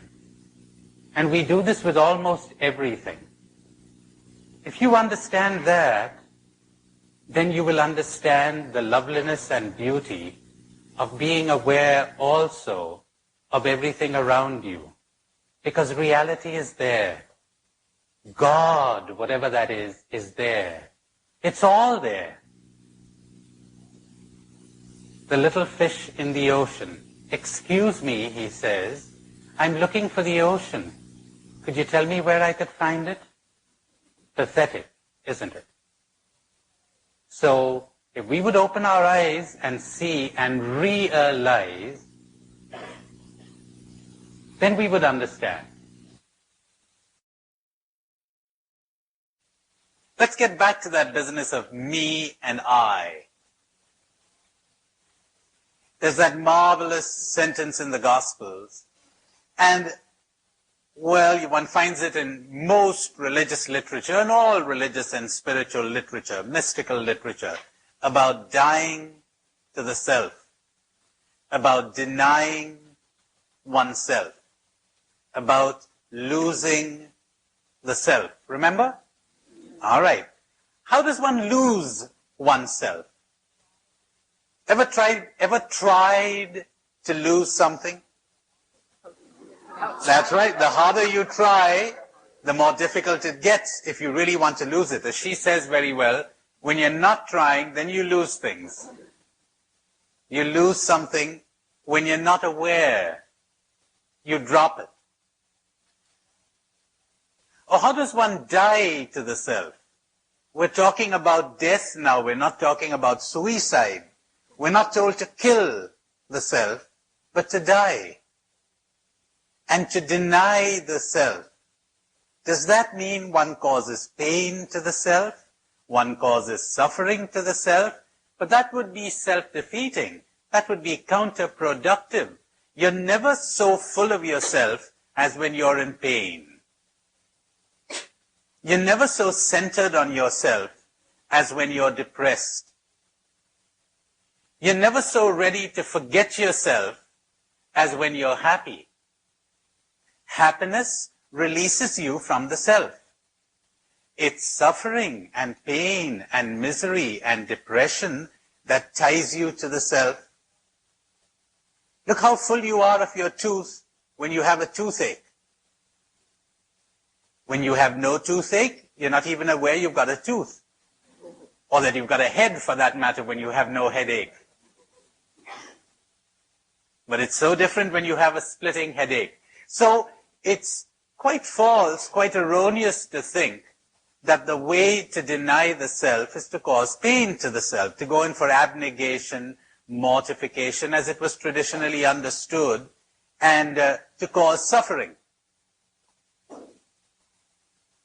To deny the self, to die to it, to lose it, is to understand its true nature.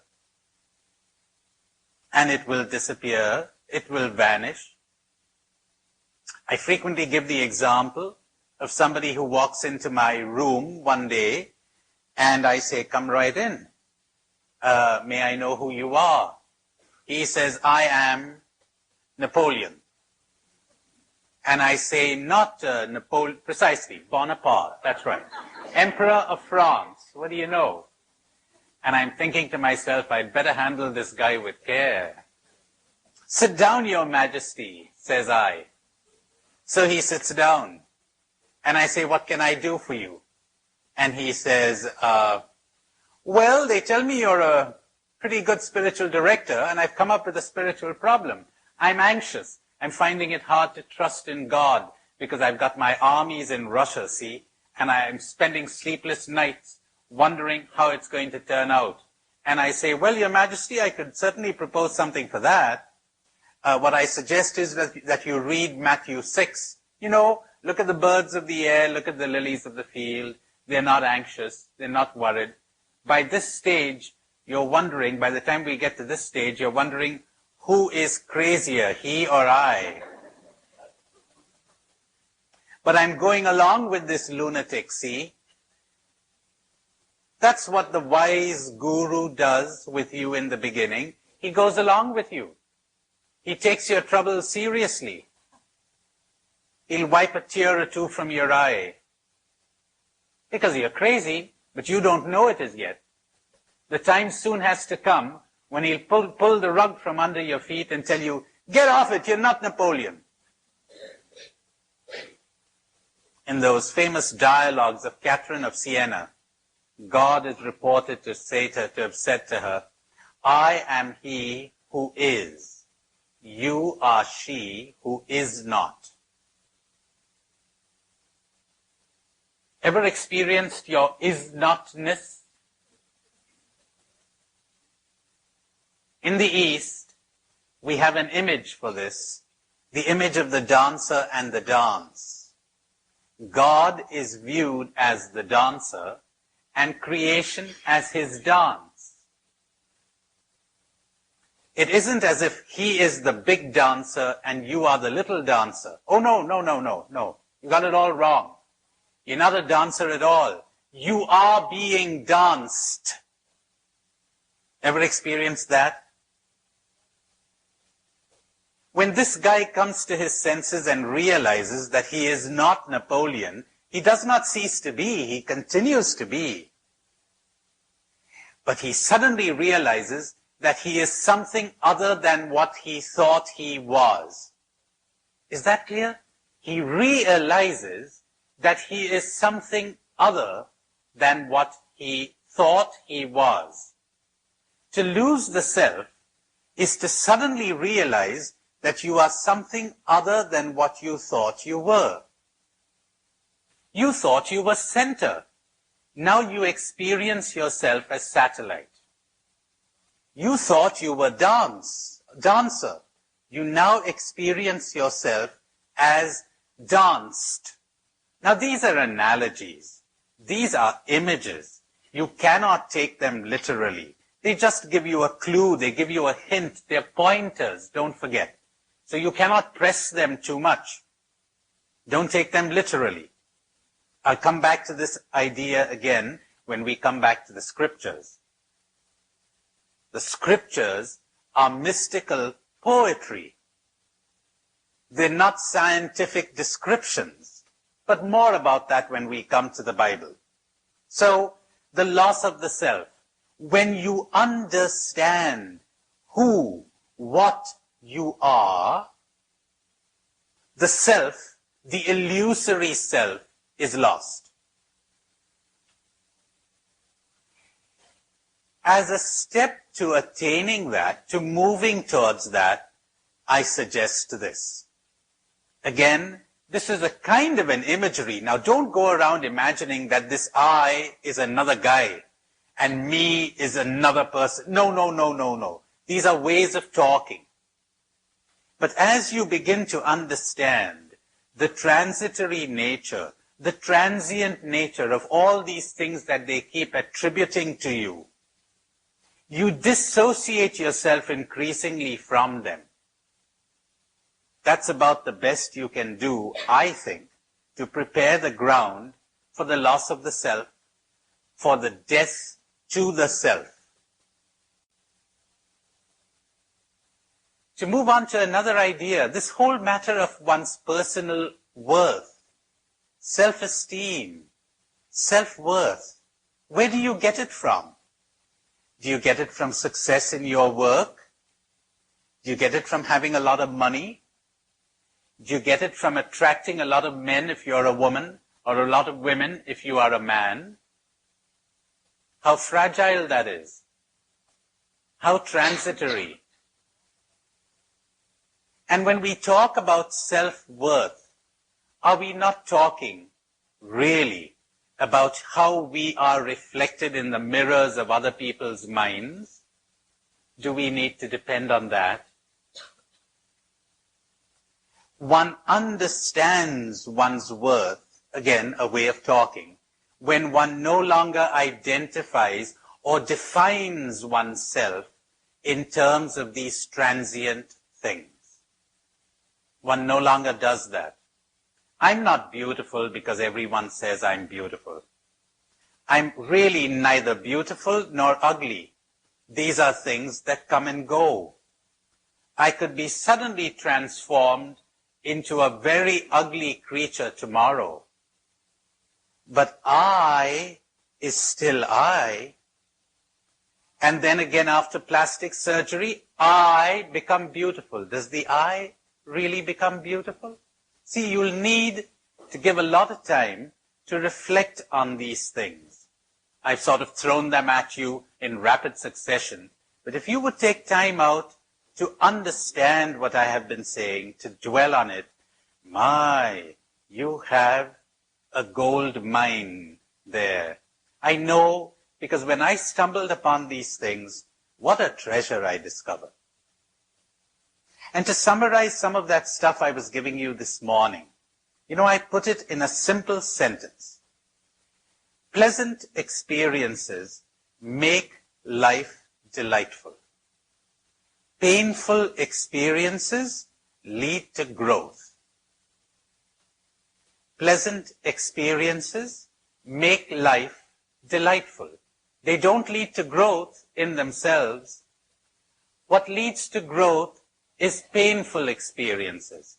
Suffering points up an area in you where you have not yet grown, where you need to grow and be transformed and changed.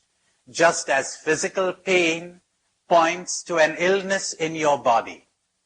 If you would know how to use that suffering, oh, how you would grow. Let's limit ourselves for the time being to psychological suffering, to all those negative emotions. Don't waste a single one of them.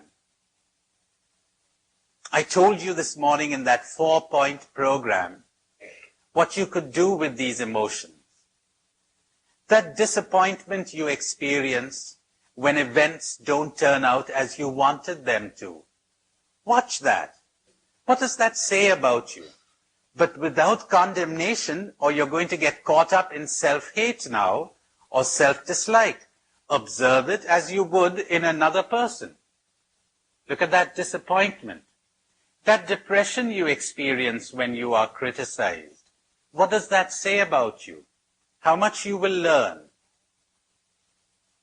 That anxiety you experience, that worry. Ever heard about the guy who says worry doesn't help? It certainly does. Every time I worry about something, it doesn't happen. So it certainly helped him. Or the other one who says, he says the neurotic is a person who worries about something that did not happen in the past. Not like us normal people who worry about things that will not happen in the future. That's it. That worry, that anxiety, what does it say about you? What's happening to you? So if you would use this negative feeling, every negative feeling, every psychological suffering for awareness, for understanding, for dissociating from the feeling and watching it from outside. In the beginning, the depression will still be there, but you will have cut your connection with it. Gradually, you will understand the depression. As you understand it, it will keep coming less frequently and will disappear altogether. Maybe, but by that time it won't matter too much. Before enlightenment, I used to be depressed. After enlightenment, I continue to be depressed. Wakefulness, that's where you are likely to get. Gradually, or rapidly, or suddenly. The state of wakefulness, which is the state where you drop desires, but remember what I said I meant by desire. Craving, meaning, unless I get what I desire, I refuse to be happy. I've made my happiness depend on the fulfillment of this desire. Desire in this sense. To drop desire. To drop illusion. Not to suppress desire, because then you'd become lifeless. You'd be without energy. That would be terrible. Desire, in the healthy sense of the word, is energy. And the more energy we have, the better. That's marvelous. That's wonderful. So don't suppress that now. Understand it. Understand it. Don't seek to fulfill the desire so much as to understand the desire. And don't just renounce the objects of your desire. Understand them. See them in their true light. See them for what they are really worth. Because if you just suppress your desire and you attempt to renounce the object of your desire, you're likely to be tied to it. Whereas if you look at it and see it for what it is really worth, if you understand how you are preparing the ground for misery and disappointment and depression, your desire will then be transformed into what I called a preference. Remember? You've got a baby boy. Oh, I'm quite happy because that was my second choice. Remember? Now, when you go through life with plenty of preferences, but you don't let your happiness depend on any one of them, then you're awake. You're moving towards wakefulness. And then dropping your illusions. Happiness, call it what you wish, is the state of non-illusion, where you see things not as you are, but as they are. inasmuch as this is possible to the human being.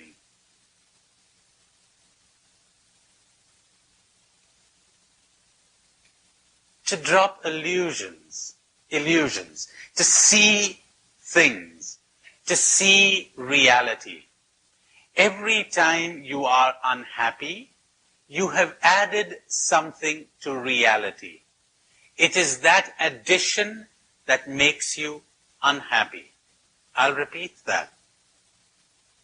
You have added something. There is a negative reaction in you. Reality provides the stimulus. You provide the reaction. You have added something. And if you examine what you have added, there's always an illusion there. There's a demand, an expectation, a craving. Always. Examples of illusions, they abound. But as you begin to move ahead along this path, you will discover them for yourself. For instance, the illusion, the error of thinking, but that by changing the exterior world, you change. You do not change if you merely change your exterior world, if you get yourself a new job, or a new spouse, or a new home, or a new guru, or a new spirituality. That doesn't change you. It's like imagining that you change your handwriting by changing your pen, or that you change your capacity to think by changing your hat. That doesn't change you, really. And most people spend all of their energy attempting to rearrange the exterior world to suit their tastes. And sometimes they succeed, for about 5 minutes. And they get a little respite. And they're tense even during that respite, because life is always flowing. Life is always changing. And if you want to live, you must have no permanent abode. You must have nowhere to rest your head. You have to flow with it. As the great Confucius says, the one who would be constant in happiness must frequently change.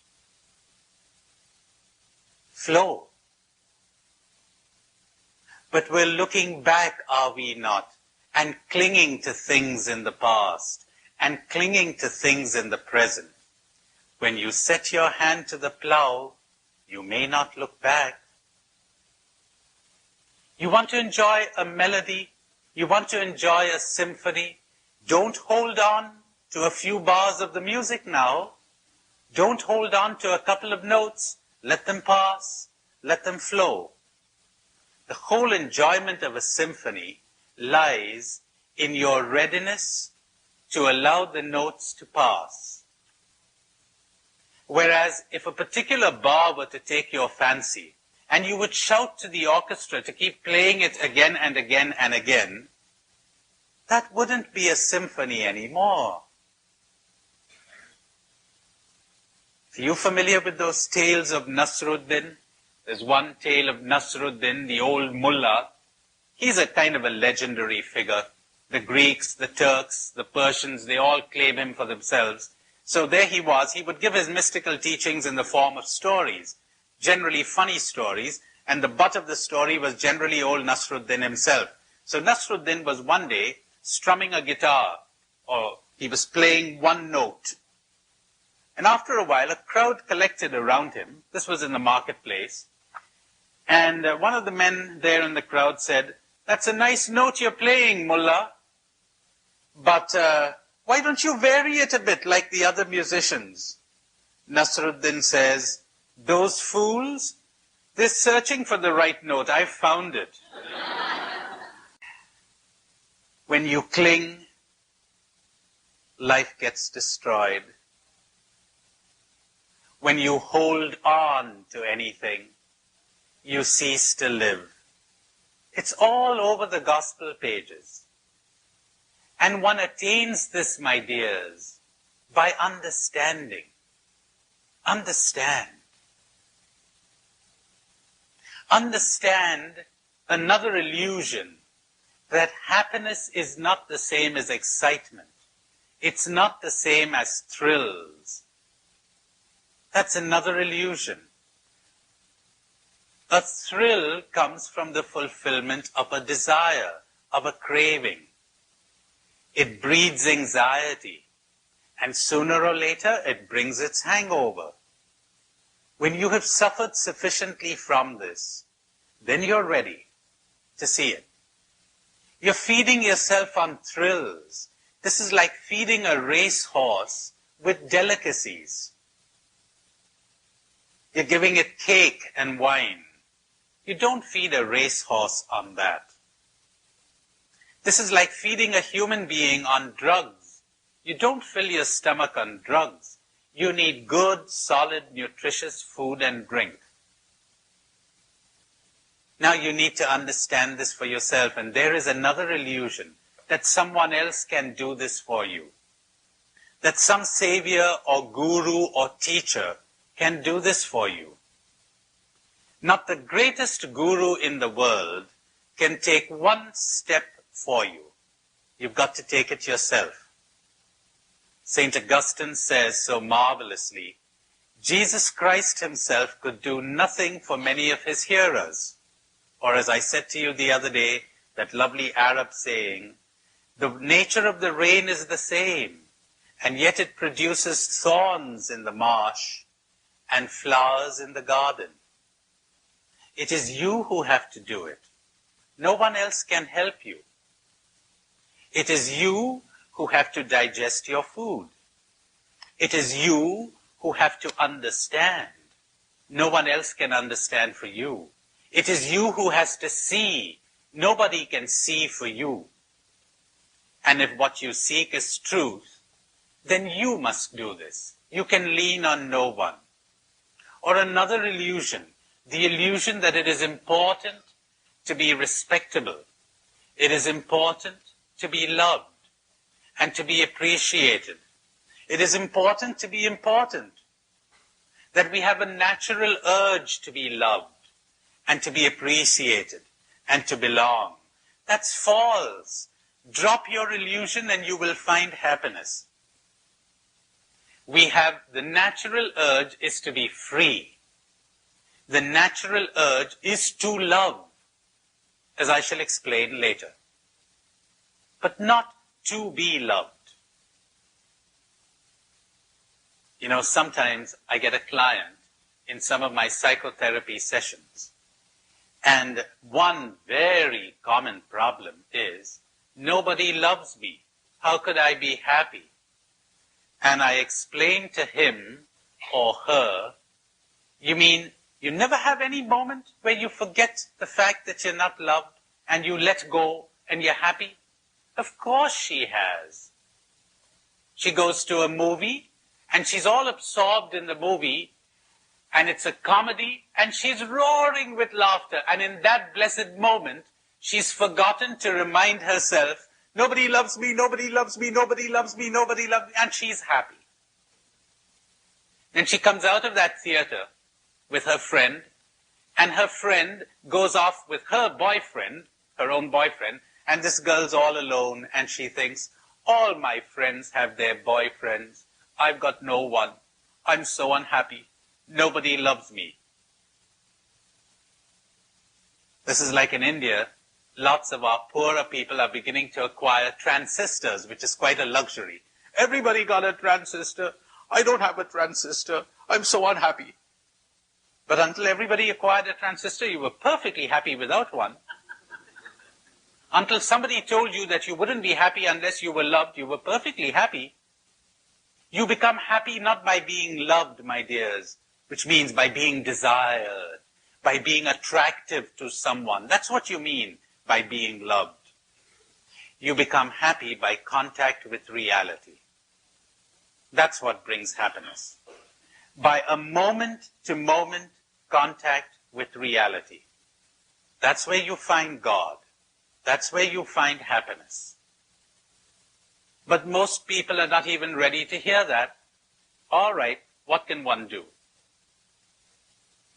Another illusion, the belief that reality, external events have the power to hurt you, that other people have the power to hurt you. They don't. It is you who give it to them. Another illusion, you are all those labels that people have put onto you or that you have put onto yourself. You're not.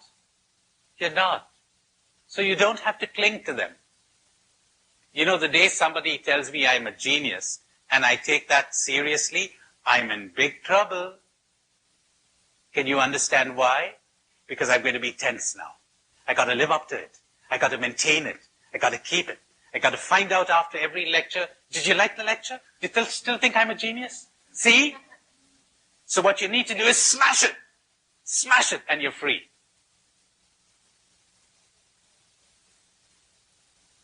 Don't identify with those labels. That's what he thinks. That's how he experienced you at that minute. Are you a genius? Are you a nut? Are you a mystic? Are you crazy? Does it really matter? Provided you continued to be aware and you continued to live life from moment to moment. How marvelously described in those words. You want to know who the mystic is? You want to know who the awakened person is? Look at the birds of the air. Look at the lilies of the field. They do not toil. They do not spin. They do not gather up into barns. So why are you anxious? Can you, for all your anxiety, add a single moment to your life? Why bother about tomorrow? Is there a life after death? Will I survive death? Why bother about tomorrow? Get into today. As someone said, life is something that happens to us while we're busy making other plans. That's pathetic. Live in the present moment. Now, this is one of the things that you will notice will happen to you as you're coming awake. You are living in the present. You are tasting every moment as you live it. Another fairly good sign. You're hearing the symphony, one note after the other. That brings me to what I said I would talk to you about. You could call it another theme, another topic. But it ties in very much with what I've been saying this morning and right now. Awareness, the things we add to reality. Let's take that one step at a time. Are you tired? Is it all right for me to go on to this next topic? I'll go on for a little while, then give you a break. You stand up and chat, etc. Now, Father Fitzpatrick, who's here, told me the other day how he gave a talk here in New York when there was this, years ago, got himself into Time magazine because he gave a talk when the Puerto Ricans were very unpopular because of some incidents that had happened here. Everybody was saying all kinds of things against the Puerto Ricans, etc. And he sort of gave a lecture somewhere here in New York where he said, well, let me read to you some of the things that the people of New York were saying about certain immigrants. And he was reading things that people were really saying about the Irish and about the Germans and about every new wave of immigrants that came in. I remember he put it very well that day at dinner. He said, these people don't bring delinquency with them. They become delinquents when they're here, when they're faced with certain situations. We've got to understand that. If you want to cure the situation, it's useless reacting from prejudice. You need understanding. You don't need condemnation. Not by saying, you dirty old sinner. No, no, no, no. What's going on? Understand. Awareness. But in order to get awareness, you've got to see. And you cannot see if you're prejudiced. Now, I got news for you. Almost everything and person that we're looking at in a prejudiced way. It's almost enough to dishearten anybody. Take my friend. I meet him after a couple of years, and I say, "Hey, Tom, it's good to see you," and I give him a big hug. Whom am I hugging? The guy here or my memory of him? A living human being or a corpse? I'm just assuming that he's still the attractive guy that I thought he was. I'm just assuming that he still fits in with the idea I have of him, with my memories and associations, etc. And so I give him a hug. 5 minutes later, I find he has changed. I got no interest in him. Hug the wrong person. You want to see how true this is? Listen. I get this from religious communities in India. Sister goes to make a course, or she goes for a retreat. Everybody in the community is saying, "Oh, we know. You know, that's part of her charism. She's always attending workshops and going to retreats. Nothing will ever change her." Now, it so happens that Sister does change at this particular workshop or therapy group or whatever it is. She changes. Everyone notices the difference. Everyone says, "My, you've really come to some insights, haven't you?" And she says, "Yes," and she has. And they can see the difference in her behavior. You can see it in her body. You can see it in her face. You always do. When there's an inner change, it always registers in your face, in your eyes, in your body. Well, now Sister goes back to the community. And since the community has got a prejudiced, meaning fixed idea about her, they're going to look at her through the eyes of prejudice. They've got a picture of her stuck on their window, and they're looking at her through that picture. And they're the only ones who don't see any change. You know what they say? "Oh, well, you know, she seems a little more highty-flighty and a little more cheerful, but just hang around, she'll be depressed again." And you know something? Within a couple of weeks, she's depressed again. She's reacting to their reaction. And they all say, "See, we told you so." She hadn't changed. But the tragedy is that she had, only they didn't see it. What is a relationship? Ready for a bombshell? Hold on to your seats. Whatever a relationship may be, it certainly entails two things. Clarity of perception, inasmuch as we are capable of it. Some people would dispute to what extent we can attain this clarity of perception. But I don't think anyone would dispute that it is desirable that we move towards it. Clarity of perception. Accuracy of response. You're more likely to respond accurately when you perceive clearly. When your perception is distorted, you're not likely to respond accurately. Tell me, how can you love someone whom you do not even see? Let's make it worse. Do you really see someone you're attached to? Do you really see someone you're afraid of and therefore dislike? Because we always hate what we fear. Remember I told you, you have to be very careful with sentences of Scripture, because if you're sleeping, you'd very easily misunderstand it. The fear of the Lord is the beginning of wisdom. People say to me sometimes, "Hey, wait a minute, I hope you're understanding what you're saying." because we always hate what we fear. We always want to destroy and get rid of and avoid what we fear. When you fear somebody, you dislike that person, inasmuch as you fear the person. And you don't see that person. Your emotion gets in the way. But that's just as true when you are attracted to someone. When love enters, you're going to find this hard to believe, you no longer like and dislike people in the ordinary sense of the word. You see them clearly and you respond accurately.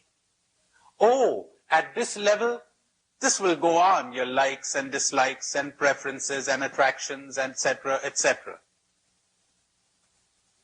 You'd be fully human in the mechanical sense of the word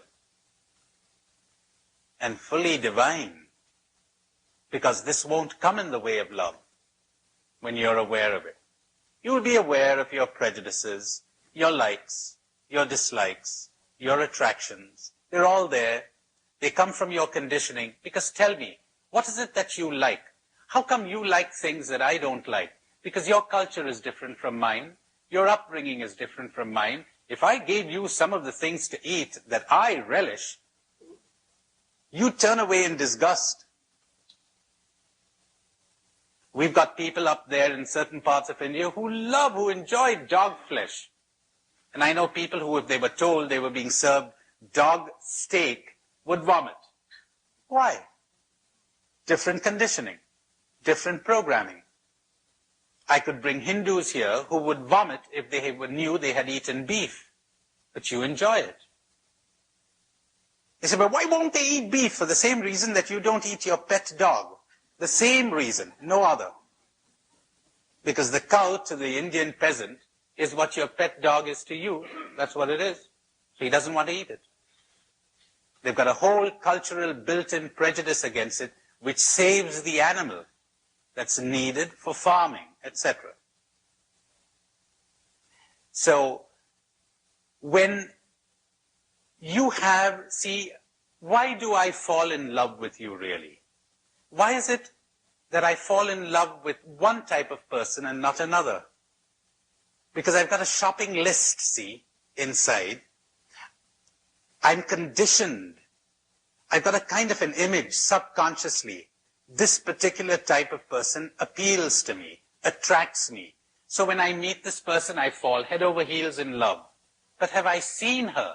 No. I'll see her after I have married her. That's when the awakening comes. And that's when love may begin. But falling in love has nothing to do with love at all. That isn't love. That's desire. That's burning desire. You want, with all your heart, to be told by this adorable creature that you're attractive to her. That gives you a tremendous sensation. And everybody else is saying, what the hell does he see in her? That's his conditioning. He's not seeing. They say, don't they, that love is blind. Believe me, there's nothing so clear-sighted as love. Nothing. The most clear-sighted thing in the world. Addiction is blind. Attachments are blind. Clinging and craving and desire is blind, but not love. Don't call that love. But of course, the word has been desecrated in most modern languages. People talk about making love and falling in love. Like the little boy who says to the little girl, have you fallen in love? Have you ever fallen in love? She says, no, but I have fallen in like. So what are people talking about when they fall in love? Now, the first thing, therefore, that we need is clarity of perception. Why do we not perceive people clearly? First, the first reason is evident. Our emotions get in the way. Our conditioning, our likes and our dislikes. We've got to grapple with that. But we've got to grapple with something much more fundamental, with our ideas, with our conclusions, with our concepts. Believe it or not, every concept which was meant to be a help to get in touch with reality ends up by being a barrier to getting in touch with reality. Because sooner or later we forget that the word is not the thing. The concept is not the thing. They're different. That's why I said to you the other day, the final barrier to finding God is the word God and the concept God. Comes in the way if you're not careful. Was meant to be a help, can be a help, but can also be a barrier. Unless you realize very clearly that the word is not the thing. Metaphysics, or whatever you want to call it, but it's very, very simple. Listen to this. Every time I have a concept, it is something that I could apply to a number of individuals. We're not talking about a concrete particular name like Mary or John, which doesn't have a meaning. But when I have a concept, all other words are words that apply to any number of individuals, countless individuals. Concepts are universal. For instance, I say tree, or I say leaf. Now the word leaf could be applied to every single leaf on that tree. You have the same word for all those individuals. You have the same word for all the leaves on all the trees in this campus, the big ones, the small ones, the tender ones, the dried ones, the yellow ones, the green ones, banana leaves, oak tree leaves, all types of leaves. If I say to you, I saw a leaf this morning, you really don't have an idea of what I saw. Let's see if you can understand that. You do have an idea of what I did not see. I did not see an animal. I did not see a dog. I did not see a human being. I did not see a shoe. You have some kind of a vague idea of what I saw, but it isn't particularized. It isn't concrete. The Spanish philosopher Unamuno says, man, human being.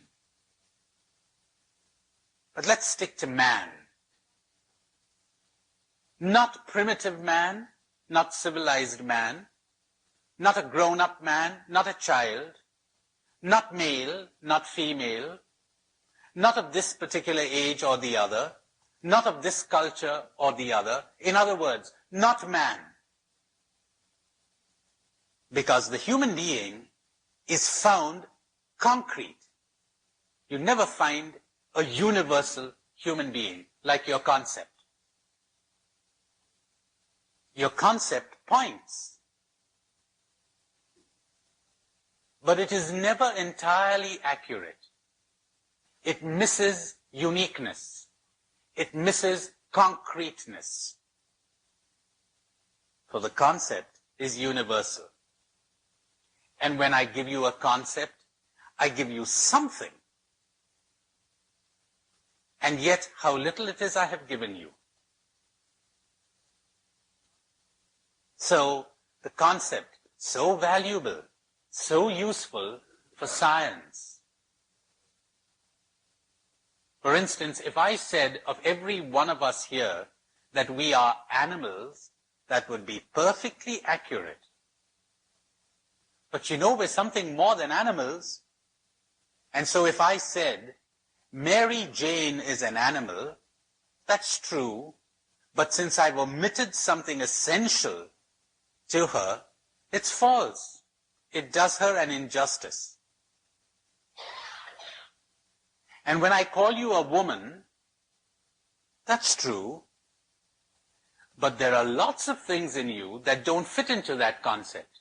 You are this particular, concrete, unique woman. That can only be experienced. It cannot be conceptualized. That I've got to see for myself. I've got to experience for myself. I've got to intuit for myself. The individual can be intuited, cannot be conceptualized. It's beyond the thinking mind. Lots of you would probably be proud to be called Americans, as lots of Indians, foolishly I think, would be proud to be called Indians, because what is American? What is Indian? It's a convention. It's not part of your nature. But never mind about that now. And yet, even if you were proud to be called an American, if someone said to me, in reply to my question, "Who's Claire?" And he says, "Claire, she's an American." "Oh, American? Ah, well, I know.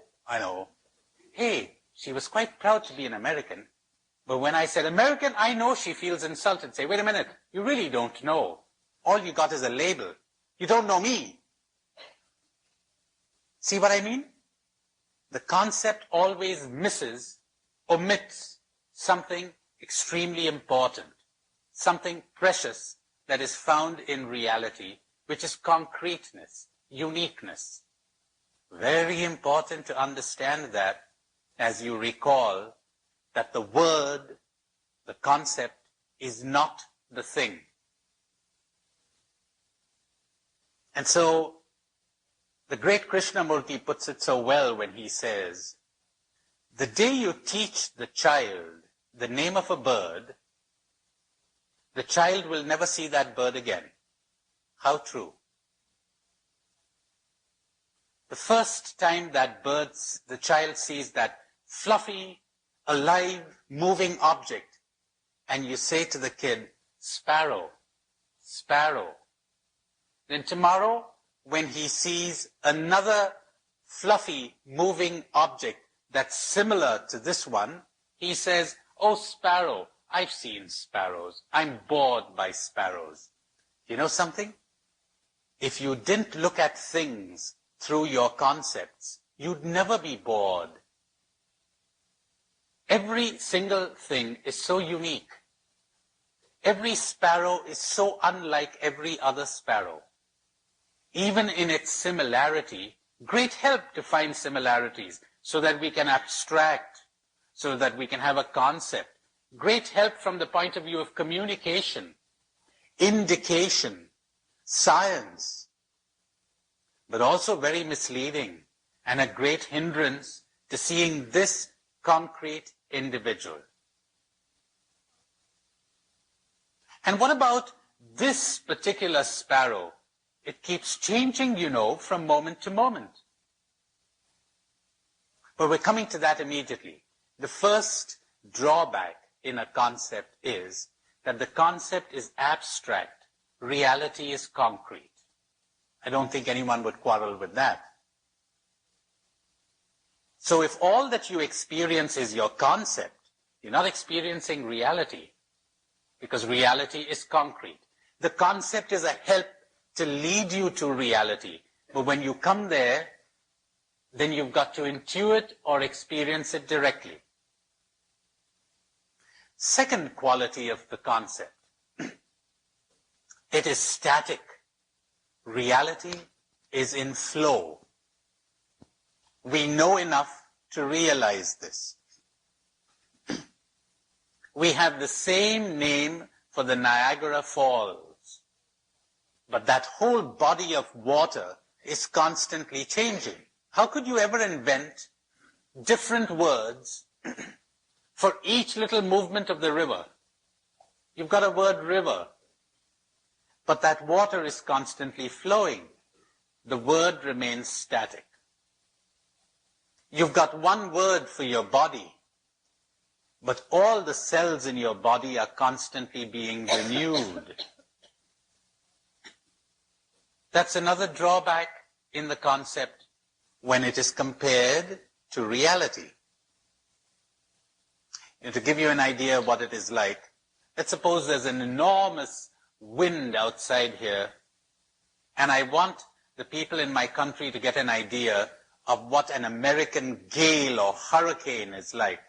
So I capture it in a cigar box, and I go back home and say, behold, well, it isn't a gale any longer, is it, once it's captured? Or I want you to get the feel of what the flow of water in a river is like, and I bring it to you in a bucket. Well, the moment I put it into a bucket, it stopped flowing. The moment you put it into a concept, it stopped flowing. It became static. It became dead. Something like a frozen wave. A frozen wave is not a wave. A wave is essentially movement. It is action. And when you freeze it, it's not a wave. Concepts are always frozen. Reality flows. Finally, if we are to believe the mystics, and it doesn't take too much of an effort to understand this, or even believe it, one can see it at once. Reality is whole. Words and concepts fragment reality. They give us little fragments. That is why it is so difficult to translate from one language to another, because each language cuts reality up differently. The English word home is impossible to translate into French or Spanish. Casa is not quite home. It has associations which are peculiar to the English language. Every language has untranslatable words and verbs and expressions, because we're cutting reality up and adding something or subtracting something, and usage keeps changing. Reality is a whole, then we cut it up and make concepts and words to indicate different parts. But if you had never seen an animal in your life, and one day you found a tail, just a tail, you've never seen an animal in your life, and somebody said to you, that's a tail, would you have any idea of what that was, unless you had some idea of what an animal is? And unless you had some, couldn't be an idea, because ideas essentially fragment.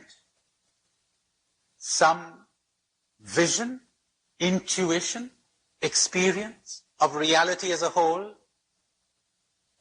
Would you really know what each fragment means? This is what the mystics are perpetually telling us. Words cannot give you reality. They only point. They only indicate. You use them as pointers to get to reality. But once you get there, you cannot, your concepts are helpless. Like the dispute that a Hindu priest had with a philosopher who claimed that the final barrier to God was the word God, the concept God. So he went to debate with him. And the philosopher replied, the ass that you mount and that you use to get to a house is not the means by which you enter the house. You've got to dismount. You use the concept to get there. Then you dismount. You get beyond it. Now, you don't need to be a mystic to understand this, that reality is something that cannot be captured by words or concepts. If you would understand, if you would know what reality is, you would have to know beyond knowing. Do those words ring a bell? Those of you who are familiar with the cloud. You've got to go beyond knowing. You've got to know beyond concepts, beyond words. Poets, painters, mystics, the great philosophers, they have intimations of this, intuitions of this. Now comes the big part. Let's suppose that one day I'm watching a tree. Until now, every time I saw a tree, I said, well, you know, tree. But today when I'm looking at the tree, I don't see a tree. At least, I don't see what I've been accustomed to seeing. Suddenly I see something with the freshness of the vision of the child. There's no word for it. I see something that's unique, that's flowing, that's whole and not fragmented. And I'm in wonder. Now when I come back and you say, what did you see? What do you think I'd say? That's no word for it. There is no word for reality. Because as soon as I put a word to it, we're back into concepts again. I could tell you a story. And if you have the sense of a mystic, you might get a clue to what I'm talking about. But I cannot give you a description. My dears, if I cannot express this reality that I experience or intuit when I look at a tree, when you talk about expressing God, what are you talking about? If I cannot express this reality that is visible to my senses, when I penetrate, I get beyond words and concepts and see, how does one express what cannot be seen by the eye or the ear? How does one find a word for it? Are you beginning to understand what Thomas Aquinas, Augustine, and all of them were saying? What the church teaches constantly when she says, God is mystery, unintelligible to the human mind. What the great Karl Rahner said in one of his last letters, when he wrote to a young German drug addict who wrote to him for advice and talked to him about God. He says, you, theologian, you talk about God. How could this God be relevant in my life? How could I get rid of my drug? And Rahner says to him, I must confess to you, in all honesty, that for me, God is, and has always been, absolute mystery. I do not understand what God is. No one can. We have intimations, inklings, that we falteringly, inadequately attempt to put into words. But there is no word for it. There is no sentence for it. Talking to a group of theologians in London, I think it was, he said to them, the task of the theologian is to explain everything through God, and to explain God as unexplainable. Unexplainable. Mystery. One doesn't know. One cannot say. One says,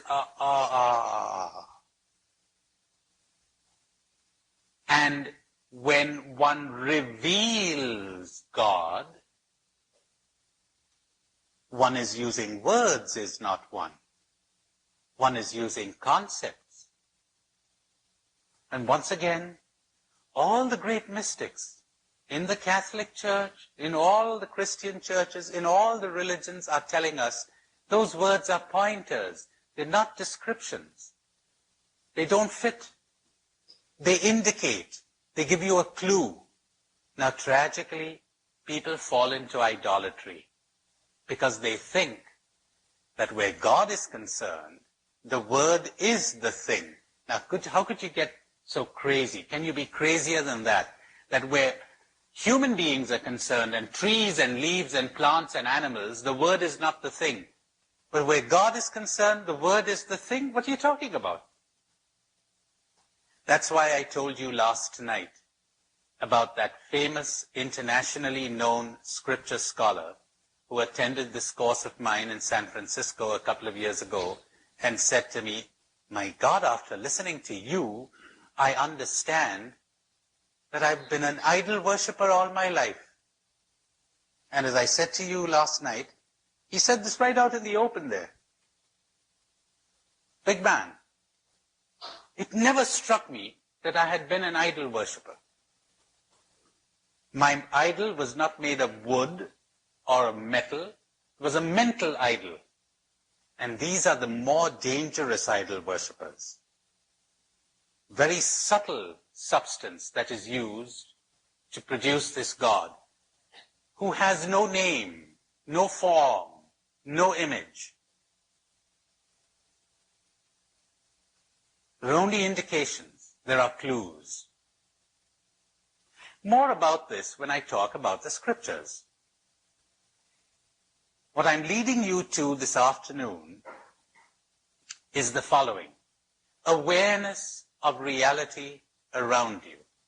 Do you remember I said, what is awareness?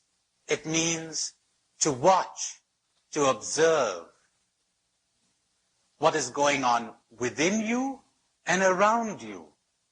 Going on, pretty accurate. Because things are going on. The trees, the grass, the plants, the animals, the rocks, all of reality is moving. One observes it. One watches it. How essential it is for the human being to observe not just himself or herself, but all of reality. You are imprisoned by your concepts. Do you want to break out of the prison? Look, observe. Spend hours observing, watching. What? Anything. The faces of people,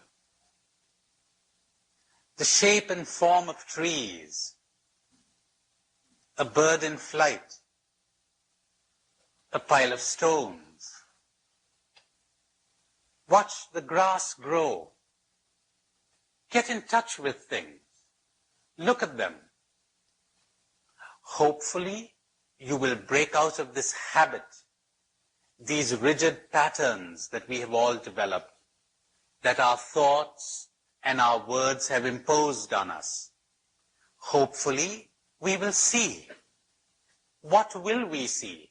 This thing that we choose to call reality. Whatever is beyond these words and concepts. That is a spiritual exercise connected with spirituality, connected with breaking out of your cage, out of the imprisonment of your concepts and words. How sad if you would have passed through life and never seen it again with the eyes of a child. Don't lose your concepts, they're very precious. As a matter of fact, we begin without them. Then we develop concepts, because concepts have a very positive function. Thanks to them, it would seem, we develop this thing called intelligence. We're even able to then understand the limitations of concepts. Anyone who never learnt a language, who was never programmed, was never given words and concepts, would, it would seem, have no intelligence at all. And so we're invited not to become children, but to become like little children. We have to fall from the stage of innocence. We have to be thrown out of paradise and develop this I, this me, thanks to these concepts. And then we need to return to paradise again. We need to be redeemed again.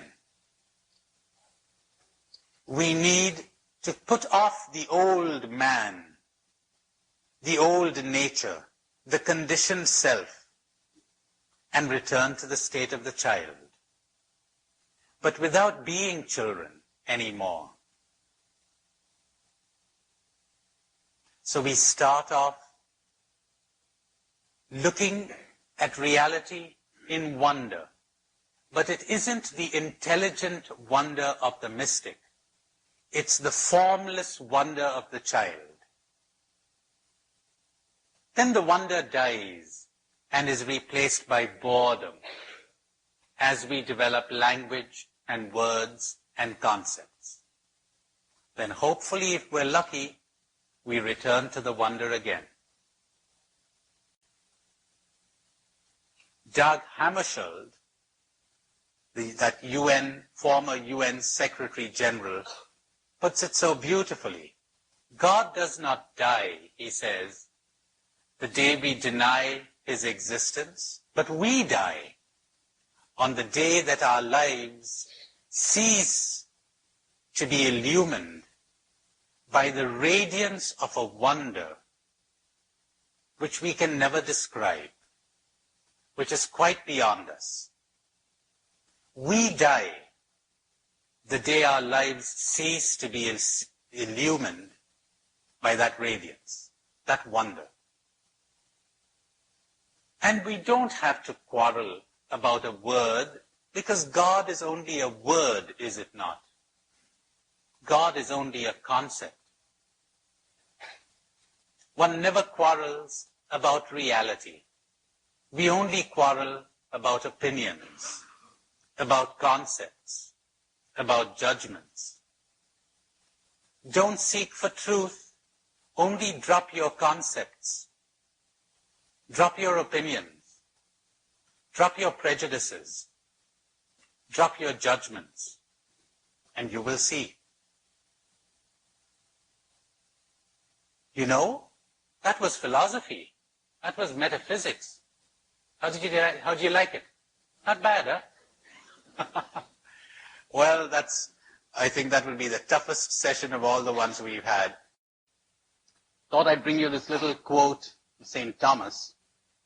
How about giving it to you in Latin for Quia de Deo scire non possumus quid sit, sed quid non sit, non possumus considerare de Deo quomodo sit, sed quomodo non sit.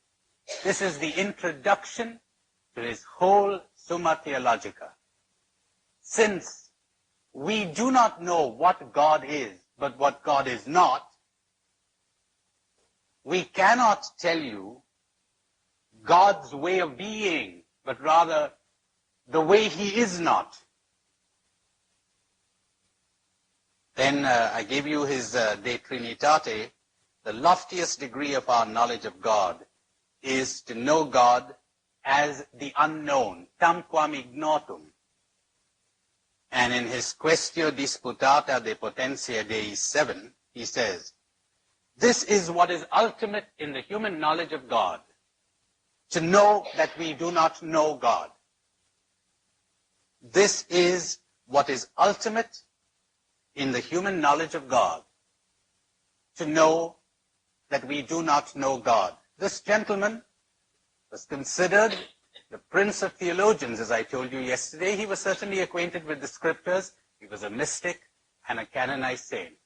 We're standing on pretty good ground. Then what was he talking about when he talked about God? And what is the meaning of the scriptures? More about that later. See, I keep you coming that way. In India, we have a Sanskrit saying for this kind of thing. It is neti, neti. Not that, not that. Sometimes referred to as the via negativa, negative way. You know, I read a marvelous work by the famous C.S. Lewis. It's a little booklet, A Grief Observed. It was his diary when his wife died. He married an American woman, said to his friends, God gave me in my 60s what he denied me in my 20s. I'm wildly in love. Fell in love with this woman, married her, and he had hardly married her when she died a painful death of cancer. Then C.S. Lewis says, the whole of my faith crumbled like a house of cards. He was the great Christian apologist. And when disaster struck home, then he asks himself, is God a loving father? Or is he the great vivisector? Pretty good evidence for both things. And you can look at things in a somewhat slanted way and push aside evidence of the contrary. Remember when my own mother got cancer, my sister said to me, Tony, why did God allow this to happen to mother? I said, my dear, last year, 1 million people died in China of starvation, of a drought. Calculated at almost 1 million. You never raised the question. And so sometimes the nicest thing that could happen to us, for us to be awakened to reality, is for calamity to strike. Then we begin to rethink. Then you might lose your beliefs and come to faith. Your childish beliefs and come to faith. As C.S. Lewis did. Do read that book. It's marvelously written. He said, I never had any doubt before about people surviving death. But when my wife died, I was no longer certain. Why? Because it was so important to me that she be living. And, he's the master of comparisons and analogies. He says it's like a rope. Someone says to you, would this would this bear the weight of about 120 pounds? And you say, yeah. Well, we're going to let down your best friend on this rope. You say, wait a minute, let me test that again. Now you're not so sure. And somewhere in that diary, he says a marvelous thing. I was so happy and consoled, this was years ago, to find him say, we know nothing about God. We cannot know anything about God. Even our very questions about God are absurd. Marvelous. Of course your questions are absurd. Why? It's like the person born blind, the man born blind, who says to you, that color green, is it hot or is it cold? Nati, not that. Is it long or is it short? Not that. Is it sweet or is it sour? Not that. Is it round or is it oval or is it square? Not that. See, he's coming from the other senses, from his limited experience. He has no words or no concepts for this world of which he has no idea, no intuition, no experience, the world of colors. One can only speak in analogies. Not that. No matter what he asks, it isn't that. Your wording is wrong. Your question is absurd. So, C.S. Lewis says something like this. I'm not quite sure I've got the exact words, but it's something like this. It's like asking, how many minutes are there in the color yellow? And everybody's taking it very seriously and discussing it and fighting about it. You know what the answer to that question is? How many minutes are there in the color yellow? 25 carats. And the other guy says, no, 17 potatoes. And then they're fighting. Not that.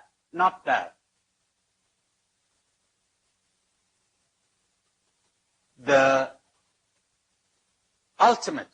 This is what is ultimate in the human knowledge of God, to know that we do not know. Our great tragedy, my dears, is that we know too much. We think we know. That is our tragedy. And so we never discover. In fact, Thomas Aquinas is not only a theologian, he's a great philosopher.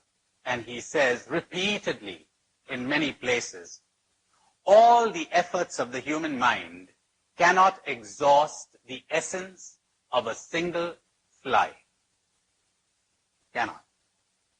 we really have no notion of the nature of a fly, of an individual fly. Just what I was telling you yesterday. The concept is abstract, the reality concrete, etc. He puts it in his own unique way. The limitations of the human mind.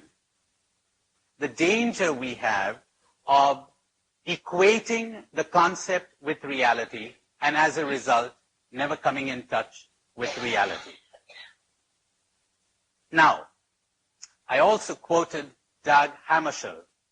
I like to be exact, and I'm afraid the quote I gave you was from memory and wasn't quite accurate. The original is much more beautiful. He says, God does not die on the day we cease to believe in a personal deity. But we die on the day when our lives cease to be illumined by the steady radiance, renewed daily, of a wonder,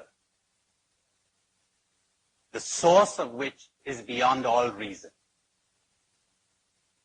But we die on the day when our lives cease to be illumined by the steady radiance, renewed daily, of a wonder, the source of which is beyond all reason. Something beyond this conceptualizing mind of ours, which, when perceived, intuited, however dimly, creates the wonder, and our lives become illumined. Marvelously put. But more about this when I talk about Scripture.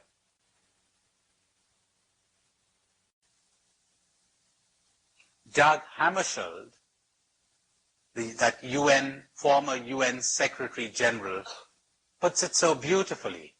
God does not die, he says, the day we deny his existence, but we die on the day that our lives cease to be illumined by the radiance of a wonder which we can never describe, which is quite beyond us.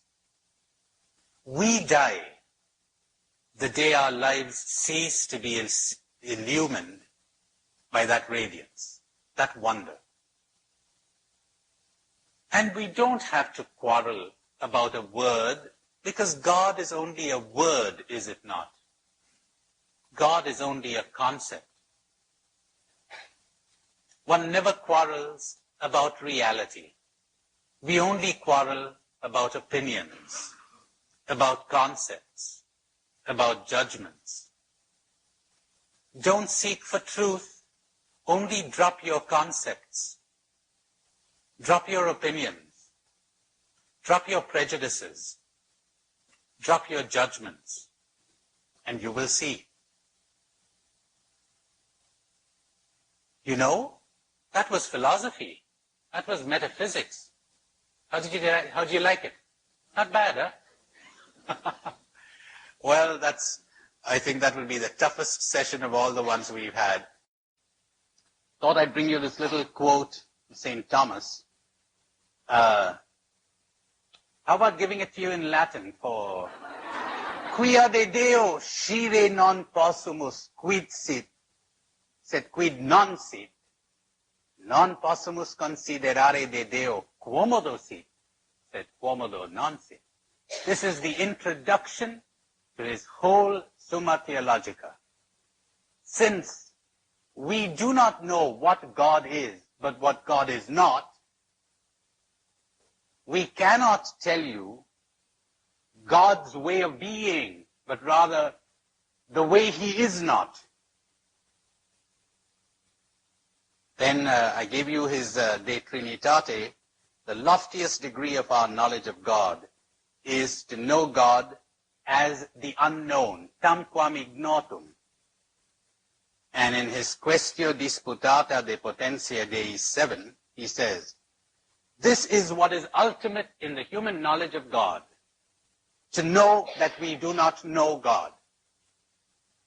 This is what is ultimate in the human knowledge of God to know that we do not know God. This gentleman was considered the prince of theologians, as I told you yesterday. He was certainly acquainted with the scriptures. He was a mystic and a canonized saint.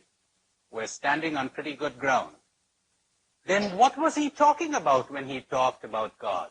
And what is the meaning of the scriptures? More about that later. See, I keep you coming that way. In India, we have a Sanskrit saying for this kind of thing. It is neti, neti. Not that. Not that. Sometimes referred to as the via negativa. Negative way. You know, I read a marvelous work by the famous C.S. Lewis. It's a little booklet, A Grief Observed. It was his diary when his wife died. He married an American woman, said to his friends, God gave me in my 60s what he denied me in my 20s. I'm wildly in love. Fell in love with this woman, married her, and he had hardly married her when she died a painful death of cancer. Then C.S. Lewis says, the whole of my faith crumbled like a house of cards. He was the great Christian apologist. And when disaster struck home, then he asks himself, is God a loving father? Or is he the great vivisector? Pretty good evidence for both things.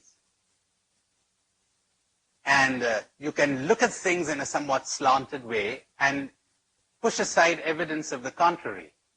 Remember when my own mother got cancer, my sister said to me, Tony, why did God allow this to happen to mother? I said, my dear, last year, 1 million people died in China of starvation, of a drought. Calculated at almost 1 million. You never raised the question. And so sometimes the nicest thing that could happen to us, for us to be awakened to reality, is for calamity to strike. Then we begin to rethink. Then you might lose your beliefs and come to faith. Your childish beliefs and come to faith. As C.S. Lewis did. Do read that book. It's marvelously written. He said, you know, I never had any doubt before about people surviving death.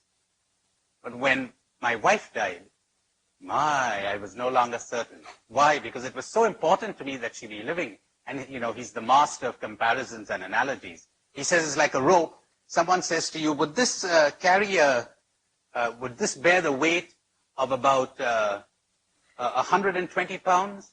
And you say, yeah. Well, we're going to let down your best friend on this rope. You say, wait a minute, let me test that again. Now you're not so sure. And somewhere in that diary, he says a marvelous thing.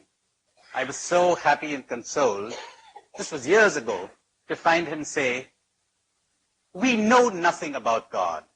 We cannot know anything about God. Even our very questions about God are absurd. Marvelous. Of course your questions are absurd. Why? It's like the person born blind, the man born blind, who says to you, that color green, is it hot or is it cold? Neti, not that. Is it long or is it short? Not that.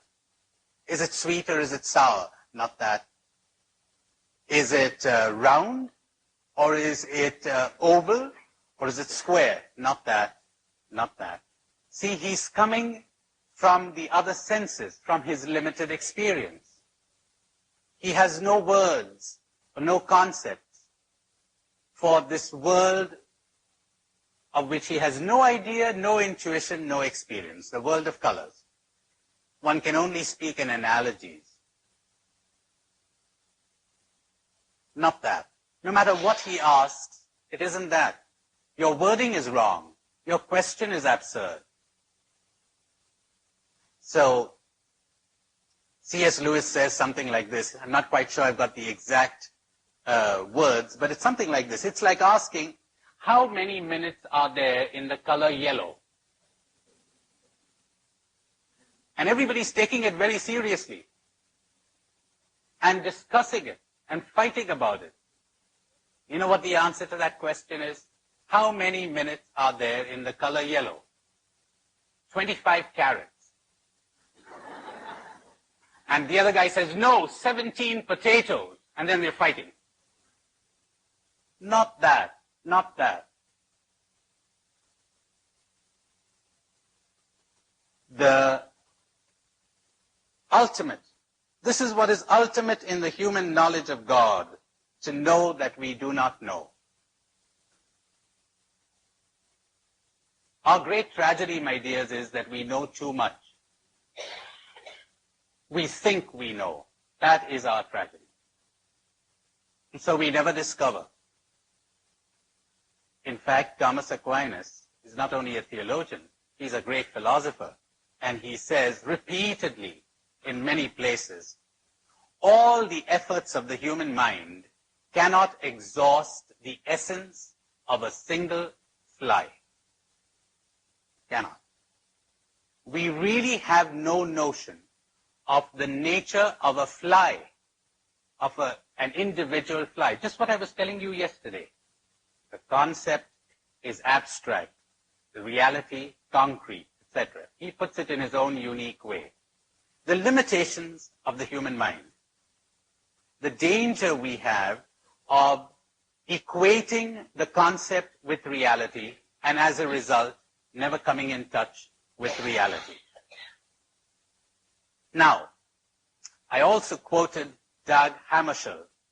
I like to be exact, and I'm afraid the quote I gave you was from memory and wasn't quite accurate. The original is much more beautiful. He says, God does not die on the day we cease to believe in a personal deity. But we die on the day when our lives cease to be illumined by the steady radiance, renewed daily, of a wonder, the source of which is beyond all reason. But we die on the day when our lives cease to be illumined by the steady radiance, renewed daily, of a wonder, the source of which is beyond all reason. Something beyond this conceptualizing mind of ours, which, when perceived, intuited, however dimly, creates the wonder, and our lives become illumined. Marvelously put. But more about this when I talk about Scripture. I want to say something more about words. I said to you yesterday, words are limited. There's something more I have to add. There are some words that correspond to nothing. Words that have a very powerful influence on us. You know, when I use the word tree, it corresponds to something. When I say man or woman or child, that corresponds to something. But there are some words that correspond to nothing. Would you believe it? For instance, talking of a situation back home, I'm an Indian. Now we've got another country called Pakistan. Now let's suppose I am a prisoner of war in Pakistan. And they say to me, well, today we're going to take you to the frontier and you're going to take a look at your country. And so they bring me to the frontier. And I look across the border and I think, oh, my country, my beautiful country. I see villages and trees and hills. Like that thing of the poet, breathes there a man with soul so dead, who never to himself has said, Ma, you got it, yes. This is my own, my native land. And after a while, one of the guards says, excuse me, we made a mistake, sir. We have to move on another 10 miles. You know, it's fun. What was I reacting to? Indian trees, Indian villages, Indian mountains. But you know something? Trees are not Indian. trees are trees. There are no Indian trees. In a geographical map, there are no frontiers, no boundaries. Those were put there by the human mind. Generally by stupid, avaricious politicians. That country of mine, once upon a time, was 1. It's 4 now. And if we don't look out, within a short time, it might be 6. We'll have 6 flags. We'll have 6 armies. You never catch me saluting a flag. Me, never. Any flag, never saluted. I abhor all national flags. I do. You go ahead. What are we saluting? I salute humanity. Not a flag with an army around it.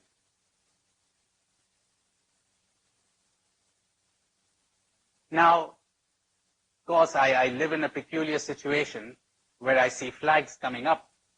These flags were in the heads of people. They're fighting for a convention. They're fighting for a frontier, which the human mind put there, but doesn't exist in reality. Now, I got news for you. There are thousands of words in our vocabulary that do not correspond to reality at all. But boy, they trigger emotions. They trigger off emotions within us. And we begin to see things which are not there. We actually see Indian mountains, but they don't exist. And we actually see Indian people, what do you know, they don't exist. They really don't. Oh, well, you know, you have your American conditioning. I have my American conditioning. That exists. Not a very happy thing. You know, in our countries nowadays, in the third world countries, we talk a great deal about inculturation. Culture. This thing called culture. Not very happy with it. Me, not very happy with it.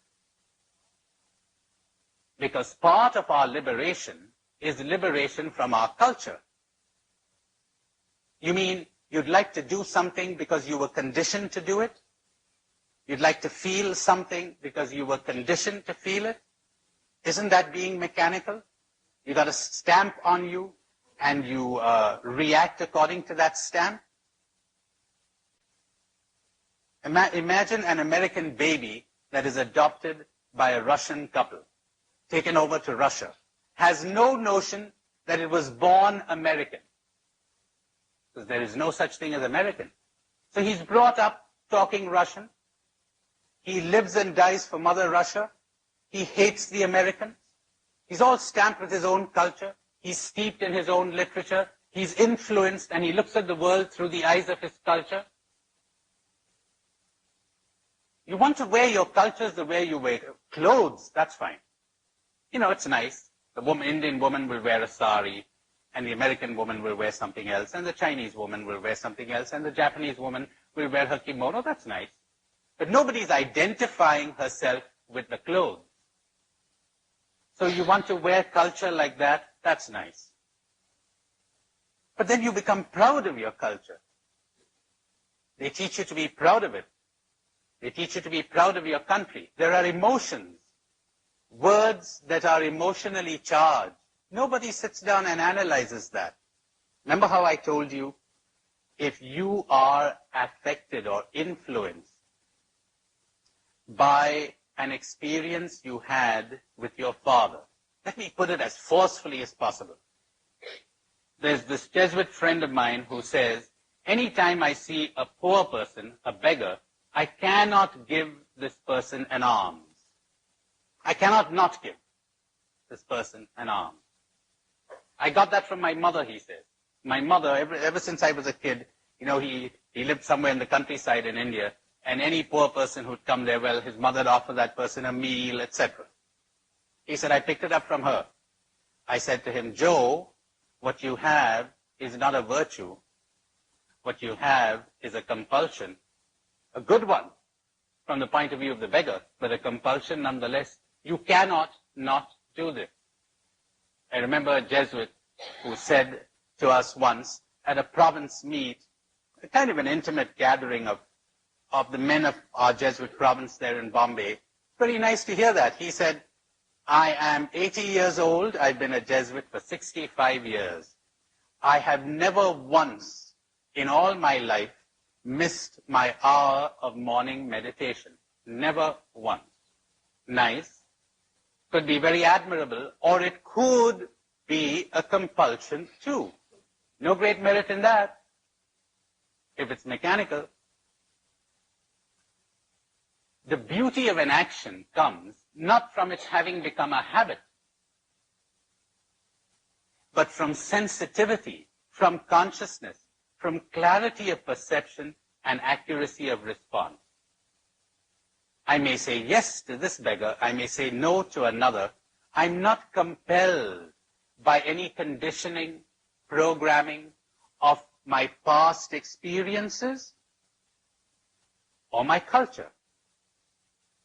Nobody has stamped anything on me, or if they have, I'm no longer reacting from that. It's like you have a bad experience with an American, or you were bitten by a dog, or you had a bad experience with a certain kind of food. Now, for the rest of your life, you're influenced by that experience. Too bad. You need to be liberated from that. Don't carry over experiences from the past. Hey, I see many of you nodding in assent. How about carrying over good experiences from the past? Huh? Don't carry those either. You know what it means? To experience something fully, then drop it and move on to the next moment, uninfluenced by the previous one? My, you're traveling with such little baggage, you could pass through the eye of a needle. Now you will know what eternal life is, because eternal life is now, in the timeless now. Only thus will you enter eternal life. But how many things we carry with us. And we never set about the task of freeing ourselves, of dropping the baggage, of being ourselves. And I'm so sorry to say that everywhere I go, I find Muslims who are using their religion and their worship and their Quran to distract themselves from this task. Instead of serving as a help, serves as a distraction. And the same applies to Hindus and you know who else. Now you're very clever, you're catching on quickly today. Now, words, they have such an influence on us. You know, you're talking to somebody, listen to this. You're talking to somebody, he seems a nice kind of guy, and somebody whispers into your ear, Cardinal Archbishop. Whoop. It has an influence on your mind and on your nerves. You're suddenly influenced by that, the word. See how it triggered off reactions within you? Can you imagine a human being who is no longer influenced by words, who is only affected by reality? You could give him any number of words, he'll still give you a fair deal. You could say Cardinal Archbishop, but he'll still give you a fair deal. He'll see you as you are. He's uninfluenced by the label. You could say Indian, American, Russian, Chinese, anything. He is uninfluenced by labels. So there it is. The importance of understanding words and concepts if we are to attain awareness. Because I said to you, awareness heals, awareness transforms, awareness puts us in touch with reality. But that goes with understanding how our mind functions and how we are being deceived by words and concepts. There's one more thing I want to say about our perception of reality. Let me put it in the form of an analogy. You've got the President of the United States. Now, he has to get feedback. Or you've got the Pope in Rome, who has to get feedback from the whole church. Now you've got millions of items that are supposed to be fed to the President, but he could hardly take all of that in, much less digest it. So he has people whom he trusts to make abstracts, to summarize things, to monitor, to filter, and then some of it gets to his desk. Now this is what's happening to us.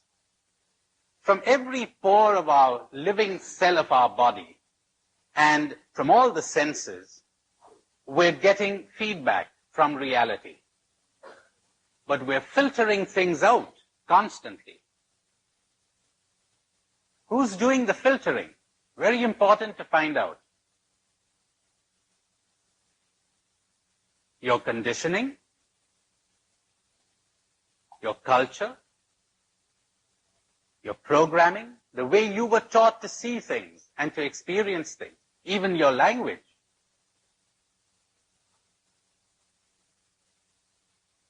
Lots of filtering going on, so that you will see things sometimes that are not there.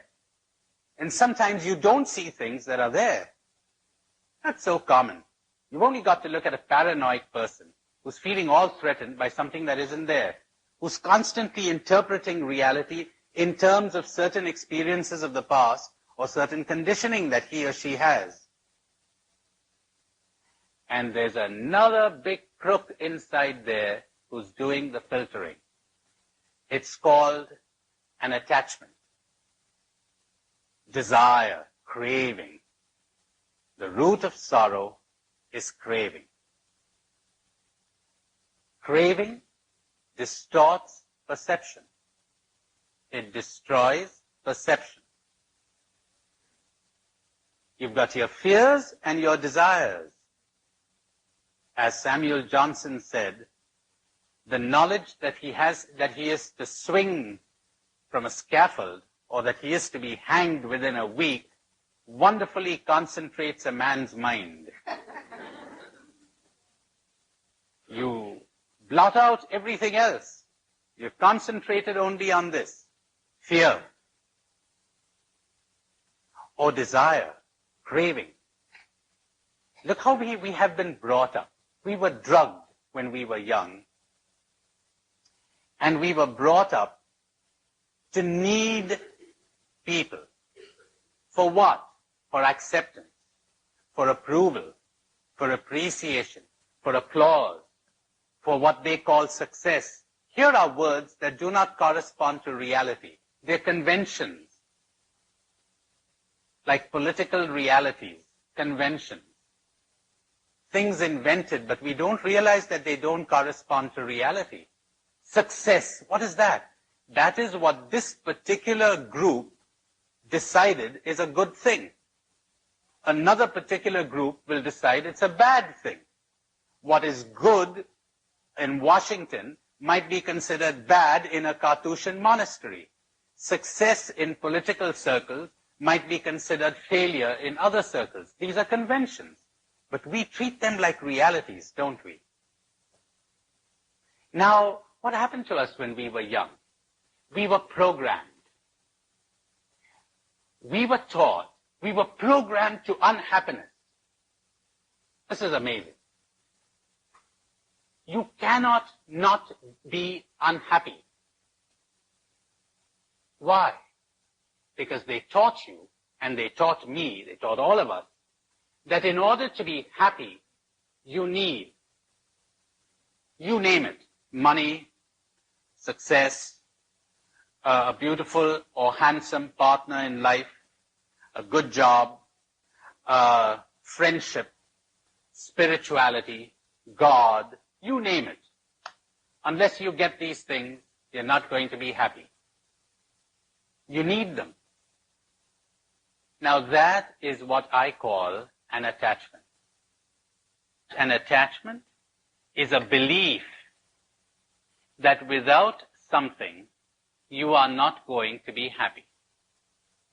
Once you get convinced of that, and that has got into our subconscious, it's got stamped into our nerves, to the roots of our being. But how could I be happy unless I have good health?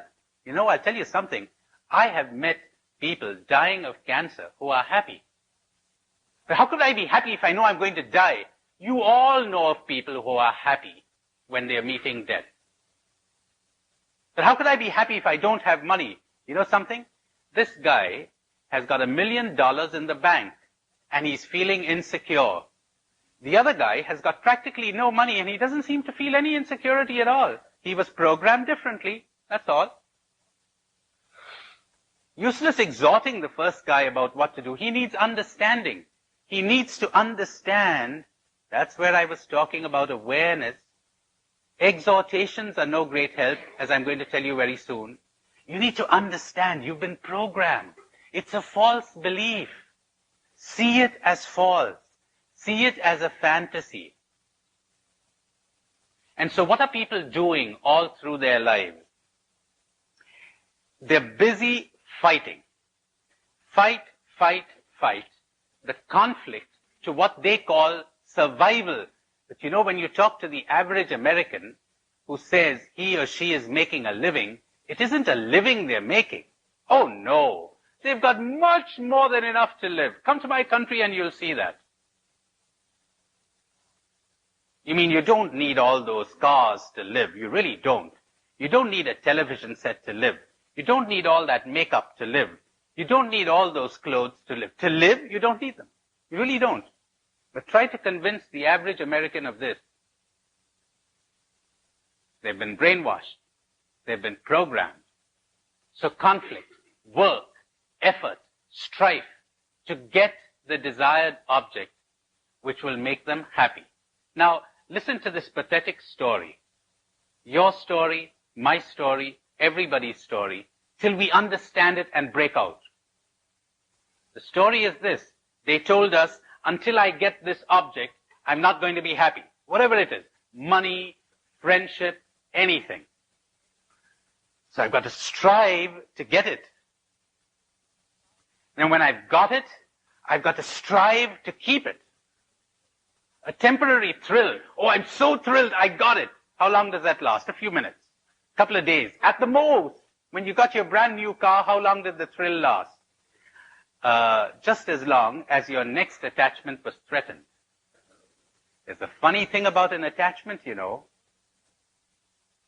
If you have 1,000 attachments, you could satisfy 999, but if you haven't satisfied one, you're miserable. So, all right, I've got it. Thrill. Now, get tired of it after a while. They told me prayer was the big thing. They told me God was the big thing. They told me friendship was the big thing. Not knowing what prayer really was, not knowing what God really was, we made things out of them. After a while, we get bored with the car, but we're still holding on to it. And we're still fending off threats. Isn't that pathetic? And if you've got one attachment, that's bad enough.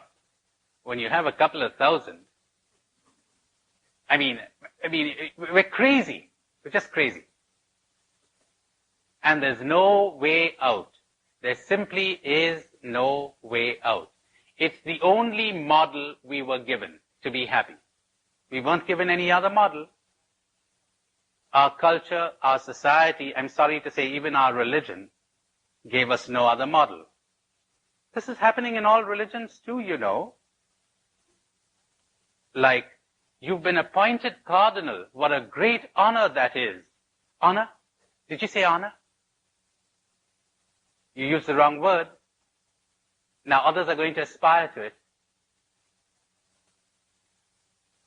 You lapse into the world, what the Gospels call the world. And you're going to lose your soul. The world, success, honor, non-existent things, power, prestige, winning, especially over others, popularity. You gained the world, but you lost your soul. Your whole life has been empty and soulless. Nothing there. There's only one way out, and that is get deprogrammed. Get deprogrammed. How do you get that? Become aware of the programming. I'm going to be talking pretty soon about change. You cannot change by an effort of the will. You cannot change through ideals. You cannot change through building up new habits. Your behavior may change, but you don't. You only change through awareness and understanding. When you see a stone as a stone, a scrap of paper as a scrap of paper, you don't think that the stone is a precious diamond anymore, and you don't think that that scrap of paper is a check for $1 billion. When you see that, you change. There's no violence anymore in attempting to change yourself. Otherwise, what you call change is moving the furniture around. Your behavior has changed, but not you.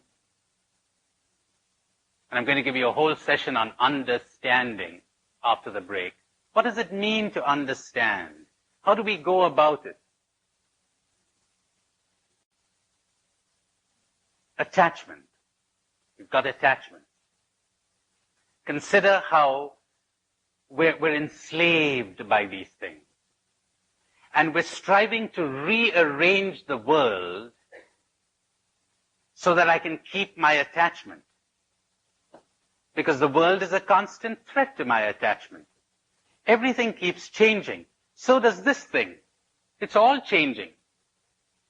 Everything is changing. So is my friend. And my God, how insecure I am. He may stop loving me. He may go out to somebody else. Hey, wait a minute. And I've got to keep on making myself attractive to him because I've got to get him, because somebody brainwashed me into thinking that I need his love. I don't. I really don't. Not in order to be happy. I don't. I don't need anybody's love. I just need to get in touch with reality. That's all. I need to break out of this prison of mine, this programming, this conditioning, these false beliefs, these fantasies, and break out into reality. And reality is lovely. Reality is an absolute delight. Eternal life is now. We're surrounded by it, like the fish in the ocean. But we have no notion about it at all. We're too distracted with this, with the attachment. And so, temporarily, the world does rearrange itself to suit our attachment, and we say, yay, great, my team won. But hang on, it'll change. You're going to be depressed tomorrow. Why do we do this? Why are we so hard on ourselves? And have you noticed all those negative feelings we have? You're jealous. Where does your jealousy come from? Look for the attachment underneath. Somebody is getting what you want and what you think you will not be happy without. You're anxious and frightened. You're getting paranoid. Your attachment has been threatened. See if you can understand that. I'll go slowly. You're getting angry. Somebody is likely to come in the way of your getting your attachment, or you're keeping your attachment. Or else why would you be angry? Because you're convinced you're not going to be happy without this. You're not going to be happy without that. You got cravings. And so it goes on. All those negative feelings. Just scratch a bit on the surface, under the surface, probe under the surface, and the attachment will come to light.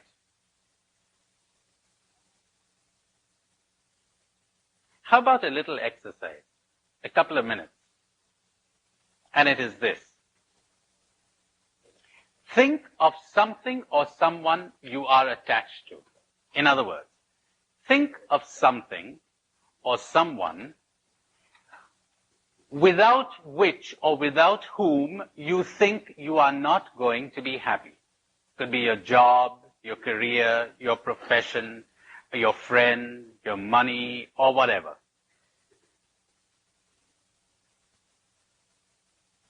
And say to it, him, her,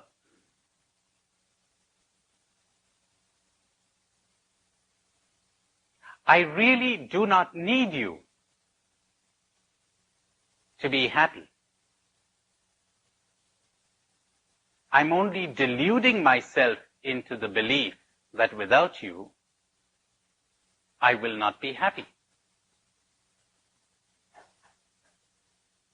I'm only deluding myself into the belief that without you, I will not be happy.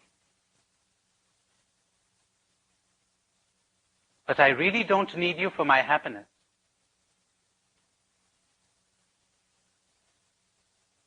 I can be happy without you. You are not my happiness. You are not my joy. Boy, if it's a he or a her, he's not going to be too happy to hear that, you know. But go ahead, you could say it within the secrecy of your heart, because you're making contact with the truth. You're smashing through a fantasy. Happiness is a state of non-illusion. Drop the illusion. Or you could try another exercise, if you'd rather do that. Think of a time you were heartbroken. You thought you'd never be happy again. Your husband died. Your wife died. Your best friend deserted you. You lost your money, or whatever. Think of the time you were a child and you didn't get what you want, or you lost what you had, and you said, I'll never be happy again. What happened? Time went on, and if you managed to pick up another attachment, if you managed to find somebody else you were attracted to, or something else that you were attracted to, what happened to the old attachment? You didn't really need it, did you, to be happy? That should have taught us, but we never learn. We're programmed. We're conditioned.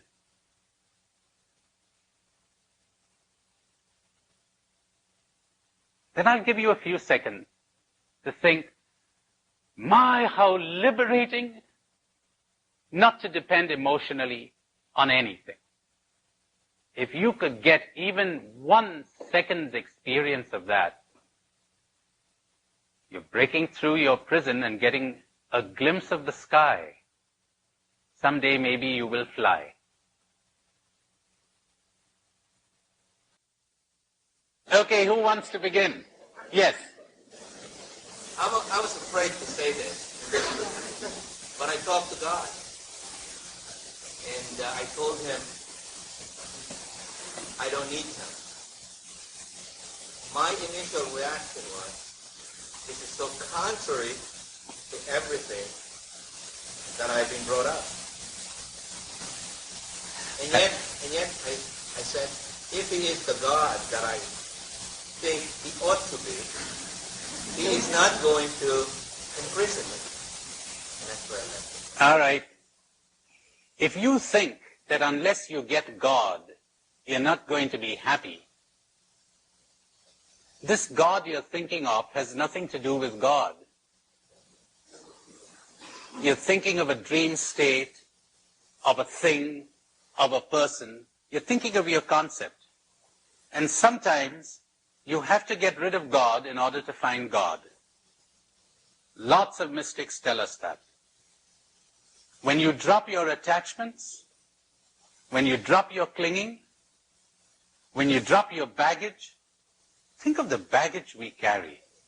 If I use the word happiness, you know what the amount of times I catch myself doing this. Am I happy? Thinking, I got a great film coming up tonight, and what's the future got to do with it? What has yesterday got to do with it? But we're constantly somewhere else. As somebody said, my favorite place is somewhere else. We're always somewhere else. But to attain the asceticism and the delight of being here, now, and when now goes, let it go. then we will know what reality is, what God is. The concept is a help, as I will tell you later.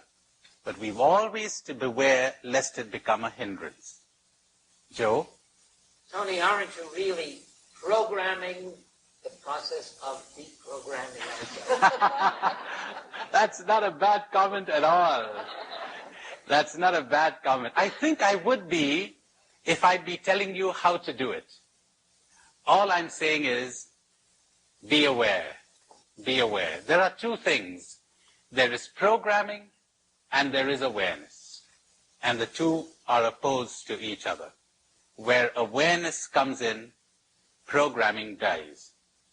When you're listening to me, as I said to you on the first day, if you're just swallowing everything I'm saying, you're getting programmed. And lots of people do, you know.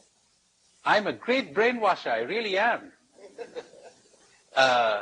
Well, that's not quite accurate. The way I speak very easily lends itself to gullible people getting brainwashed. That's more accurate.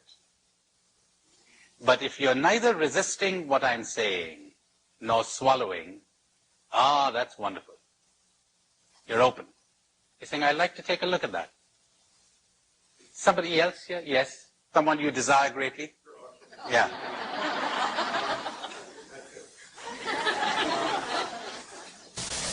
See, I really need what there was a degree in my head of telling me that I should stop it. And the only way to get past it is to role play. And is the role playing a help? Yes, oh yes, yes. You begin by doing it in fantasy and role playing. Yes. Yes, you'd better prepare your wife before you tell her this truth. Yes, I know. Isn't it amazing, though, that we have been so blinded by everything that we did not discover this basic truth? I remember how frightened I was to say this to an intimate friend of mine when I sensed it was true. I really don't need you. Period. For anything. I don't need you. I can be perfectly happy without you. Result, I enjoy your company thoroughly. There's no more anxiety, no more jealousy, no more possessiveness, no clinging. It is a delight to be with you. I'm enjoying you on a non-clinging basis. You're free. So am I. But this is like talking a foreign language to drug addicts. We've been drugged. We really have been.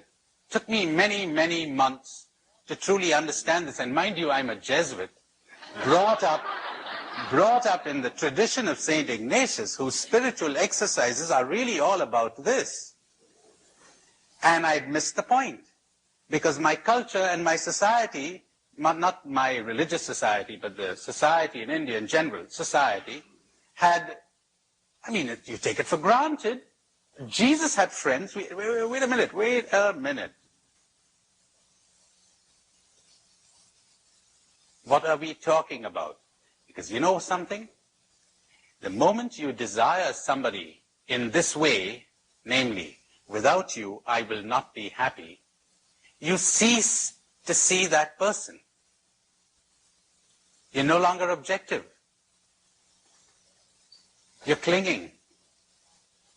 We begin to view people in terms of our attachment. If you're attached to appreciation, I'm quite amused sometimes to see even seemingly objective people like therapists and spiritual directors, etc., say, great guy. I really like him. And I find out later it's because he likes me that I like him. And anybody who attacks me, I don't like. Hey, so when someone's for you, he's okay. And when someone's against you, he's not okay. Then I look into myself and I find the same thing coming up every now and then. If you're attached to appreciation and praise, You're going to view people in terms of their threat to your attachment or their fostering your attachment. If you're a politician and you want to be voted in, how do you think you're going to look at people? How will your interest in people be guided? Who's the guy who's going to get me the votes? Who's the woman who's... And so it goes on. And if what you're interested in is in sex, how do you think you're going to look at men and women? If you're attached to sex, and if you're attached to power, and so on and on and on. That colors your view of human beings. An attachment destroys your capacity to love. What is love? Love is sensitivity. Love is consciousness. To give you an example, I'm sitting here listening to a symphony. If all I hear is the sound of the drums, I don't hear the symphony. What is a loving heart? A loving heart is one that is sensitive to the whole of life, to all persons. A heart that doesn't harden itself to any person or thing. But the moment you become attached, in my sense of the word, then you're blotting out many other things. You've got eyes only for the object of your attachment. You have ears only for the drum. The heart has got hardened. Moreover, it has got blinded because you no longer see the object of your attachment objectively. You cannot be objective anymore. Love entails clarity of perception, objectivity. There is nothing so clear-sighted as love.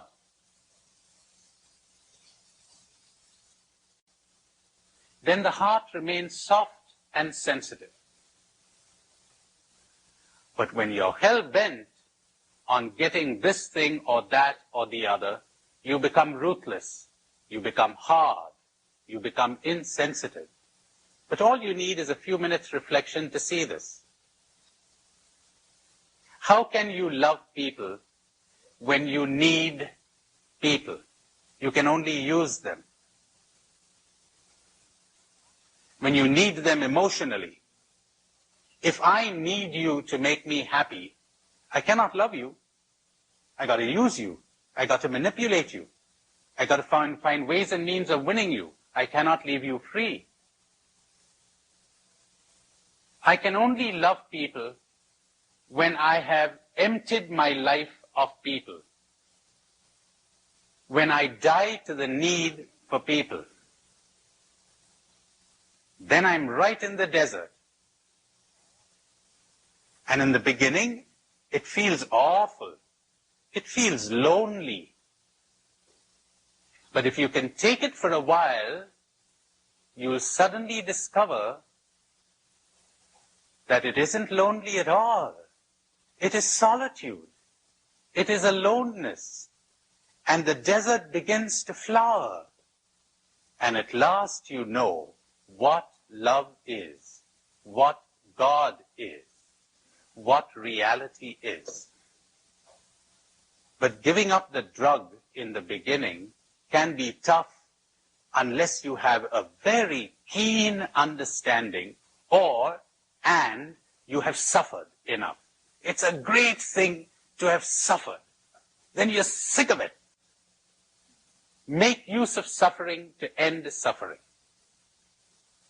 But people suffer and they go on suffering, and that's why I said to you, the conflict within me sometimes between the role of spiritual director and therapist. As therapist, well, let's ease the suffering. All right. As the spiritual director in me says, let her suffer. She'll get sick of this way of relating to people. And she'll finally decide to break out of this prison of emotional dependence on anyone. Am I making sense? Big conflict at times.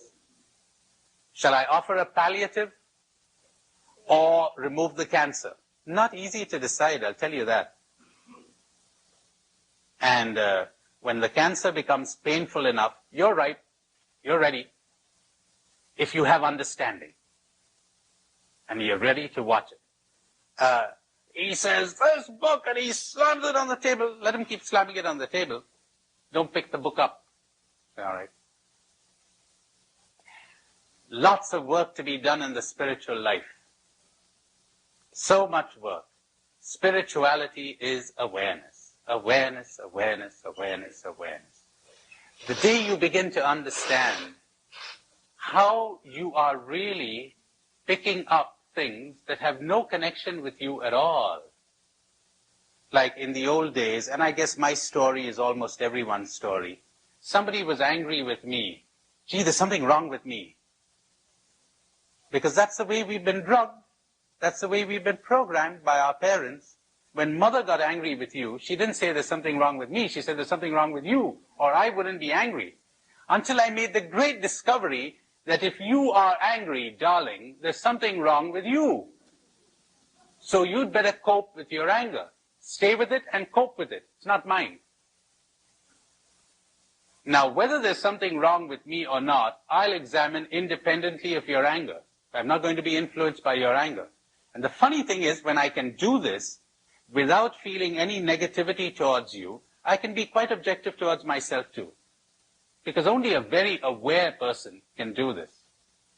Not pick up the guilt, not pick up the anger. You're having a tantrum, too bad. I don't feel the slightest desire to rescue you anymore. And I refuse to feel guilty. I must talk about guilt. It's like, I'm not going to hate myself for anything I have done, because it gets you nowhere. That's what guilt is. I'm not going to give myself a bad feeling and whip myself for anything I have done, right or wrong. I'm ready to analyze it, to watch it, and say, well, if I did wrong, as I will show you presently, it was in unawareness. I was hypnotized. Nobody does wrong in awareness. And that's why theologians tell us, nicely, it's very beautifully said, that Jesus could do no wrong. Now that makes very good sense to me, because the enlightened person can do no wrong. What do you think? Was Jesus free? You mean he couldn't do wrong and he was free? Because he was free, he couldn't do wrong. Now, since you can do wrong, you're not free. Because we're chained by something. So you're not free. That's a pretty nice bind you got yourself into, isn't it? Well, it's interesting. You know, if I'm sitting here and somebody comes up to me and says, are you free? I say, yes, I'm free. Well, here's this machine gun. He gives me a light machine gun. He says, why don't you mow all these people down? I say, excuse me, I'm not free to do that. I got too much sensitivity to people to be able to do that. I cannot do it. Does that make sense to you? As soon as you have a sensitive heart, you cannot do this. You simply cannot do it. Could you do it? He says, yeah, I can. All right, sit here. He sits here, and he says, wait a minute, this isn't freedom, this is a sickness. You need healing. This has far-reaching consequences. You know, I was telling you about this power of words and concepts. Your Mark Twain put it very nicely once when he said, cold, he says. If the thermometer had been an inch longer, we would have frozen to death. That's pretty accurately put, you know.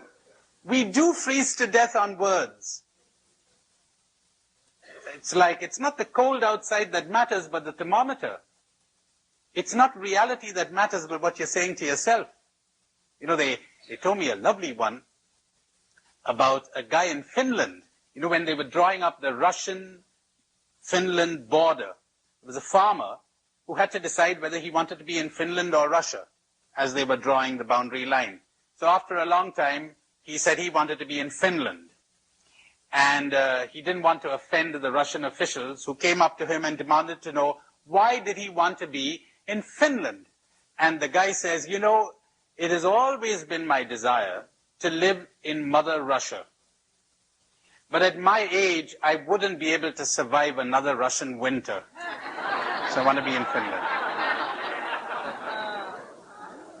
That brings it out very well, doesn't it? It's only a word. It's only a concept. But it isn't. Not for human beings.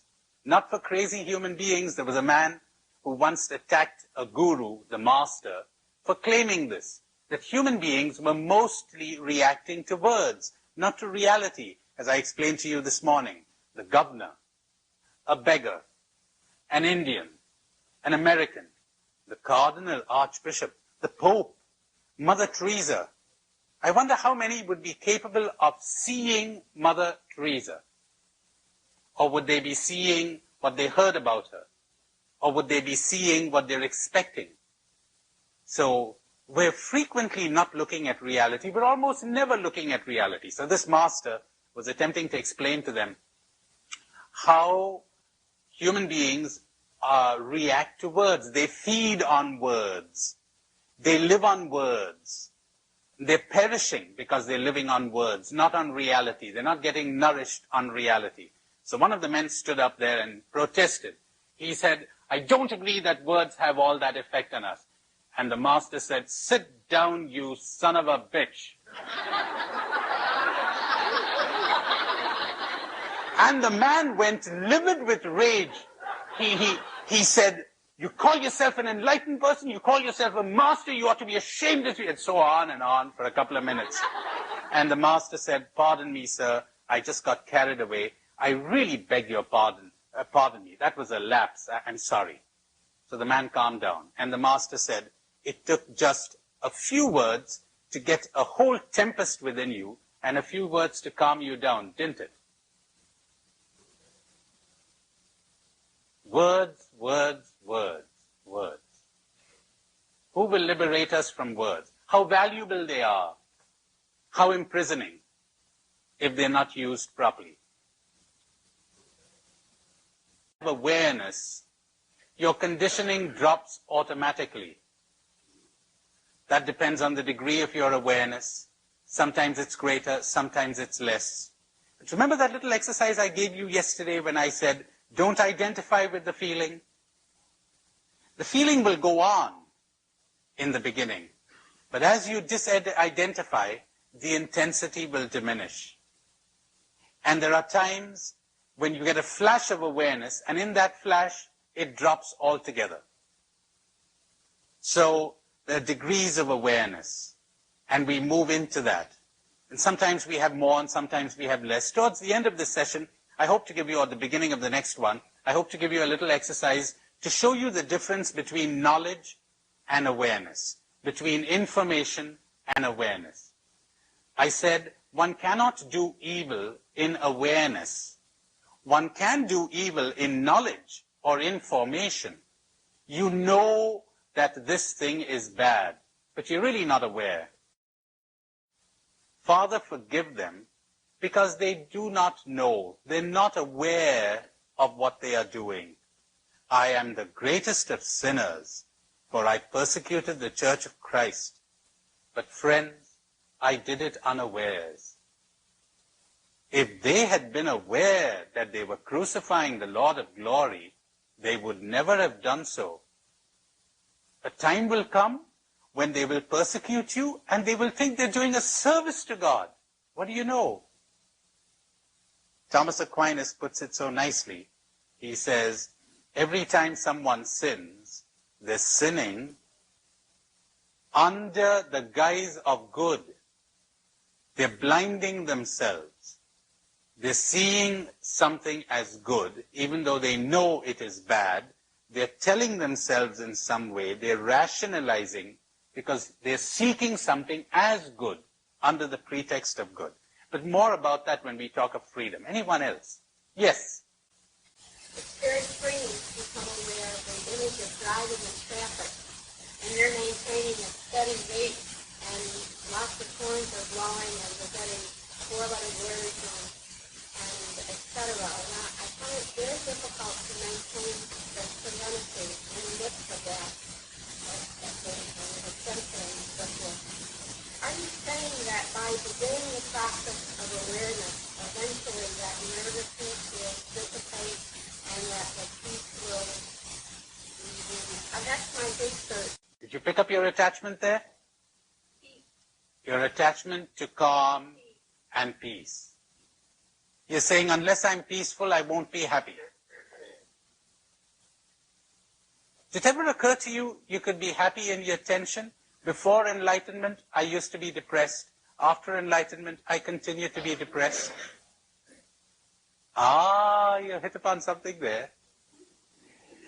You see, if you don't make a goal out of relaxation and sensitivity, you ever heard of these people who get tense trying to relax? Yes, they're making an effort to relax. Well, if one is tense, one observes one's tension.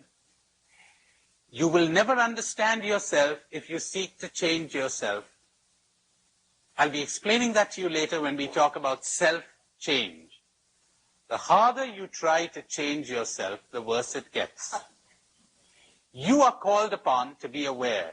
Get the feel of that telephone. Get the feel of the ring of the phone. The jarred nerves. Get the sensation of that. Get the sensation of the steering wheel in the car. In other words, come to reality and leave the tension or the calmness to take care of itself. As a matter of fact, you will leave it to take care of yourself because you'll be too preoccupied or too occupied getting in touch with reality. See, this is what I mean. Kind of step by step, and let whatever happens, happens. You know, the real change will come about in you when it is brought about not by your ego, but by reality. Awareness releases reality to change you. You change. In sensitivity, you change. In consciousness and awareness, you change. But you've got to experience this. It's useless taking my word for it. But if you've got a plan, if your ego has drawn up a plan in its own cunning way and trying to push you into that, you'll meet with resistance. There'll be trouble. Who else? Pretty good questions. Yes? Yes? All right. The question is being awakened a growing process? At times you're awake, at times you go to sleep, etc. Do you pick up the mild anxiety behind that? You want to be awake, don't you? You want to find out if you're really awake or not. Now that's part of asceticism. It doesn't matter. How strange that sounds in a culture and a society where we've been trained to achieve goals, get somewhere. There's nowhere to go. You know why? Because you're there already. The Japanese have a nice way of putting it. The day you cease to travel, you will arrive. Now, if your attitude were, I want to be aware. I want to be in touch with whatever is, and let whatever happens, happen. If I'm awake, fine. If I'm asleep, fine. But the moment you make a goal out of it, and you're attempting to get it, see what's happening there is you're seeking ego glorification, ego promotion. You want the good feeling that you've made it. I got news for you. When you make it, you won't know. Your left hand won't know what your right hand is doing. Lord, when did we do this? We had no awareness. Charity is never so lovely as when one has no consciousness that one is practicing charity. You mean I helped you? I was just enjoying myself. I was just doing my dance. It helped you. That's wonderful. Congratulations to you. No credit to me. Because tell me, if you're giving Jesus the credit for all the good that happened to people when he spoke, hold on to your chairs now. Why aren't you blaming him for all the evil that happened to people when he spoke? If I had not come, they would not have sinned. Who's to blame? They are to blame. And when they benefited, who gets the credit? He. Hey, wait a minute. The rain that is exactly the same in its nature produces thorns in the marsh and flowers in the garden. That's up to you. So, when you attain, when you are aware, increasingly you will not be bothered about labels like awake or asleep. You know, I must say I cheated with all of you.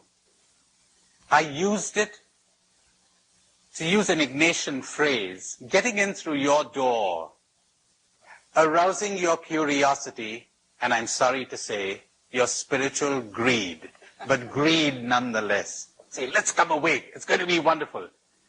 Well, that's for starters. After a while, it doesn't matter. One is aware because one lives. The unaware life is not worth living. And you will leave change to take care of itself. We have another question here. Yes. All right. The question is, the harder you try to change, the worse it gets. Is there a passivity there? Remember I said, the more you resist something, the greater power you give to it. So resist not evil. When someone strikes you on the right cheek, offer him your left as well. You always empower the demon you fight. That's very Oriental. Flow with the enemy, and you overcome the enemy. How does one cope with evil? Not by fighting it, but by understanding it. In understanding, it disappears. How does one cope with darkness? Not with one's fists. You don't chase darkness out of the room with a broom. You turn on the light. But the more you fight darkness, the more real it becomes to you, and the more you exhaust yourself. But when you turn on the light of awareness, it melts. Watch this. Scrap of paper. This is $1 billion check. I must renounce it. The Gospels say I must renounce it. Got to renounce it. Got to give it up. I want eternal life. Substitute one greed with another greed. Spiritual greed with the other greed. Before, you had a worldly ego. Now you got a spiritual ego. But you got an ego all the same. Kind of a refined one. More difficult to cope with. I got to get rid of it. So I'm giving it up. I'm really giving it up. But something in me is drawing me towards it. When you renounce something, you're tied to it. But if instead of renouncing it, I look at it, I say, hey, this isn't $1 million check. This is a scrap of paper. Lost interest. Gone. Nothing to fight. Nothing to renounce. Or if I look under it and I say, heavens, look at the anxiety under this. Look at the pain. Look at the depressions that are going to follow. I don't want this. Give it up. Understanding, awareness. Does that address itself to your question? Don't fight. Don't make efforts. Don't drag yourself somewhere. Find out what's going on. Like, if somebody has no appetite for food, and you force the kid to eat, come on, eat. No, no, no. What's called for is understanding. What's going on? Now, you have no appetite for happiness. You have no appetite for giving up your drug or whatever. What's going on? The violence will not change you. It might change your behavior. That's what I meant. But I have much more to say about it as we go along. About what does change really entail? How does meditation, how does understanding, how does awareness bring it about? Now, during these days, certainly this would apply to quite a few of you, you have understood something or other about what's going on in you. And you've experienced some little change, have you? Some little change, some little insight. I'm going to show you how insight, awareness, understanding produces easy change. There's no residue of violence. If you call in the army and suppress the citizens of a city, there's going to be a mutiny. and you're going to invest a lot of force to keep them down. So it isn't violence and effort that's called for. Who else? Yes. All right, she doesn't understand what is real and what is unreal. Look, in my country, lots of men grow up with the belief that women are chattel. I married her. She's my possession. Now this guy walks up to you and says, that's real. Women are things. What would your response be? Not true, right? Depends, she says. You don't agree with him. If he's married to you,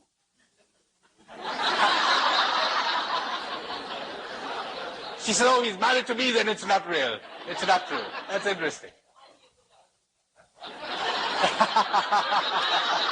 That's a good one. She says if he was married to her, she'd be a widow. Isn't that great? That's terrific. Okay. Yes. Now, is this guy to blame? Get ready for a shock. He isn't. He isn't. Just like many Americans are not to blame for the way they're viewing Russians. They're not to blame. They just got dyed in a certain color, and there they are, and that's the color through which they're looking at the world, and they see that color. Now, what does it mean to make him real? To make him aware that he's looking at the world through colored glasses. Ah, there is salvation. There's no other salvation. Because I could say to him, stop it, that's not good. But till he has seen, he's always in danger of finding some other way of acting according to this conviction that was given to him. As I told you, that's the making of the terrorist. He's absolutely convinced. He sees a real world out there. He's got real enemies. He's got people who hate him. But when we look at it, we say, funny, that's not there at all. You're imagining things. You're conditioned. So the great search of spirituality, the great task of spirituality, where am I coming from? Is this real? Or am I conditioned? Am I brainwashed? My dears, to doubt is infinitely more important than to adore. To question is so much more important than to believe. And it's because we don't do this that we have people killing one another.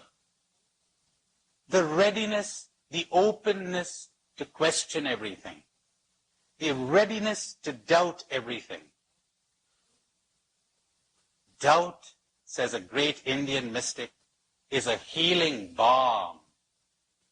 Though it burn at first, it will heal you.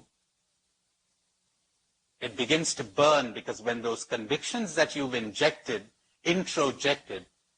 are beginning to wear off, you feel as if you're losing your whole life. My gosh, I've been a communist all my life. I was seeing the world through communist eyes.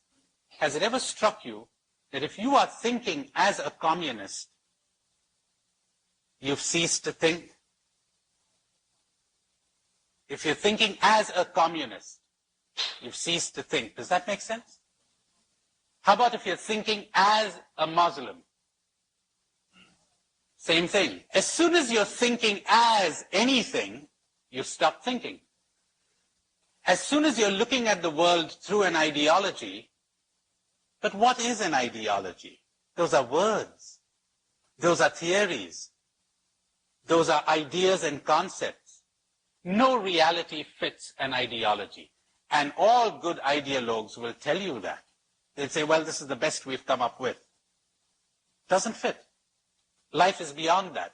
That is why people are always searching for a meaning to life. Has it never struck you that life has no meaning? Cannot have meaning. What is meaning? Meaning is a formula. Meaning is something that makes sense to the mind. But every time you've made sense out of reality, you bump into something that destroys it all. And you say, well, God is a mystery. Life is a mystery. We don't really understand it. We don't really know. It's like the mystics graft meaning onto their experience of reality. But it is really only a graft. Falteringly, inadequately, they try to express something. They give some clue. They give an indication. As I'll tell you when we talk about the scriptures, they tell you a story, hoping you'll get a clue. But it's not contained in that formula. It goes beyond the formula. Meaning is only found when you go beyond meaning. Life only makes sense when you perceive it as mystery, and it makes no sense to the conceptualizing mind. Yes, you have a question. Meaning is a set of sentences that your mind can understand. Label, very well put. Yes. Can what? Oh, I didn't say adoration wasn't important. I just said that doubt was infinitely more important than adoration. Everywhere people are searching for objects to adore, I don't find people awake enough to question themselves, their attitudes, their convictions. I'll tell you this, how happy we would be if a number of those terrorists would adore less and question more. How about that? Now you're getting what I'm saying. Only we don't like to apply it to ourselves. We think we're all right. The terrorists are wrong. You know something? The guy who's a terrorist for you is a martyr for the other party. Yes. I find the filter through people need people. Aloneness. Aloneness. Loneliness is you're missing people. Aloneness is you're enjoying yourself. Remember that quip of Bernard Shaw? When they asked him whether they saw him at a party, you know those awful things that you call cocktail parties where nothing is said, and I just don't see how people enjoy that, but evidently some do. So he found himself at one of these parties and they said, are you enjoying yourself? And Bernard Shaw said, it's the only thing I'm enjoying here. Right.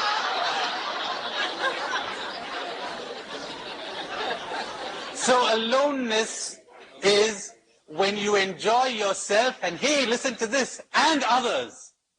Because you know something? You never enjoy others really when you are enslaved to them. Needing people means needing them emotionally. Community is not formed by a set of slaves. People enslaved to people. People demanding that other people make them happy. Go on, you're supposed to make me happy because my happiness is in you. Go on, you're not supposed to be moody now because if you're moody, you affect me. Change your mood. I need you. Community is formed by emperors and princesses.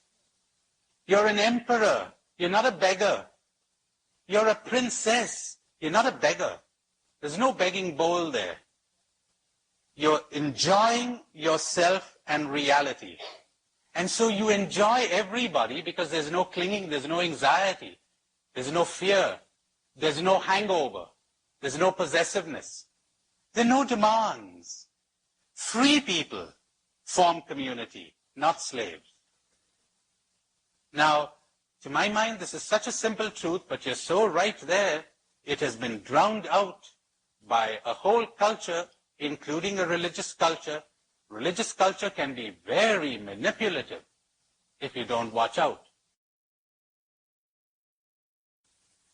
There was another hand up here somewhere. Yes. All right. Now let me reword your question for you or your comment, and you check me out. See if it's all right. She says, to my mind, awareness is a kind of the high point, the plateau. Until I get there, I want to experience every moment as it is. Now, first of all, don't make a goal out of awareness. There's nowhere to go. There's nothing to achieve. How do I get to this awareness? Through awareness.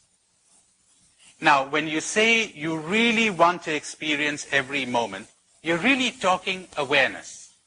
Because you don't want to experience this guy, it's a friend of mine who's just gone to Ireland. He tells me, he's an American citizen. He said, I'm entitled to an Irish passport, so I'm getting one. Because I'm scared to travel abroad now on an American passport. You know, I don't want a terrorist walking in and say, let me have a look at that passport of yours. He says, well, I'm Irish, I fought oppressors too, says this guy.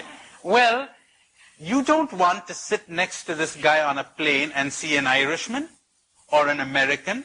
You don't want to see labels. You want to taste and experience this person as he is. And you want to do that with everything. Unprejudiced. You don't just want to taste your words. How many people spend their lives not eating food? They're eating the menu. They really are. Can you imagine somebody saying, reading the menu and says, beef steak, there it is. And, no, for heaven's sake, wait a minute. That's only an indication of something that's available. So you want to eat the steak, not the words. That's awareness. That's awareness. All right. Your dependence. Now, as you become aware of that, as you watch that, disidentify and watch that. And as I'm going to tell you presently, don't condemn yourself. You're only going to make it worse. But if you would see the pain it brings you, you'll drop it. You're quite right. You want the pain. You want the pain of having it. And you're angry with the pain. How wonderful. Now, I'm going to ask you a personal question. Have you spent 500 hours watching this? That would work out to an hour a day for over a year. Oh, the book is useless.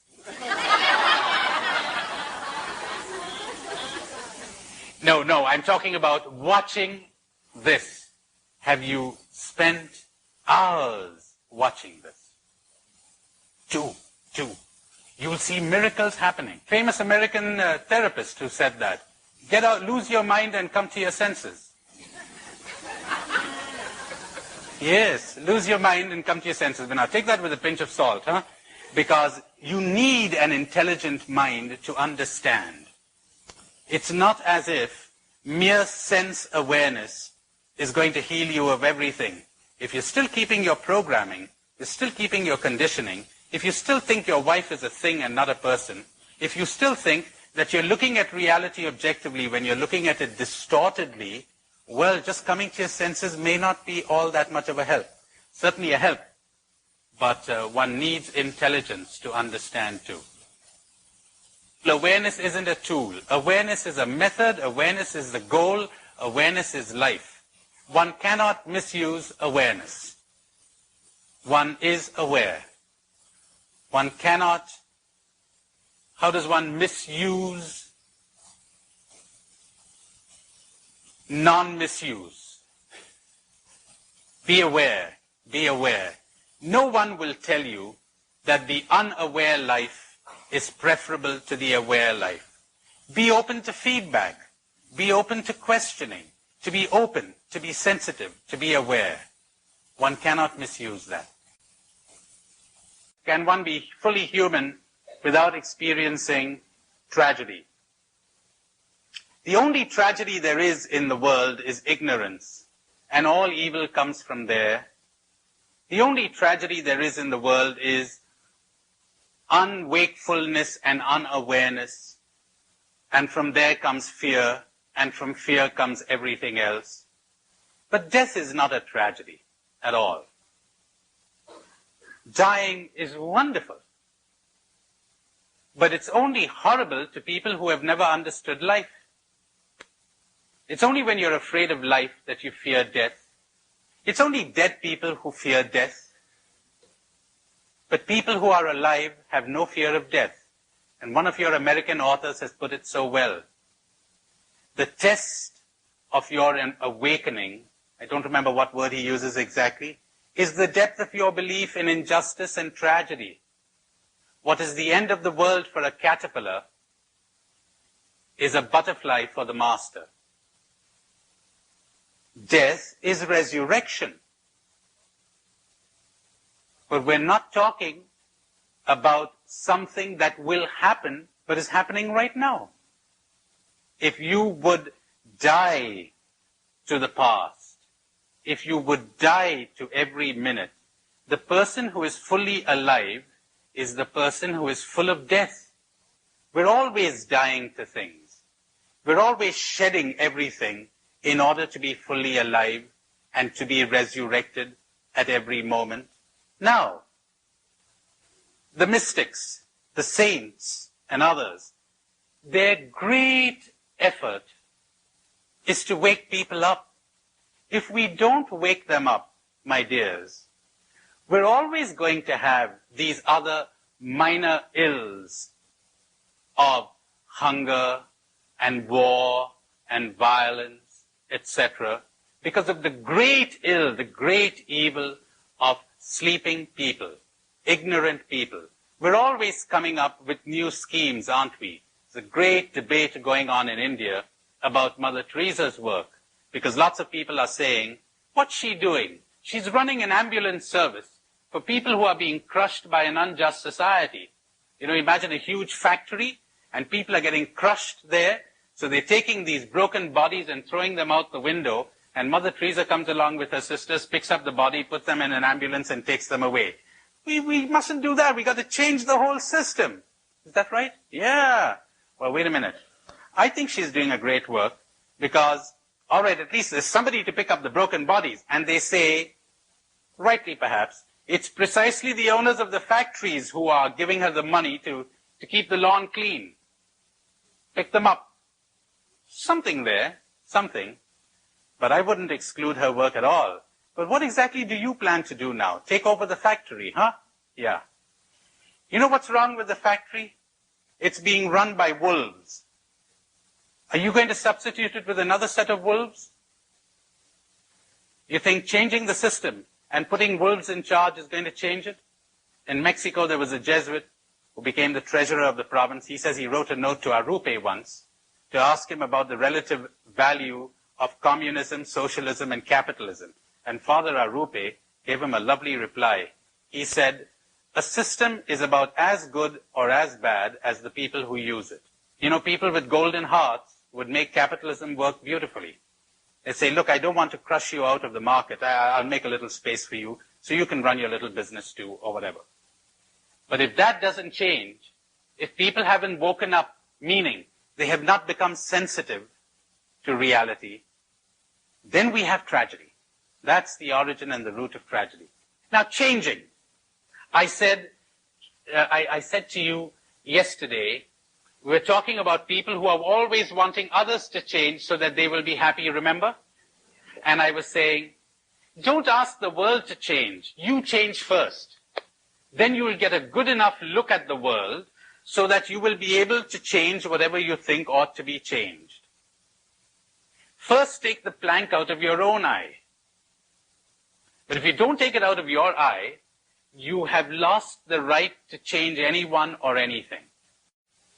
Till you are aware of yourself, you have no right attempting to interfere with anyone else or with the world. Now,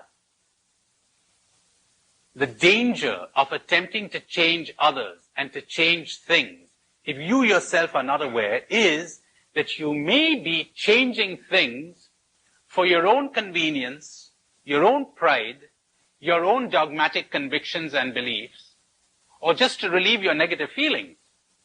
I happen to have negative feelings, so you'd better change so that I'll feel good. First, cope with your negative feelings, so that when you move out to change others, you're coming from love. You're not coming from hate. You're not coming from negativity. You're coming from love. And strange as it may seem, people can be very hard on others and very loving. The surgeon can be so hard on the patient and so loving. Love can be very hard indeed. What does self-change entail? I've said it in so many words again and again, but I'm going to break it down into little segments. First, insight. Not effort, not cultivating habits, not having an ideal. Ideals do a lot of damage. You're the whole time focusing on what should be instead of understanding what is. And so you're imposing what should be on present reality, never having understood what present reality is. Now, insight. Let me give you an example of that from my own experience, counseling experience. There's this priest who comes to me and says he's lazy. He wants to be more industrious, more active. He is lazy. And I say, lazy? What does that mean? Now we're going to get into awareness, into insight. What's he talking about? In the old days, I would have said to him, oh, you're lazy, huh? He says, yes. Well, let's see.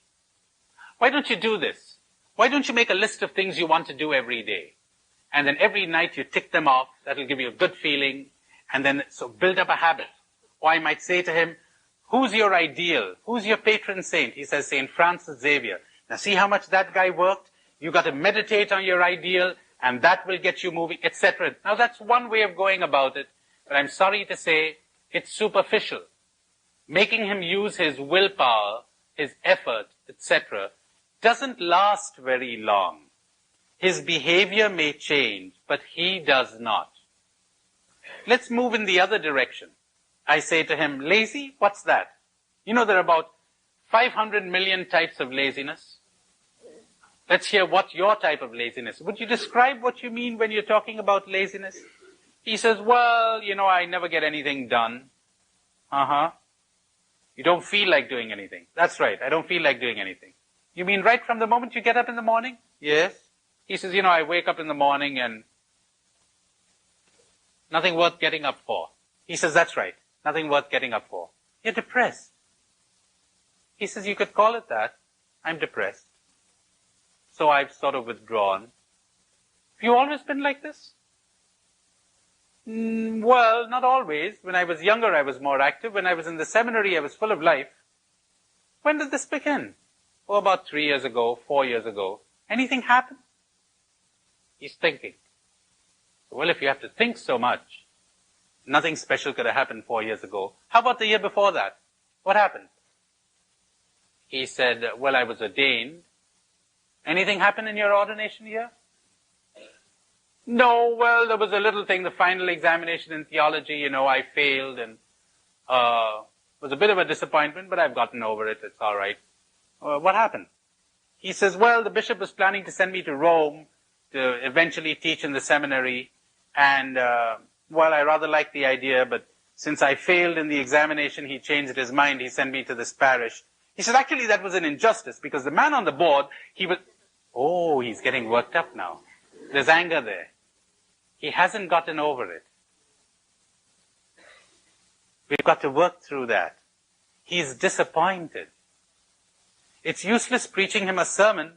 We've got to find out what's happening there. It's useless giving him an ideal. We've got to get him to face his anger, his disappointment, to get some insight into all of that. When he's able to work through that, he's back into life again. If I had only given him an exhortation, if I had said, do you have married brothers and sisters? I do. Do you see how hard they have to work? And you know the trouble with us clergy? We have everything found for, you know, we get our meals. That'll make him guilty. But he hasn't got self-insight, which is going to heal him.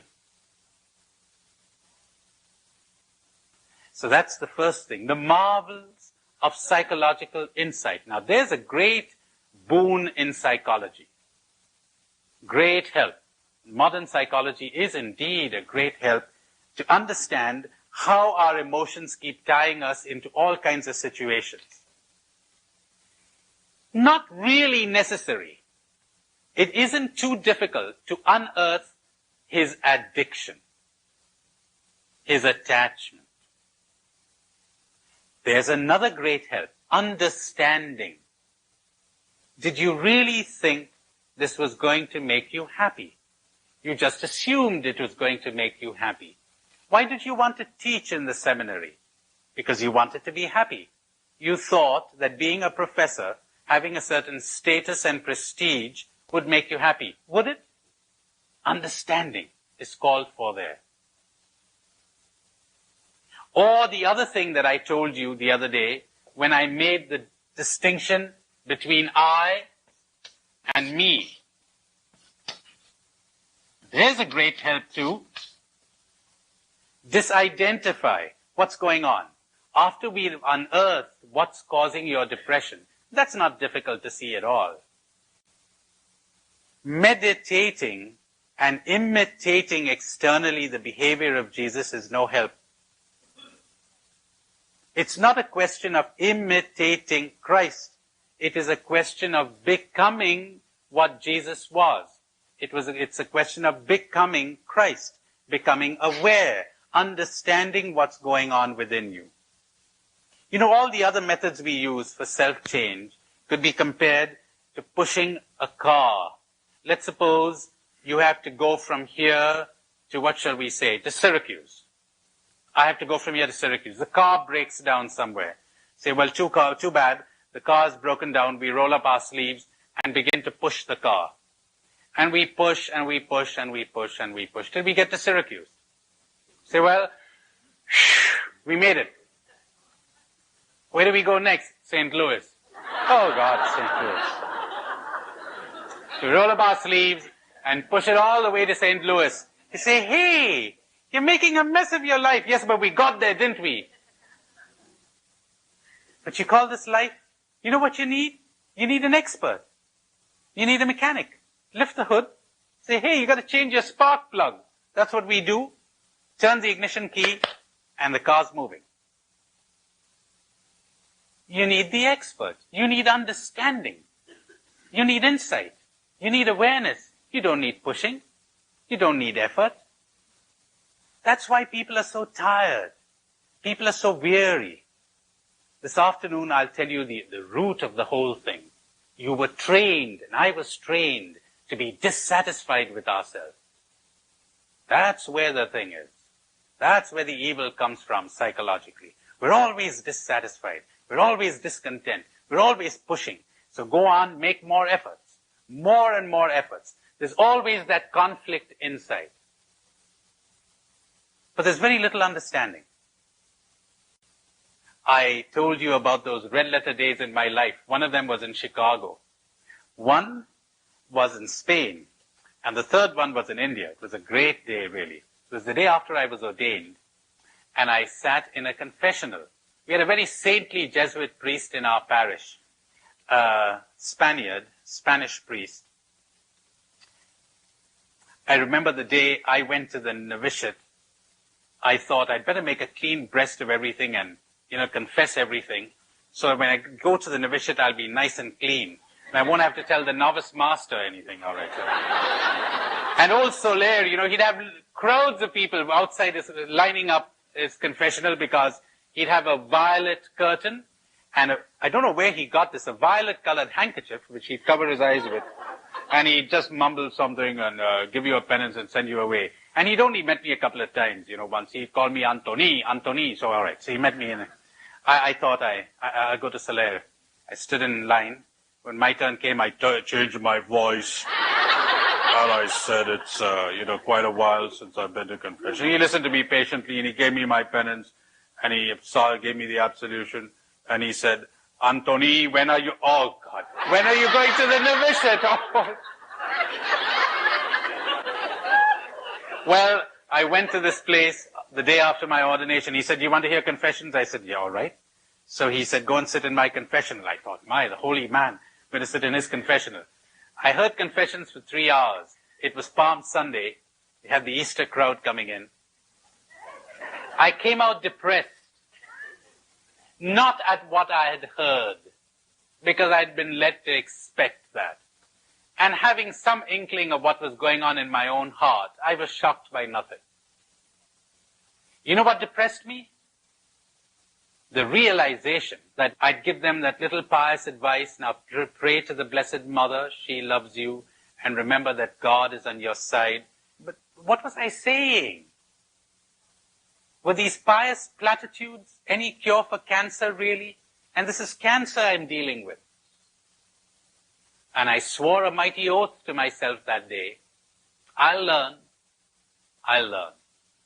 so that it would not be said of me, Father, what you said was absolutely true and totally useless. Awareness, insight. Because when you get the expert, when you become an expert, you'll soon become an expert. You don't need to take a course in psychology, you know. As you begin to observe yourself, to watch yourself, to pick up those negative feelings, you'll find your own way of explaining it, and you'll notice the change. But then you'll have to deal with a big villain, and that villain is self-condemnation, self-hatred, self-dissatisfaction. Let's continue with change through awareness. Effortlessness in change.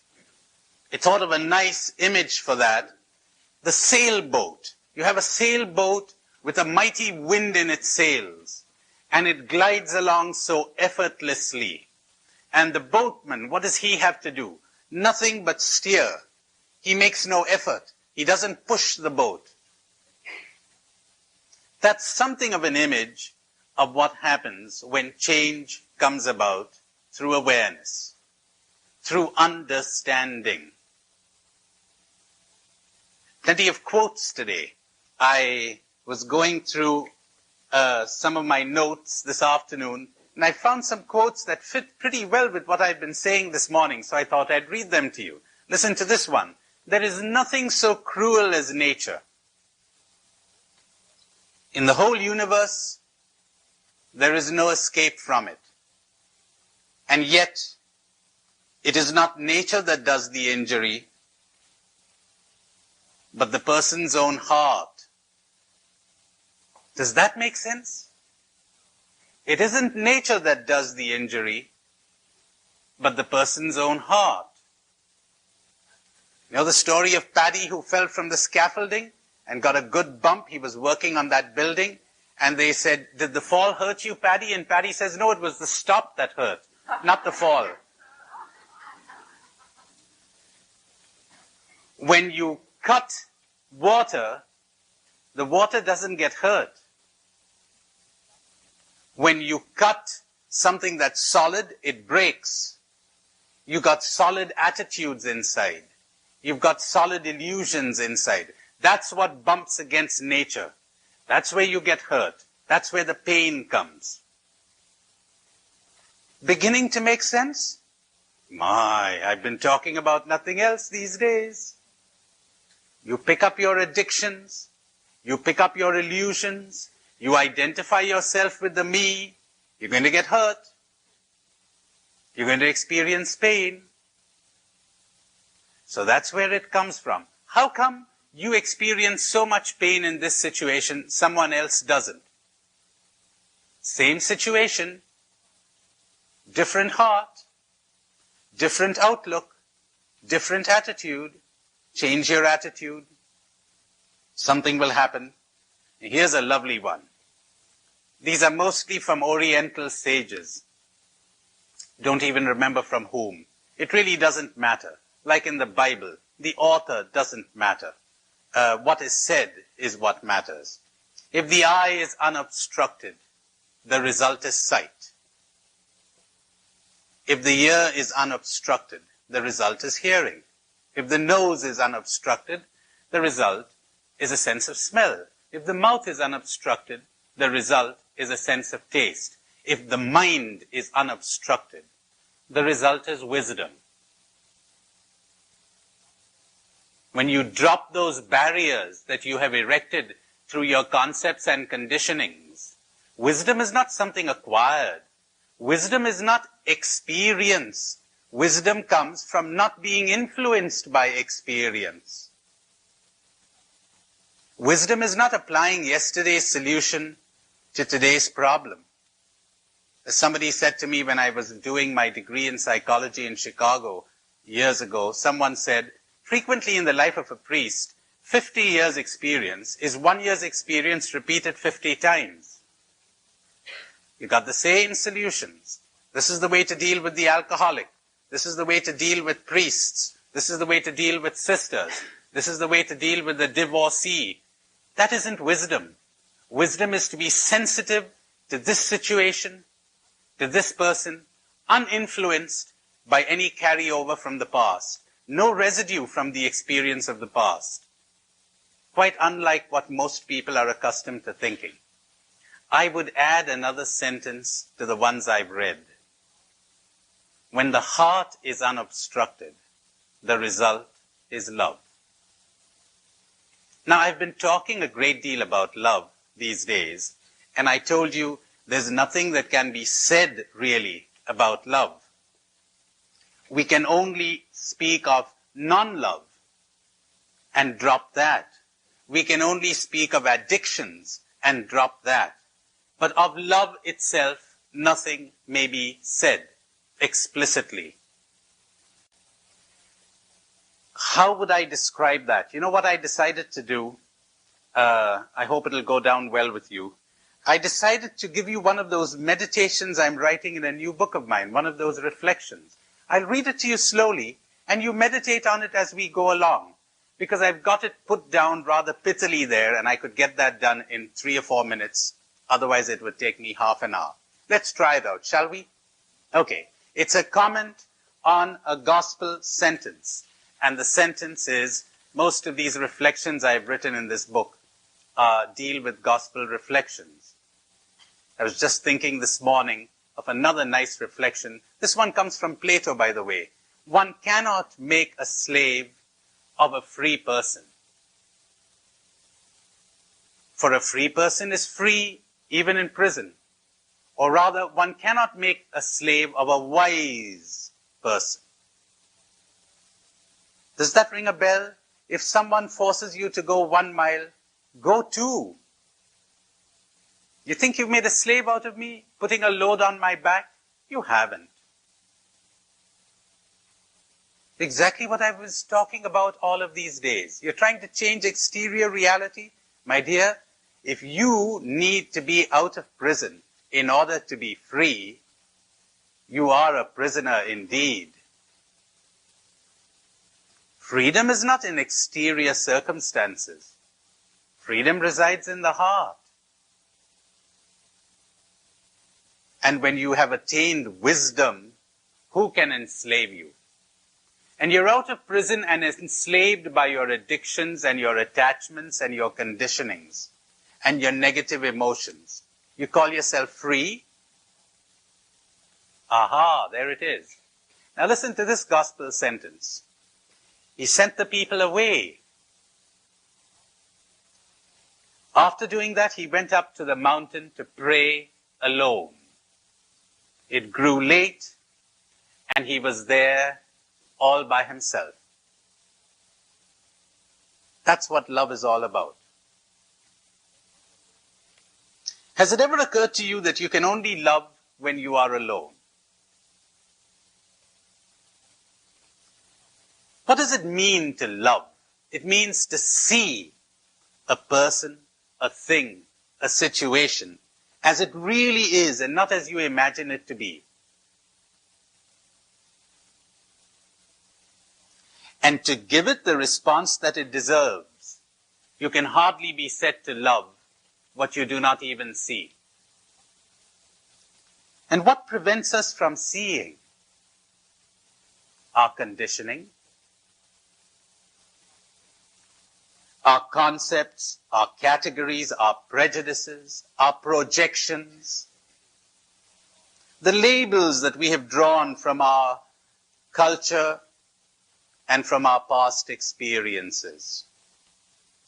Seeing is the most arduous thing that a human being can undertake, for it calls for a disciplined, alert mind. Remember what I said to you this morning? Am I really seeing this person, or am I coming from my conditioning? or from my prejudiced view. It calls for an alert mind. But most people would much rather lapse into mental laziness than take the trouble to see each person, each thing in present moment freshness. Let's stop there now and ask, is that clear or isn't it? To see, that's the least we could demand of love. See me, as someone said once, I'll always remember the false image that I had of you. I will always love the false image that I had of you. Am I loving the image or am I loving this person? Am I projecting something from the past onto this person? Very well. To drop your conditioning in order to see is arduous enough. But seeing calls for something that is more painful still. The dropping of the control which society exercises over you. A control whose tentacles have penetrated to the very roots of your being. So that to remove it is like tearing yourself apart. What is this control? If you wish to understand this, think of a little child that is given a taste for drugs. As the drugs penetrate the body of the child, it becomes addicted, and its whole being cries out for the drug. To be without the drug is so unbearable a torment that it seems preferable to die. Think of that image. The body has got addicted to the drug. Now, this is exactly what your society did to you when you were born. You were not allowed to enjoy the solid, nutritious food of life. Namely, work, play, fun, laughter, the company of people, the pleasures of the senses and the mind. You were given a taste for the drug called approval. Appreciation. Attention. You know, to the point where psychologists began to tell us that a child needs attention. You've got to give him plenty of attention after you've drugged the child. Yes. I'll be quoting a great, great man after a while. A man called Neil. Those of you in education have surely heard of him. A.S. Neil, the author of Summerhill. Remind me to recommend 2 books to you tonight. I'll write them on the board. Only going to recommend 2. And one of them is going to be Summerhill. Neil. Neil says the sign of a sick child is that it is always hovering around its parents. It is interested in persons. The healthy child has no interest in persons. It is interested in things. You know, when the child is sure of mother's love, it forgets mother. It's going out to explore the world. It's curious, looking for a frog to put into its mouth, kind of thing. When he's hovering around mother, bad sign. He's insecure. Maybe mother has been trying to suck love out of the child and not given the child all the freedom and assurance it wanted. Mother's always been threatening to go away in many subtle ways. All right, so we were given a taste for the drug called addiction, approval, attention. The drug called success. You've got to make it to the top. Prestige. Get your name in the papers. Power. Be the boss. That's a success story. People take orders from you. we were given a taste for this. Be the captain of the team. Lead the band. Having got a taste for these drugs, you became addicted and began to dread their loss. So the control. You felt terror at the prospect of failure, of making mistakes, the prospect of criticism from others. So you became cravenly dependent on people and you lost your freedom. Others now have the power to make you happy or miserable. You're craving for your drug. And much as you hate the suffering that this involves, you find yourself completely helpless. There is never a minute when consciously or unconsciously you are not aware of, you're not attuned to the reaction of others, marching to the beat of their drums. A nice definition of an awakened person is that this person no longer marches to the drums of society. This person dances to the tune of the music that springs up from within.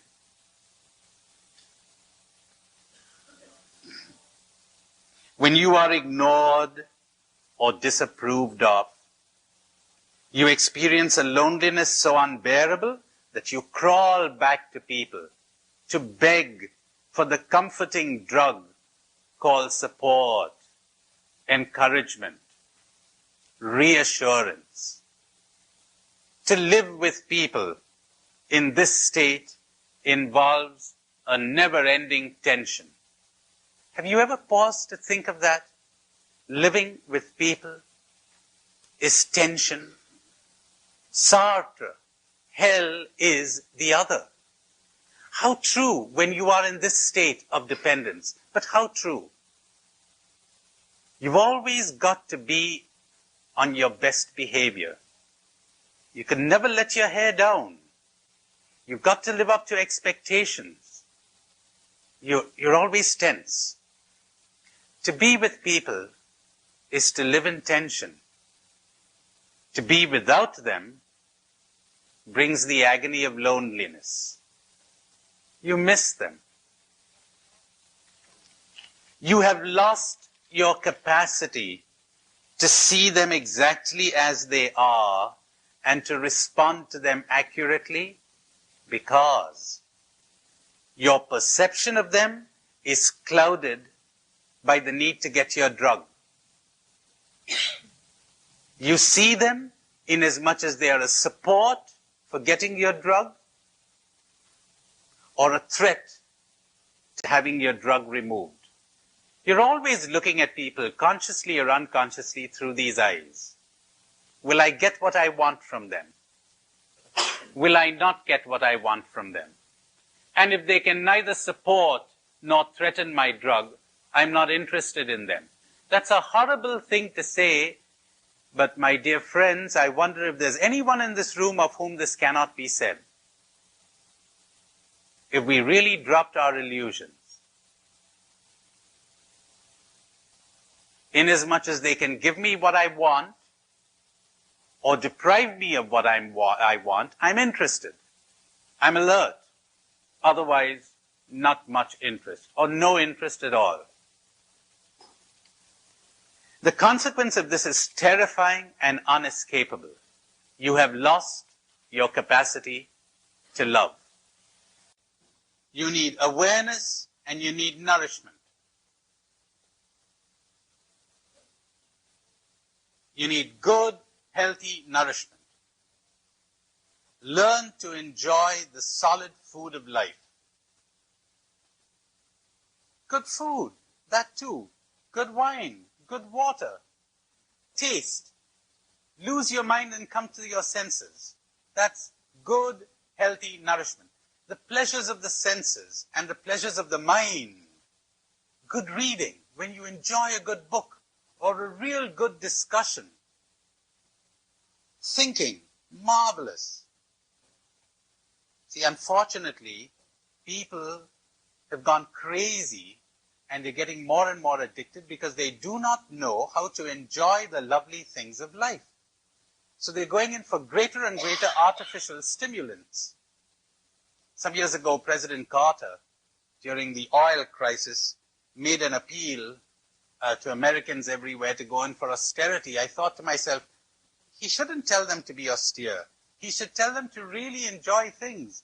Most of them have lost their capacity for enjoyment. I really do believe that most people have in affluent countries. They got to have more and more expensive gadgets. They can't enjoy the simple things of life. And then I walk into all kinds of places where they have all the most marvelous music. You know, you get these records at a discount or whatever, they're all stacked there. I never hear anybody listening to them. No time, no time, no time, no time. They're guilty. No time to enjoy life. They're overworked. Go, go, go, go, go. If you really enjoyed life and the simple pleasures of the senses, you would be amazed. You would develop that extraordinary discipline of the animals. An animal will never overeat. Left in its natural habitat, it will never be overweight. It will never drink or eat anything that is not good for its health. Never. Will never touch it. You'll never find an animal smoking.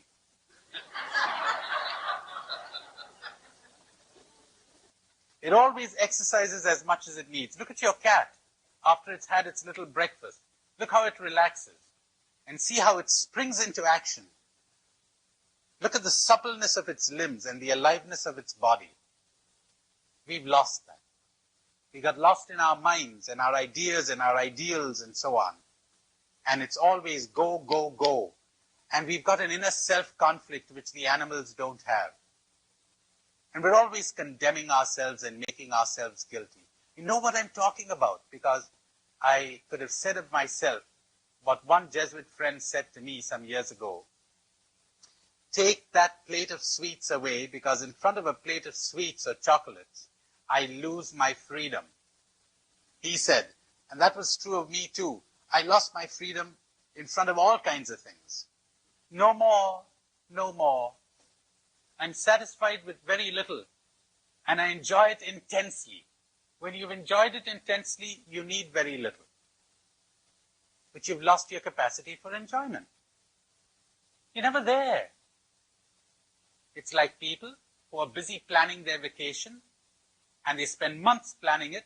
They get to the spot, and then they're all anxious about their reservations for flying back. But they're taking pictures all right. And later, they'll show you pictures in an album of places that they never saw, but that they photographed. That's a symbol of modern life. So I cannot insist enough on this kind of asceticism. Slow down and taste and smell and hear and let your senses come alive. You want a royal road to mysticism? Sit down quietly and listen to all the sounds around you. So that as far as possible, no sound is excluded. You do not necessarily focus on any sound, but you hear them all. Oh, you will see the miracles that happen to you if you are able to do this. When your senses come unclogged. So that is extremely important for the process of change. That with awareness, as I've explained to you all up today. Before the end of the session, I do want to give you a taste of the difference between analysis and awareness, or information on the one hand, and insight on the other. Information is not insight. Analysis is not awareness. Knowledge is not awareness. Suppose I walked in here and there was a snake crawling up my arm. And I say to you, do you see the snake crawling up my arm?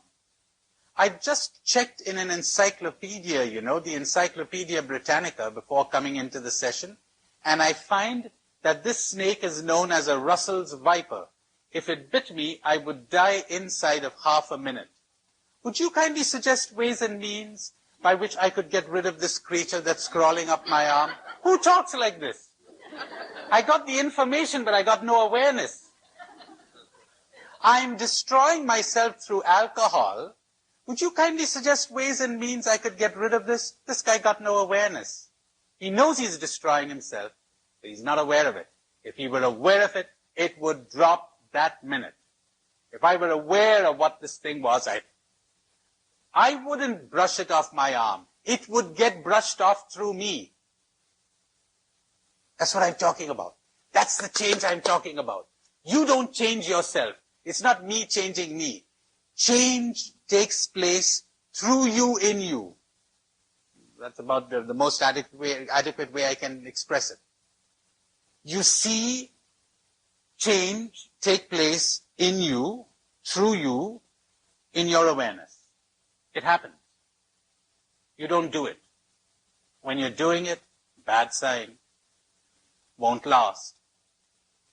And if it does, God have mercy on the people you're living with, because you're going to be very rigid, you know. These people who are converted on the basis of self-hatred and self-dissatisfaction, boy, they're impossible to live with. Somebody said, you want to be a martyr? Marry a saint. Oh.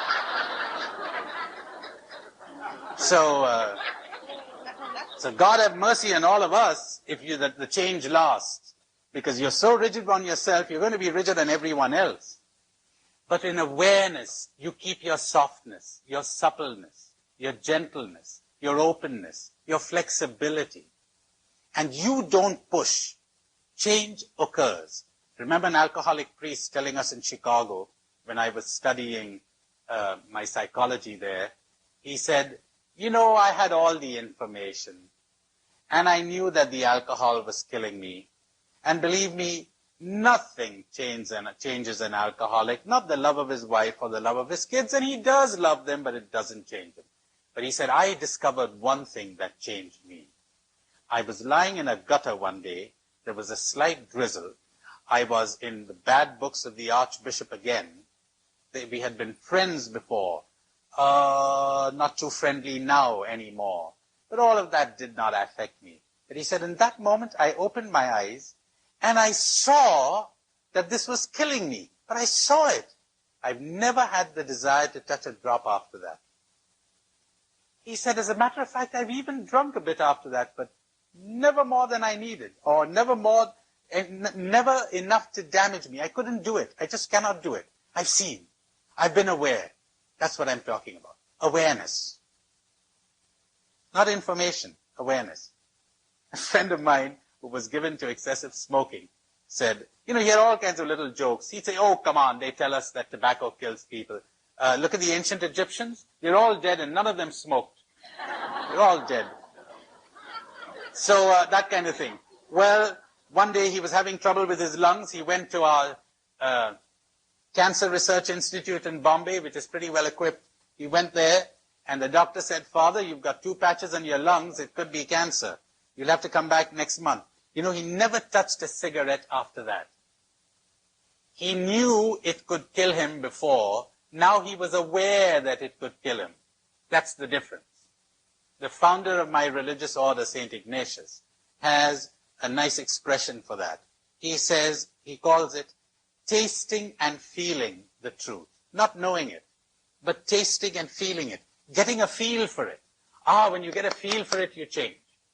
When you know it in your head, you don't. Listen to this, for instance. Just give you a couple of examples more and then we'll end. I've often said to people, the way to really live, but to really live, is to die. Or, the passport for living is to imagine that you're in your grave. Can you imagine that? You're lying in your coffin. Any posture you like, nice. In India, in India we put them cross-legged. What do you know? You know when they're dead. Oh yes, and they're sometimes carried that way to the burning ground. Sometimes they're lying flat and so on. All right. So imagine you're lying flat and your hands are there and one over the other, and you're dead. Look at your problem from that viewpoint now. Come on, look at it. Changes everything, doesn't it? Sure does.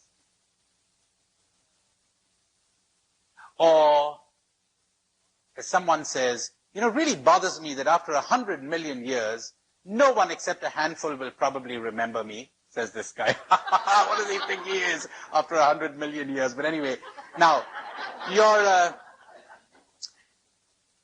the coffin. What a lovely, lovely meditation. Do it every day if you have the time, huh? You'll come alive. It's unbelievable. You know, I've got a meditation about that in that book of mine, Wellsprings, where you see the body decomposing, then you've got bones, then you've got dust. And you know, every time I talk about this, I have people say, ooh, oh, what's so disgusting about it? This is reality, for heaven's sake. See, I told you, you don't want to see reality. Who conditioned you? You don't want to think of death. You people don't live, most of you don't live. You're just keeping the body alive. That's not life. You're not living until you don't, it doesn't matter a tinker's damn whether you live or you die. Now you live. Only when you're ready to lose your life, you live it. When you're protecting your life, you're dead. You're sitting up there in an attic, and I say to you, come on out. You say, no. You know, if you guys, I read about people going down the stairs and they slip and they break their necks. That's too dangerous. And I can't get you to cross the street because you say, do you know how many people get run over when they're crossing a street? And if I can't get you to cross a street, how could I get you to cross continents?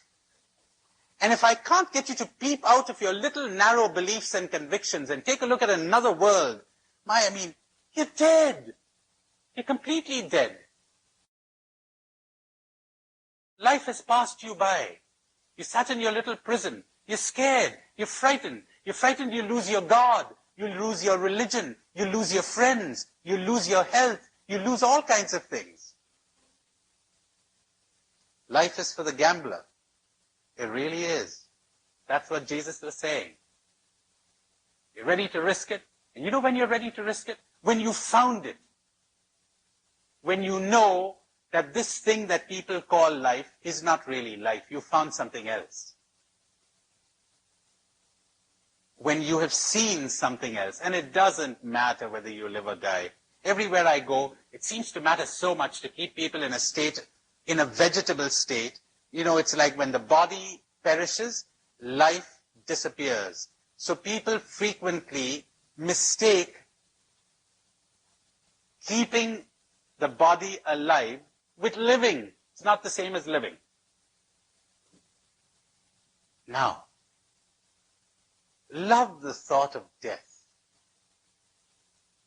Love it. Go back to it again and again.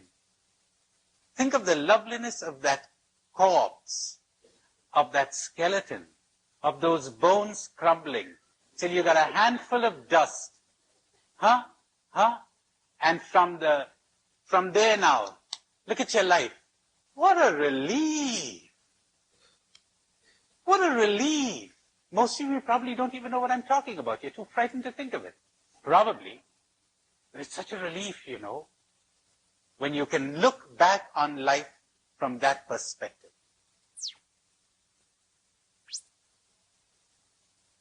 What about all those mighty problems?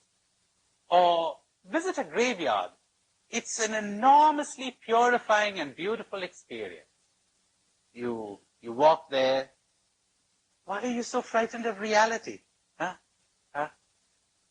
And you look at this man and say, gee, he lived so many years ago. 2 centuries ago. Must have had all the problems that I have.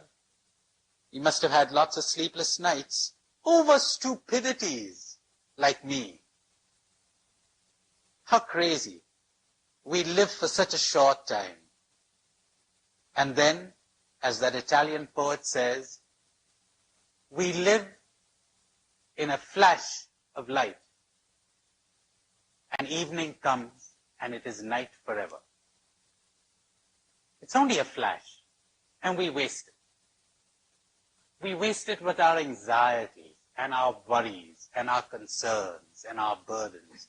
Now, if you make that meditation, you may just end up with information, or you may end up with awareness. And in that moment of awareness, you're new. At least as long as it lasts. Then you'll know the difference between information and awareness. Am I talking sense? All right, you're getting it. You're on. Very good. Or listen to this. A friend of mine, just 10 days ago in India, who's an astronomer, was giving me some of the most fundamental things in astronomy. It's mind-boggling. You know, I did not know, till he told me, that when you see the sun, you're seeing it where it was 8.5 minutes ago, not where it is now. Because it takes the ray of the sun and 8.5 minutes to get to us. So you're not seeing it where it is, it's somewhere else. You're seeing it where it was 8.5 minutes ago. And stars, the ray of light comes from the sun in 8.5 minutes. Stars have been sending light to us for hundreds of thousands of years. So when we're looking at them, they may not even be there when we're looking at them. They're somewhere else. We're getting the light now. Now, he said, imagine a galaxy, a whole universe, and this Earth of ours lost towards the tail end of the galaxy, the Milky Way. It's not even in the center, somewhere at the tail end. Every one of those stars is a sun. Some suns are so big that you could put the sun and the Earth and the distance between them in one of them. They've got planets, possibly, but we don't know because the planets don't send light. Possibly there's life on those planets. We have no means of knowing because there's no light coming from them. The planets are in darkness. Well, after discovering all of this about 50 years ago, they found there was yet another universe, another galaxy. You know how many universes they calculate there are, or how many galaxies they calculate there are today? A sober estimate says 100 million galaxies. And the universe as we know it is expanding at the rate of the diameter. Is that the word I want? Yes, not the radius, the diameter is expanding at the rate of 2 million miles a second. Imagine a bubble that you're blowing and the universe is expanding at the rate of 2 million miles a second. You know, I was having dinner with this guy and it was fascinating listening to all of this. And I come out of that restaurant and move into the street and look up there and I have a different feel, a different perspective. That's awareness. You could pick this up as cold facts and that's information. Or you suddenly get another perspective on life. What are we? What's this universe? What's human life? Now, when you get that feel, that's what I'm talking about when I talk of awareness. Now, as you begin to practice some of the exercises I've been giving you, you will get this feel in many things. Then you will know. Then you will know.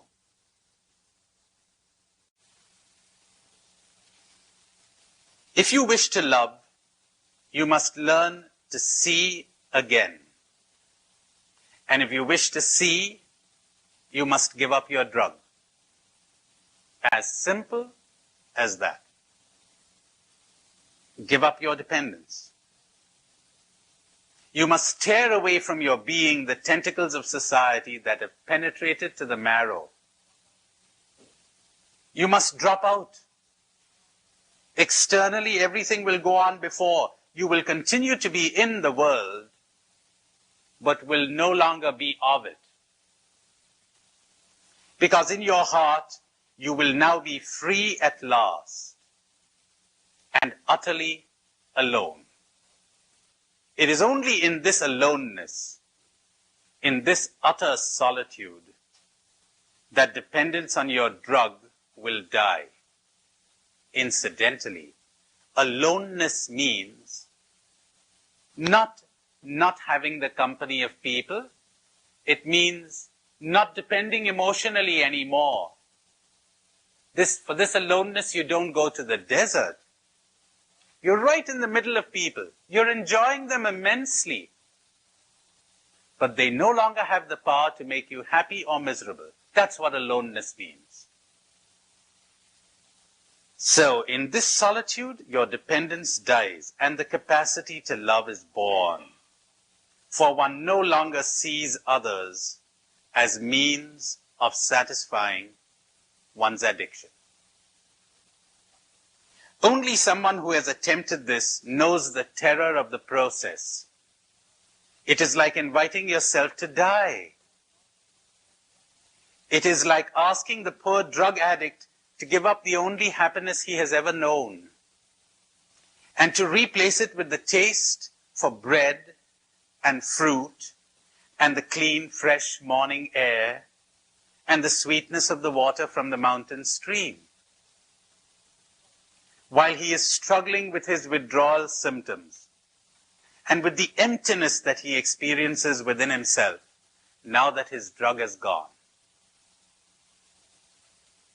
To his fevered mind, nothing can fill the emptiness except his drug.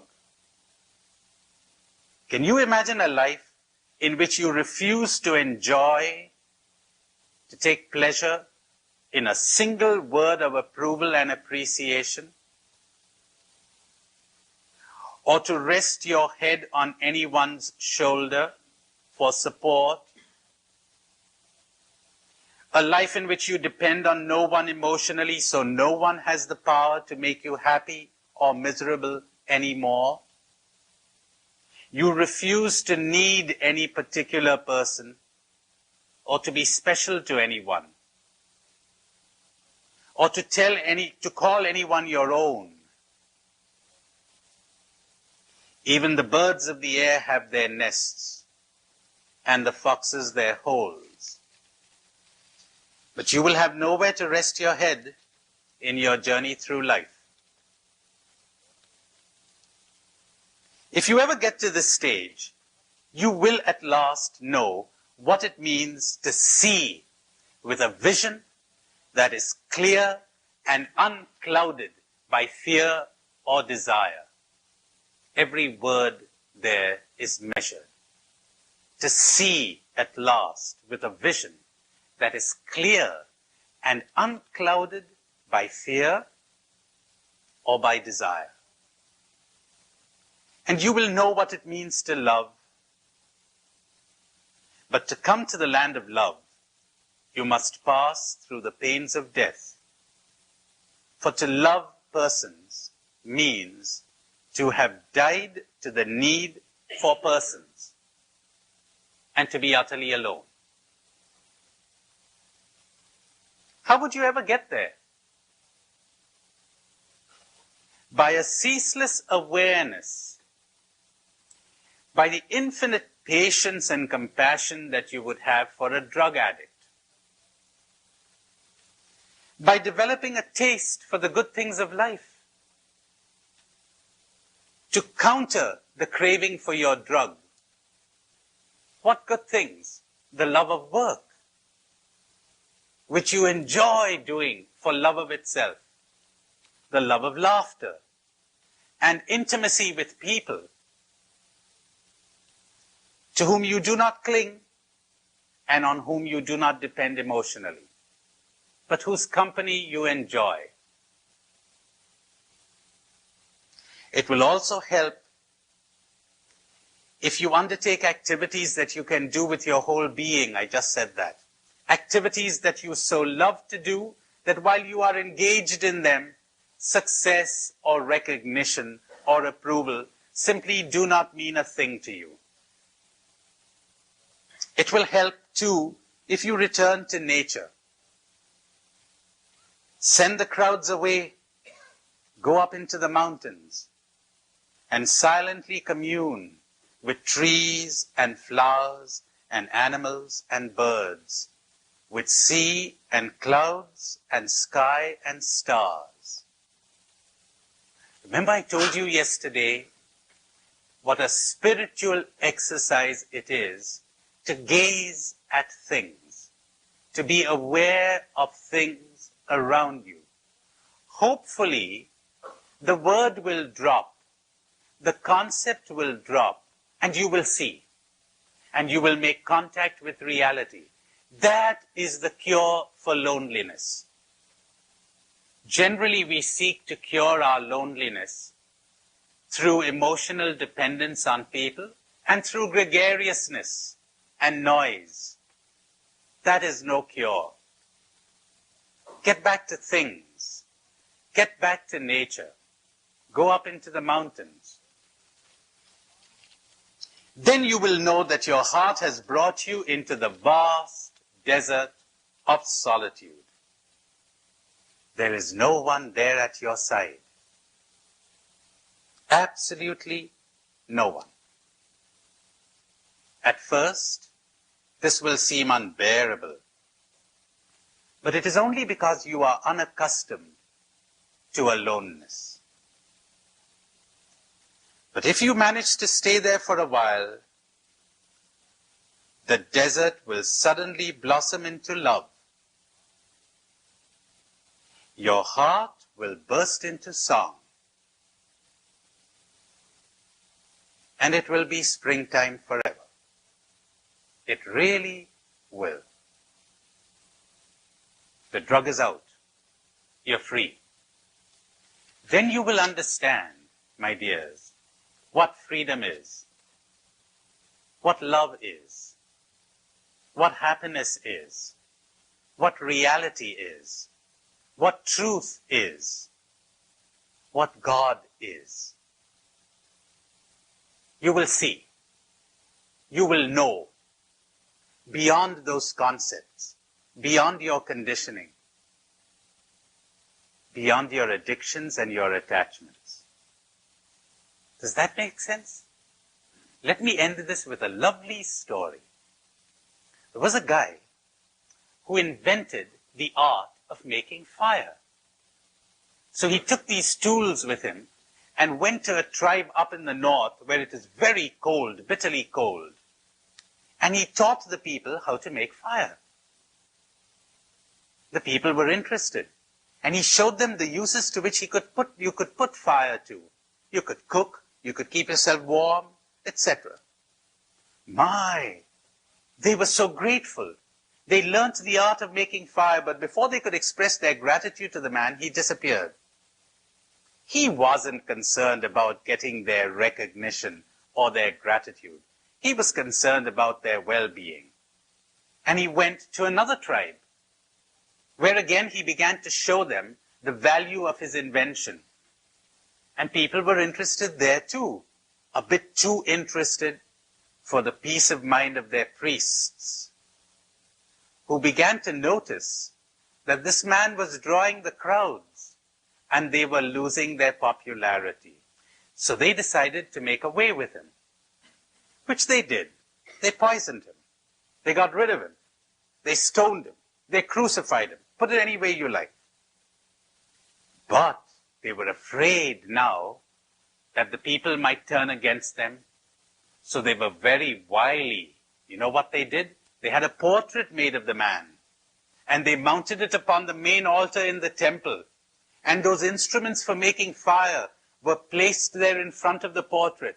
And people were taught to revere the portrait and to pay reverence to those instruments of fire, which they dutifully did for centuries. The veneration and the worship went on, but there was no fire. Where's the fire? Very religious. Where's the fire? Where's the love? Where's the drug uprooted from your system? Where's the freedom? This is what spirituality, this is what religion is all about. Tragically, we tend to lose sight of it, don't we? This is what Jesus Christ is all about. But then we overemphasize the Lord, Lord, didn't we? Where's the fire? And if worship isn't leading to the fire, if adoration isn't leading to love, if the liturgy isn't leading to clearer perception of reality, if God isn't leading to life, of what use is it? except to create more divisions, more fanaticism, more antagonisms, etc. And so awareness. It is not from lack of religion in the ordinary sense of the word that the world is suffering, and you know that. It is from lack of love, lack of awareness. And love is generated through awareness. No other way. No other way. When the heart is unobstructed, the result is love. When the mind is unobstructed, the result is wisdom. Understand the obstruction and it will drop. Understand the obstacles you are putting to the way of love and freedom and happiness, and they will drop. Turn on the light of awareness, and the darkness will disappear. Happiness is not something you acquire. Love is not something that you produce. Love is not something that you have. Love is something that has you. You do not have the wind and the stars and the rain. You don't possess these things. You surrender. And surrender occurs when you are aware of your illusions, when you are aware of your addictions, when you are aware of your desires and fears. And so I told you this morning, first, psychological insight. That's a great help. Not, as I will tell you at the end of this lecture, not analysis. Analysis is paralysis. And I'll explain that to you. Insight isn't necessarily analysis. One of your great American therapists put it very well. He said it is the aha experience. Merely analyzing me gives me no help. It just gives me information. But if you could produce the aha experience, that's insight. That is change. Then, the understanding of your addictions. You need time. Alas, so much time that is given to worship, and to singing praises, and to singing psalms, could so fruitfully be employed in self-understanding. Community, my dears, is not produced by joint liturgical celebrations. You know deep down in your heart, and so do I, that they only serve to paper over differences. Community is created by understanding the blocks that we put to community, by understanding the conflicts that arise from our fears and our desires. Then community arises. We must always beware of making worship yet another distraction from the important business of living. And living doesn't mean working in the foreign ministry, as we call it in India, or working in government, or being a big businessman, or doing great acts of charity. That isn't living.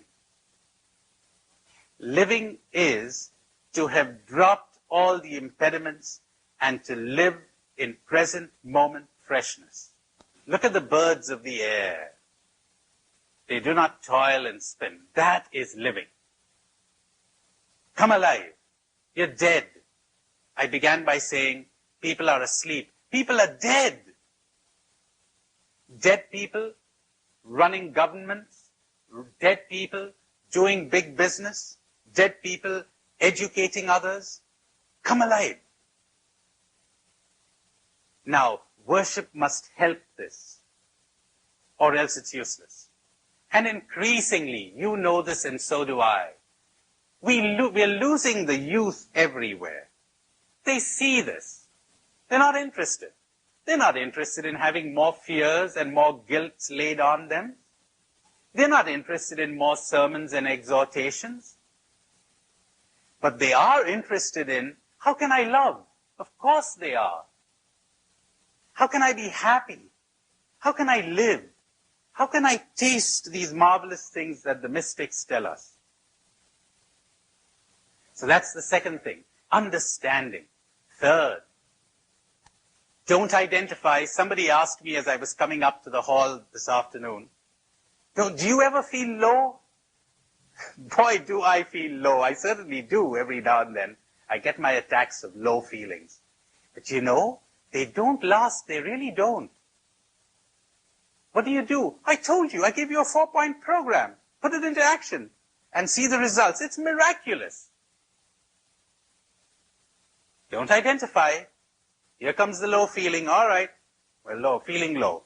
Instead of getting tense about it, instead of getting irritated with yourself about it, understand. I'm feeling depressed. I'm feeling disappointed. Or whatever. Second step. The feeling is in me, not in the other guy, not in the person who didn't write me that letter, it's not in the exterior world, it's in me. You know what that understanding alone does for you? Try it out. It's miraculous. When I suddenly realized that it's in me, it's not outside. Because you know, as long as I think it's outside, I feel justified in holding on to my feeling. Anybody wouldn't feel this way. Only idiotic people feel this way. Only sleeping people do. Third, don't identify with the feeling. I is not that feeling. I am not lonely. I am not depressed. I am not disappointed. Disappointment is there. One watches it. You'd be amazed how quickly it glides away. Anything you're aware of keeps changing. The clouds keep moving. As you do this, you also get all kinds of lovely insights into why they were coming there in the first place. Strange but true, I'm a therapist, you know. You don't even need to keep delving into your past anymore. You're able to cope with them right here in the present. Those feelings. Another understanding, so the I and the me. Yet another thing that I would recommend, and it is that you would understand that most of our evils arise from violence to ourselves, self-dissatisfaction. I've got a lovely, lovely quote for you. A few sentences that I would write in letters of gold that I picked up from this book, Summerhill, written by this guy, Neil. Listen to this. I must give you the background. You probably know he was a man who was in education for 40 years. He developed this kind of maverick school where he took in these boys and girls and he just left them free. That's all. You're free to do whatever you want. You want to learn to read and write? Fine. You don't want to learn to read and write? Fine. You can do anything you want with your life, provided you don't interfere with the freedom of someone else. Don't interfere in someone else's freedom. Otherwise, you're free. He says, the worst ones were the ones who came to me from convent schools. These were in the old days, of course, but the convent schools. He said it took them about 6 months to get over all the anger and the resentment that they had repressed. So they'd be 6 months rebelling, fighting the system. He says the girl who had the record would take a cycle and for 6 months would be cycling in town, avoiding class, avoiding school, avoiding everything. Once they got over their rebellion, everybody wanted to learn. Everybody was protesting. Why don't we have class today? Everybody was interested. But they would take what they were interested in. They'd be transformed. Amazing. Unbelievable. Incredible. Transformed. Parents were frightened to send their children to this school in the beginning because they said, how could you bring them up if you don't discipline them? And you got to teach them, you got to guide them, you can't leave them free, etc., etc. Oh, you must read that book. It created a revolution in my life. Summerhill, A.S. Neil, N-E-I-L. I'm not sure if it's a double L now. It's A-N-E-I-L-L, A.S. Neil. Summerhill. Paperback. You find it everywhere. Now, what was the secret of his success? He'd be getting, so to speak, the worst kind of kids. The kids that everybody had despaired of. And within 6 months, they were all transformed. Listen to what he says. Extraordinary words. Holy words. That's a holy book. He says, every child has God in him. Our attempts to mold the child will turn the God into a devil. Our attempts to mold the child will turn the God into a devil. Children come to my school, little devils, hating the world, destructive, unmannerly, lying, thieving, bad-tempered. In 6 months, they are happy, healthy children who do no evil. These are amazing words coming from a man who has this school of his in Britain that is regularly inspected by people coming from the Ministry of Education and by any headmaster or headmistress or anyone who cared to go there. Amazing. Well, it was his charism. You don't do this kind of thing from a blueprint. You've got to be a special kind of person. He says in some of his lectures to headmasters and headmistresses, he said, come on into Summerhill and you'll find that all the fruit trees are laden with fruit. Nobody's taking the fruits off the trees. No desire to attack authority. They're well fed and they don't feel any desire to attack authority. There's no resentment and anger. Come to Summerhill and you'll never find a handicapped child with a nickname. You know how cruel kids can be when someone stammers? He says you'll never find anyone needling a stammerer. Never. There's no violence in those kids. You know why? No one's practicing violence on them. That's why. Listen to these words of revelation. Sacred words. There's no violence in those kids. Do you know why? Because no one has practiced violence on them. That's why. You know something else? We have peoples in the world who are like this. No matter what your scholars and priests tell you, and your theologians. There are and have been people where there has been no quarrels, no jealousies, no conflicts, no wars, no enmities. None. They exist in my country. Oh, I'm sad to say they existed till relatively recently. I've had friends of mine, Jesuits, go out to live and work among people who they assured me are incapable of stealing or lying. They cannot. One sister said to me that when she went to the northeast of India to work among some tribes there, the Mizos, Meghalaya, up there in the northeast of India. She said, you know, when we first went there 40 years ago, the people would lock up nothing. Nothing was ever locked up. Nothing was ever stolen. And they never told lies until the Indian government officials and the missionaries showed up.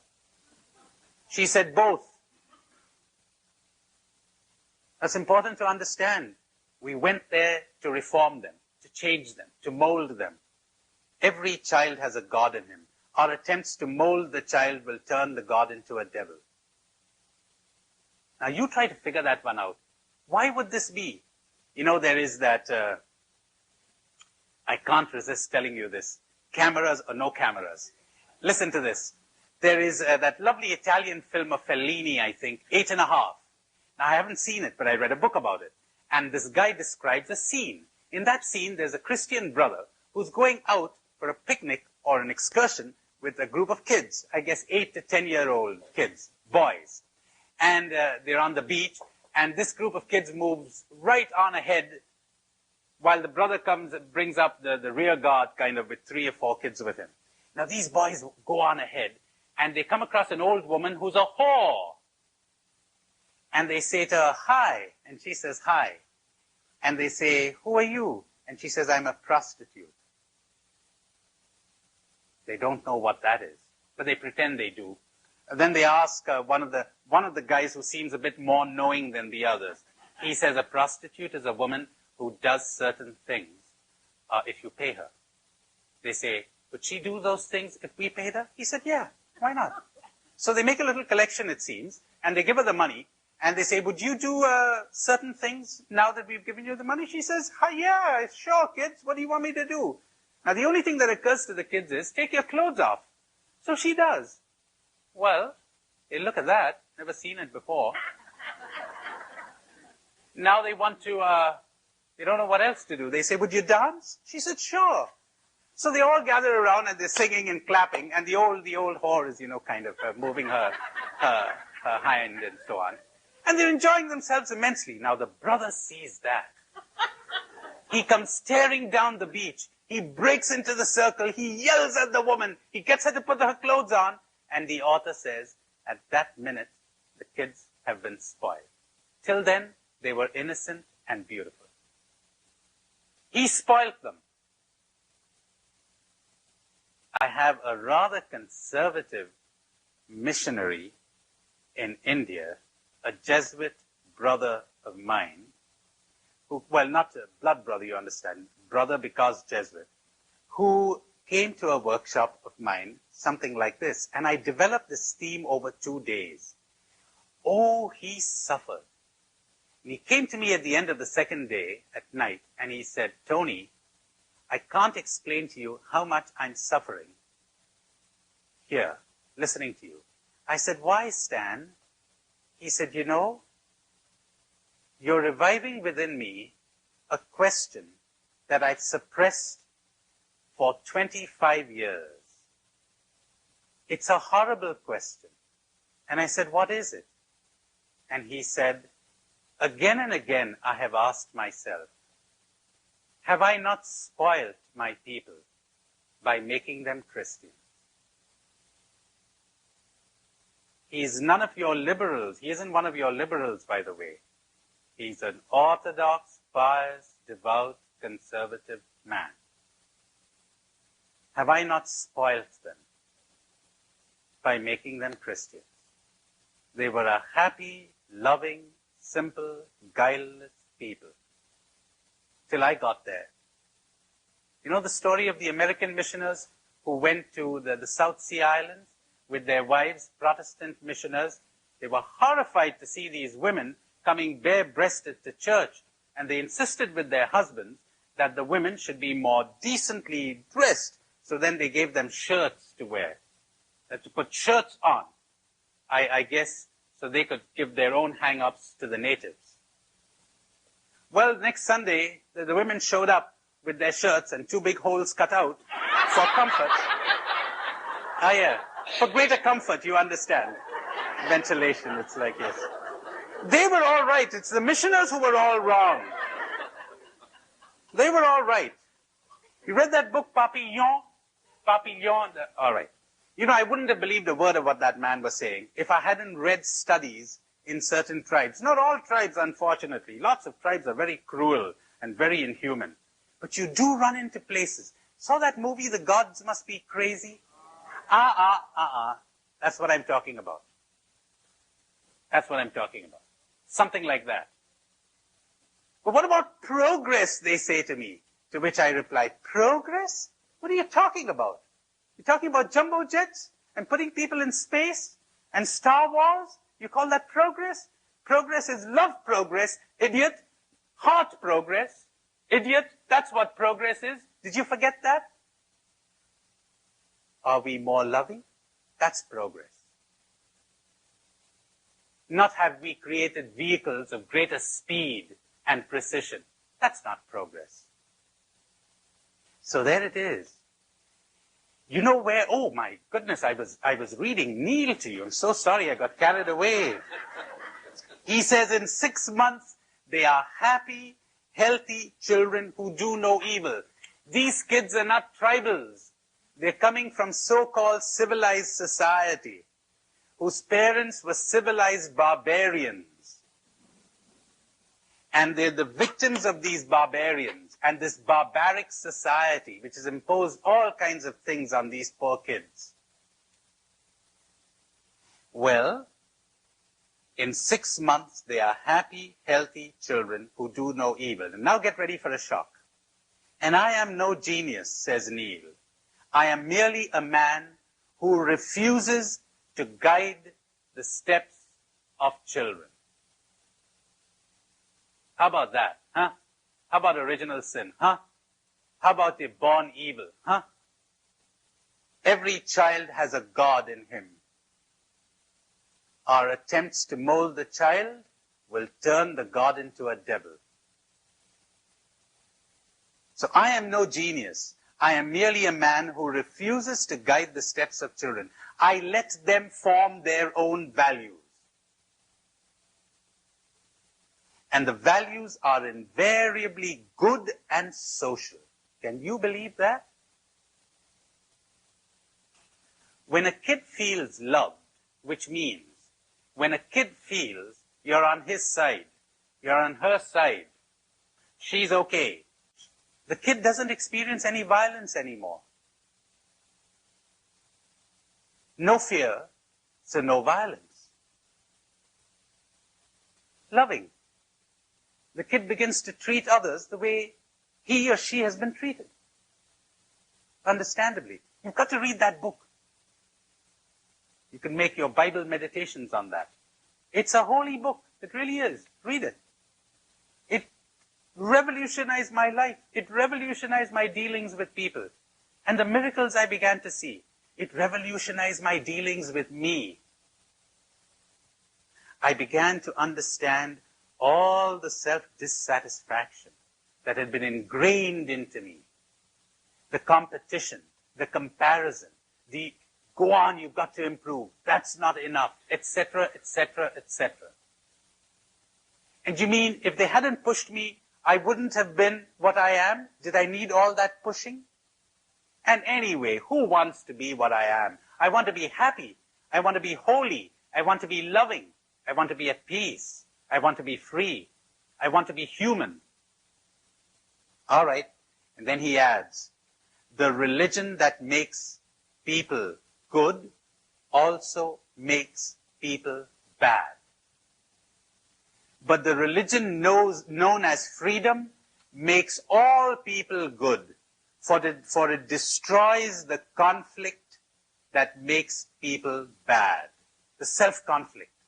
The religion known as freedom makes them all good, for it destroys that self-conflict that makes them bad. Do you know where wars come from? They come from self-conflict. We're projecting outside of us the conflict that is inside. Show me an individual in whom there is no inner self-conflict, and I'll show you an individual in whom there is no violence. There'll be effective action. There'll be hard action. There is no hatred. There's only understanding. When he or she acts, they act as the surgeon acts. When he or she acts, they act as a loving teacher acts with mentally retarded people or children or whatever. You don't blame them. You understand, but you swing into action. But when you swing into action with your own hatreds and your own violence, well, you've compounded the error. You're trying to put fire out with more fire. You're trying to deal with a flood by adding water to it. So, every child has a God in him. Our attempts to mold the child will turn the God into a devil. Children come to my school little devils, hating the world, destructive, unmannerly, lying, thieving, bad-tempered. In 6 months, they are happy, healthy children who do no evil. And I am no genius. I am merely a man who refuses to guide the steps of children. I let them form their own values. And the values are invariably good and social. The religion that makes people good makes people bad. But the religion known as freedom makes all people good, for it destroys the inner conflict. I've added the word inner, that makes people devils. He has a horrible statement. He says, the first thing I do when a child comes to Summerhill is destroy its conscience. Would you believe that? The first thing I do when a child comes to Summerhill is destroy its conscience. You know what he's talking about? he's talking about, at least I assume he's talking about it, because I know what he's talking about. You don't need conscience. When you get consciousness, you don't need conscience. When you have sensitivity, you don't need a conscience. You're not violent. You're not fearful. Now you think, this must be an unattainable ideal. Well, read that book. And I have run into an individual here or two, here or there, who suddenly stumbles upon this and knows. So that's one more thing you must understand. The root of the evil within you. As you begin to understand this, you stop making demands on yourself. You stop having expectations of yourself. You stop pushing yourself. And you understand. Gee, that would take us 20 days to comment on. But you've got the kernel. You've got the seed. You can develop it. There's one last thing I have to say, and it is this. Connected with change through awareness. The last thing is what I insinuated in that meditation that I read to you, and it is this. Nourish yourself on wholesome food. Good, wholesome food. And I'm not talking about physical food. I'm talking about sunsets, about nature, about a good movie, about a good book, about enjoyable work, about good company. And hopefully you will break your addiction to those other feelings. Just think, what kind of feeling comes upon you when you're in touch with nature? Or when you're absorbed in your work that you love? Or when you're really conversing with someone whose company you enjoy in openness and intimacy without clinging? What kind of feelings do you have? Compare those feelings with the feelings that come when you win an argument, or you won a race, or you become popular, or everybody's applauding you. A different type of feelings. Those feelings I call worldly feelings. The other feelings I call soul feelings. Lots of people gain the world and lose their soul. Lots of people live empty, soulless lives because they're feeding themselves on popularity, on appreciation, on praise, on I'm okay, you're okay, on look at me, attend to me, support me, value me, on being the boss, on having power, on winning the race. You feed yourself on that, you're dead. You've lost your soul. Feed yourself on other, more nourishing material. Then you'll see the transformation. Given you a whole program for life, haven't I?